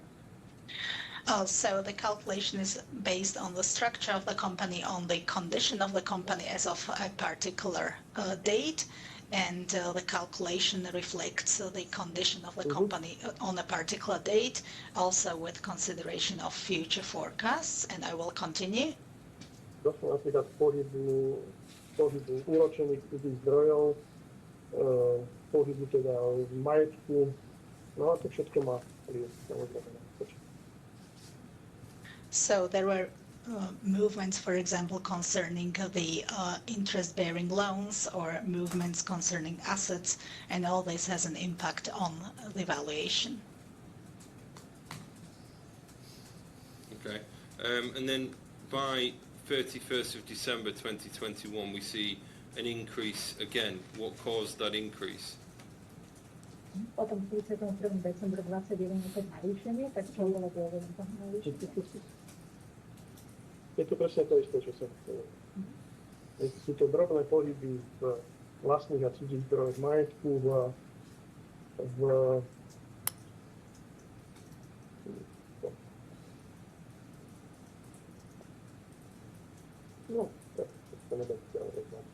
v ďalších parametroch. A v ďalších parametroch výpočtu a tak. So So it's basically the same answer as to the previous question. The difference in value is due to movements in equity, movements in debt, movements in assets, and also changes in other parameters that enter the calculation. Okay, so why are none of these referenced in the report? Prečo žiaden z týchto parametrov alebo z týchto výmen, prečo sa na ne odkazuje v tom znaleckom posudku?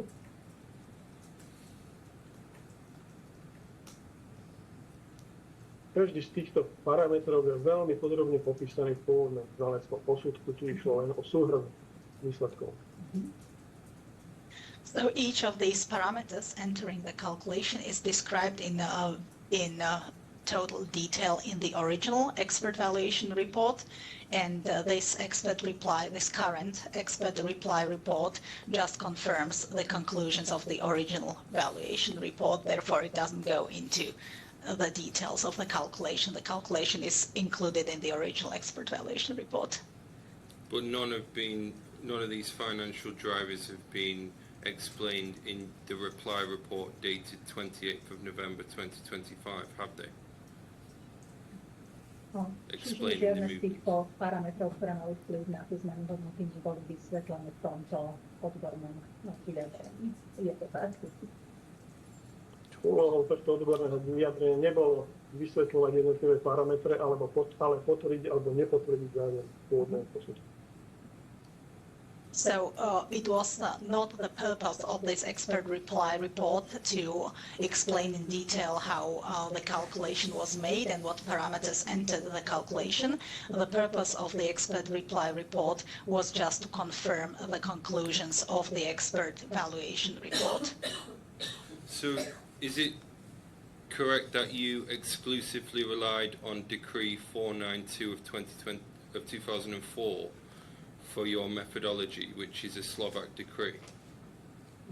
Čiže pri výpočte si vlastne používali metodiku podľa vyhlášky 4.2, tá vaša áno, z roku 2004. V platnom znení. Čiže je to tak. Yes, in the expert valuation report calculations and valuation, we use the methodology according to the Slovak decree that you named. Okay.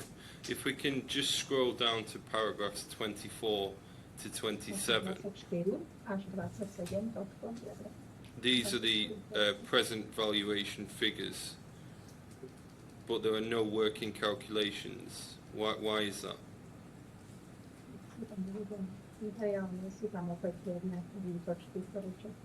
No to isté, ako som povedal, sú to konštatovania, ktoré potvrdzujú naše zistenia v pôvodnom znaleckom posudku. So the answer is the same. We just confirm the conclusions that we arrived at in our previous expert valuation report. So this is just a confirmation of them. So what documents did you have access to in order to do the valuations? Takže takým dokumentom ste mali prístup za účelom vykonania ohodnotenia.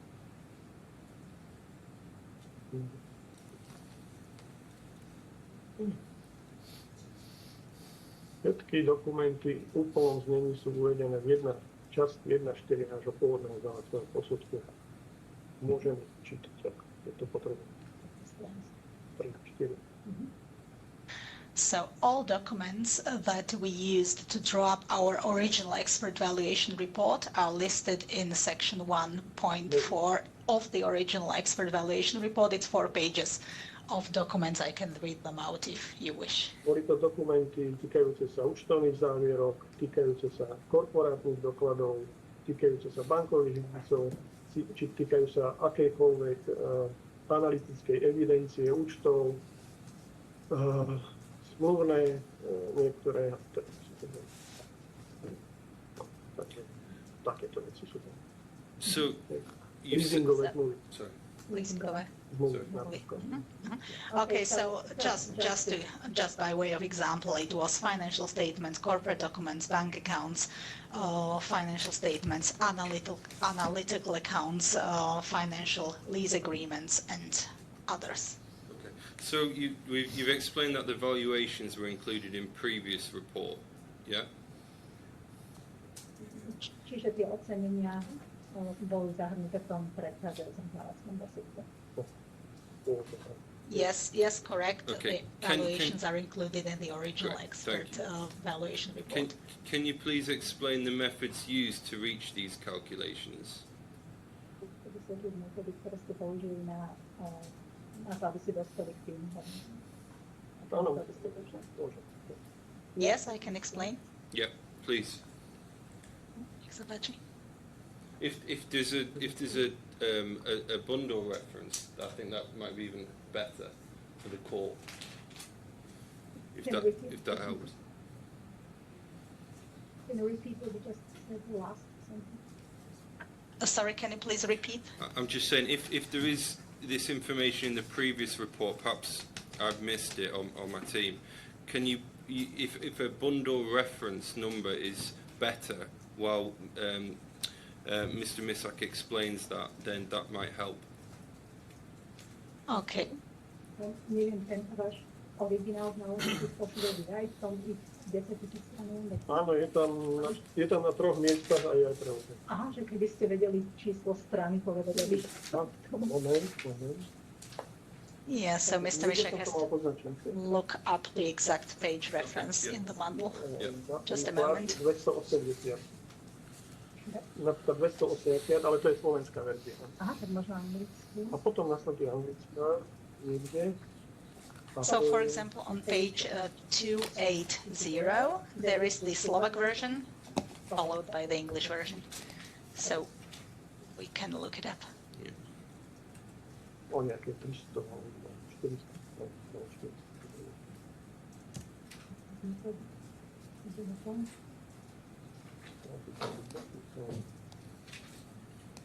So, page 280 is the Slovak version. Yeah. We've got the English version. So The English version should follow after the Slovak version. 3877. 3877. 3877. Môže byť, lebo je tam na 3 miestach. Môže byť aj tak. I think we're So, yeah. 3877. Perhaps you can take us to the methodologies, please.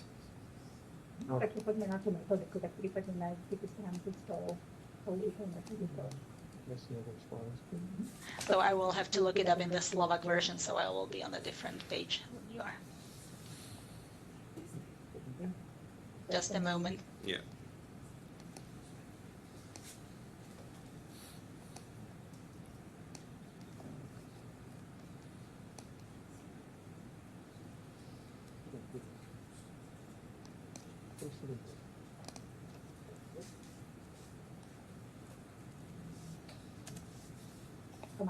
Je kapitola 2, 1, 3, 1, 2. Čiže to kapitola 2. 3, 1. A tento bod. Áno. Okay, so it is chapter 2 and section 1.3.1.2. Okay. We've got a bundle reference number by any chance. Is I think. Nie. Neviete anglicky, kde to môže nájsť v anglickej verzii.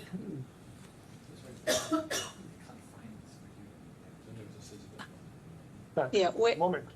Yeah, so just a moment, because we have to look up the English version. We have the Slovak version now in front of us.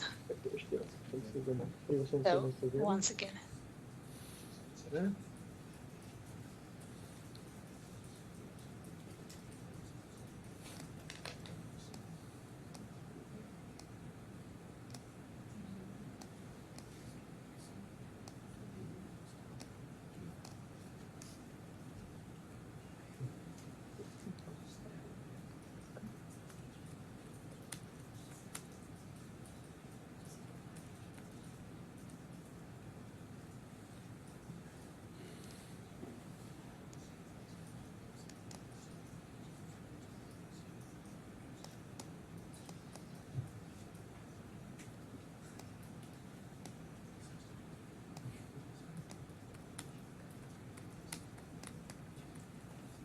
Obyčejná číslo. 3978. 978. Okay, so the English page is 3978. Okay, thank you. 1312 is the section.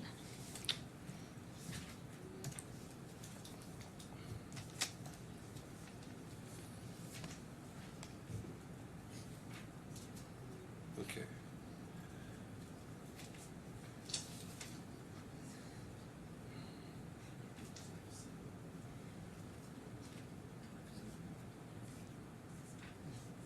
So is it correct that what you've prepared in previous reports to reach the valuation of PTSK has been used for the purposes here?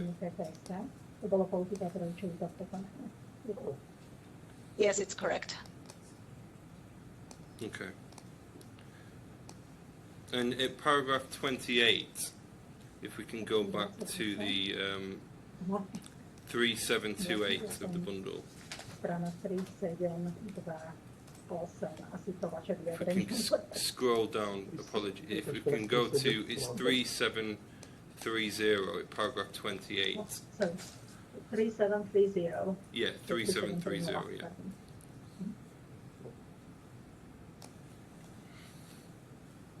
Sorry, just give me a second. See, here you conclude that no dividends were paid on the PTH share in PTSK.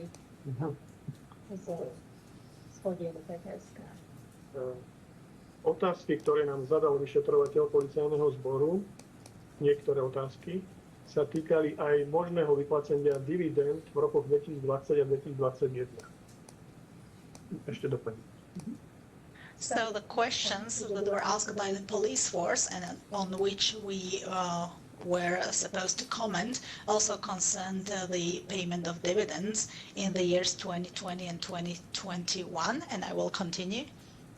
My sme v záveroch uviedli toho posudku pôvodného, že síce dividendy boli vyplácané v rokoch 2021, ale 2020-2021, ale boli to dividendy za obdobie ešte pred vznikom akciovej spoločnosti, čiže netýkalo sa to otázky vyšetrovateľa, ktorý chcel vedieť, či boli vyplácané dividendy na základe vlastníctva akcií do roku 2023, vlastne dokedy sme spracovali posudok.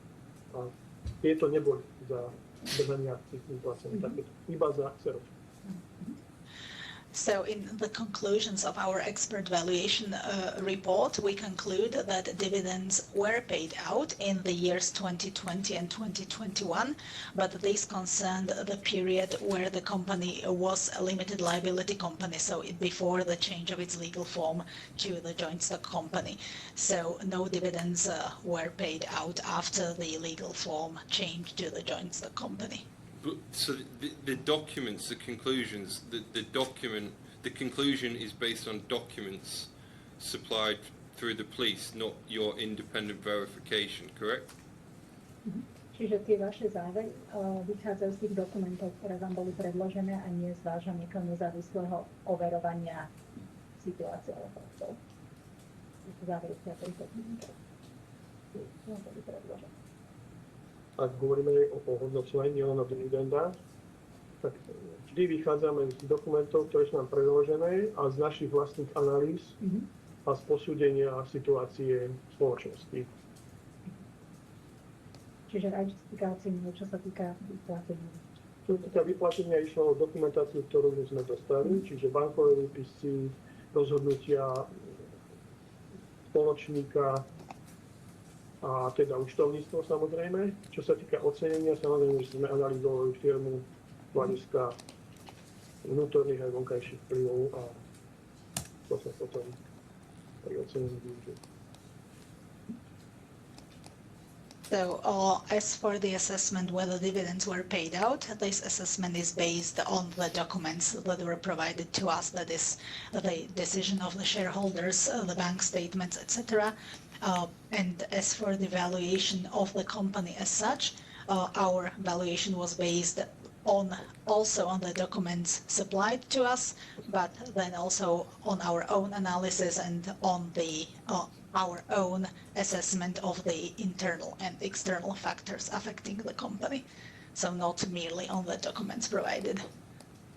Okay, so did you check whether the money had left the company through payments to related companies? Či ste si preverili, že peniaze odišli zo spoločnosti, teda vlastne formou prevodu vnútropodnikového na inú spoločnosť? Áno, prevedli sme si bankové výpisy, ktoré sedeli zároveň na účtovníctvo a tieto dividendy teda odišli na účet, tak ten sme aj uviedli v posudku, na účet to bolo prevedené presne. Identifikácia toho účtu je uvedená v posudku. Yes, we have checked the bank statements, so to confirm whether the payment has actually been made, and the exact details are listed in our expert valuation report, and I can find the exact page where this is stated. Yeah, I think it might help. A keby ste mohli nájsť Moment. So just a moment.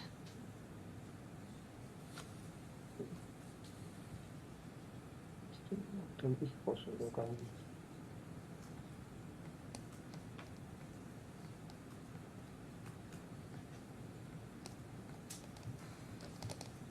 Je to kapitola 2.4 posudku pôvodného a v našom posudku to je to strana 133.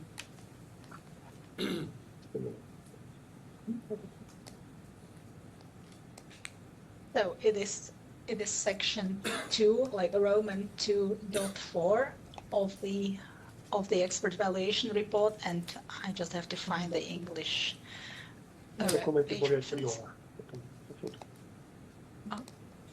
Got it. Tie výpisy sú aj príloha. And the relevant bank statements are also annexed to the expert valuation report. Takže si aj v tomto 10 stranovom dokumentu. Áno, určite. So they are also in the bundle. Very good. If we can just go down to paragraph 30, please. You say here that you adopt the Slovak report for proceedings before the DIFC. So the question is, you've expressly adopted, sorry, you've expressly adopted the Slovak valuation, correct? Že ste výslovne prebrali to slovenské ocenenie. And you did not perform a new valuation for DIFC Že ste nerobili standards? nové hodnotenie pre účely DIFC. Áno, je to tak. Yes, it is correct. We have adopted the conclusions of the original expert valuation report, and we have not conducted any new valuation for the purposes of the IFC proceedings. So it simply affirms the Slovak conditions? Conclusions, yeah. Takže tie závery potvrdzujú tie slovenské... Okay, sorry, Slovak conditions? Sorry, conclusions, I apologize. Yeah. Conclusions, right. Čiže potvrdzuje to tie závery slovenského znaleckého posudku. Yes, correct. So if we can scroll down to paragraph 32. Odsek 32. Here you say you've reviewed the part of the plaintiff's expert report relating to valuation. Ste preskúmali časť znaleckej správy týkajúcu sa hodnotenia? Áno. Yes. So here you criticise the claimant's expert for its limited access, correct? A kritizujú si tam znalkyne za to, že mal nedostatočný prístup k dokumentom? Nekritizujem. Iba konštatujem, že zrejme nemali k dispozícii dostatočné údaje na to, aby mohli túto firmu ohodnotiť. Iba konštatujem.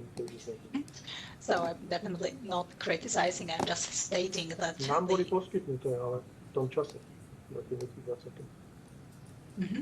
So I'm just stating that the claimant's expert probably didn't have access to all the documents that were made available to us back in 2020. Okay, but the documents that you obtained were through police proceedings, and these were not independently validated by PTSK management or auditors in these proceedings. Correct? Dokumenty, ktoré ste dostali zo strany policajného riaditeľstva a neboli nezávislé, alebo taká správnosť alebo autenticita neboli nezávislé potvrdenie spoločnosti PTSK alebo jej vedení alebo jej auditormi. Tie doklady sme dostali od policajného zboru, samozrejme, ale ten ich získal do spoločnosti PTSK, pretože nikde inde by sa tým nedostal. Čiže do spoločnosti prostredníctvom policajného zboru my vždy komunikujeme s policajným zborom, keď robíme posudok pre vyšetrovateľa. We obtained the documents from the police, but the police obtained those documents from the company PTSK because there is no other way that the police could have obtained those documents from any other sources. And when we are commissioned by the police to draw up the expert valuation report, we always communicate just with the police. Okay, but there was no separate or fresh DISC compliant valuation for these proceedings? Čiže pre účely tohto konkrétneho panelu neexistuje nejaké aktuálne ocenenie, ktoré by bolo v súlade s pravidlami DISC. Your Honour, it isn't clear to me No, what DISC compliant pre means. tieto účely. We have not done any other evaluation. Okay, well, I think that answers the question, if there's no other valuation. You then go on to state at paragraph 16, at line 5. 16? Paragraph 16 on 3728. 16. Of this expert reply report, yeah? Yes, paragraph 16, 3728. Okay. You've said that you use evaluation methods under decree number 492 of 2024. Ohodnocovacie metódy predpísané vyhláškou 49 2004. Áno, záväzné metodické. Yes. Your Honour, I've got a few more questions. I'm just conscious of time. Are you happy to? Well, what do you want to do? Want to try and finish this witness tonight or not? I think we've got, because I think we've only got one more witness tomorrow. Yes. So I think we've got time. It's entirely, I'm in your hands. The reason I'm asking is a good time in my questions to take a break now. Be quite good to knock it on the head as well. This gentleman has been hanging around. You've only got, what, 10 minutes or so? Probably got another 15 to 20. Yeah, I mean, we're very happy to continue if you are, Your Honour. No, I think we'll call that a day at 5 o'clock for the court staff in particular. I'm afraid we're going to adjourn now for the evening, which means that we'll need the witness to come back tomorrow. But we're going to adjourn tonight. Can you tell that to the witness? And we'll start again tomorrow at 10 o'clock Gulf time. I apologise for the inconvenience to you, but if you could be available online at that time tomorrow, and hopefully we shouldn't be more than about 3/4 of an hour or so tomorrow morning.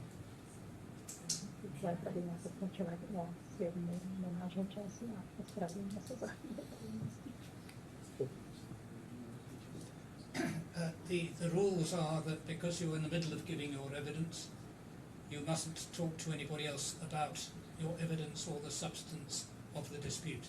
You understand?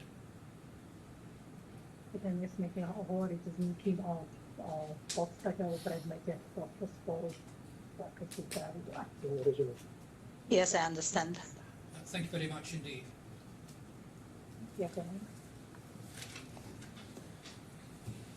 Right. 10 o'clock tomorrow then. There's just one small point just to maybe assist the court. There were some questions asked. There were some questions asked about Bonaduo and Zoya, and just to refer, Your Honour, for your note and for the record, Yes. if one, those matters are referred to by Mr. Makovini in his 18th witness statement, and if one... Well, there's a bit of paragraph 36 and there. Page 1537, footnote number 9. So, excuse me, can Peter Mishak disconnect now? Yes, you can. I'm sorry. Yes, thank you very much indeed. Áno, ďakujeme. So, goodbye. 1537, footnote 9. What paragraph? What paragraph? The paragraph is the bottom paragraph, 115 on that page.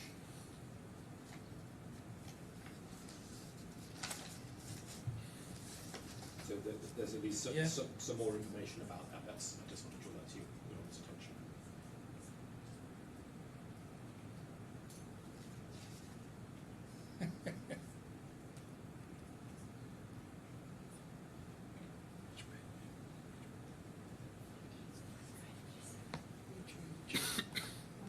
Yes.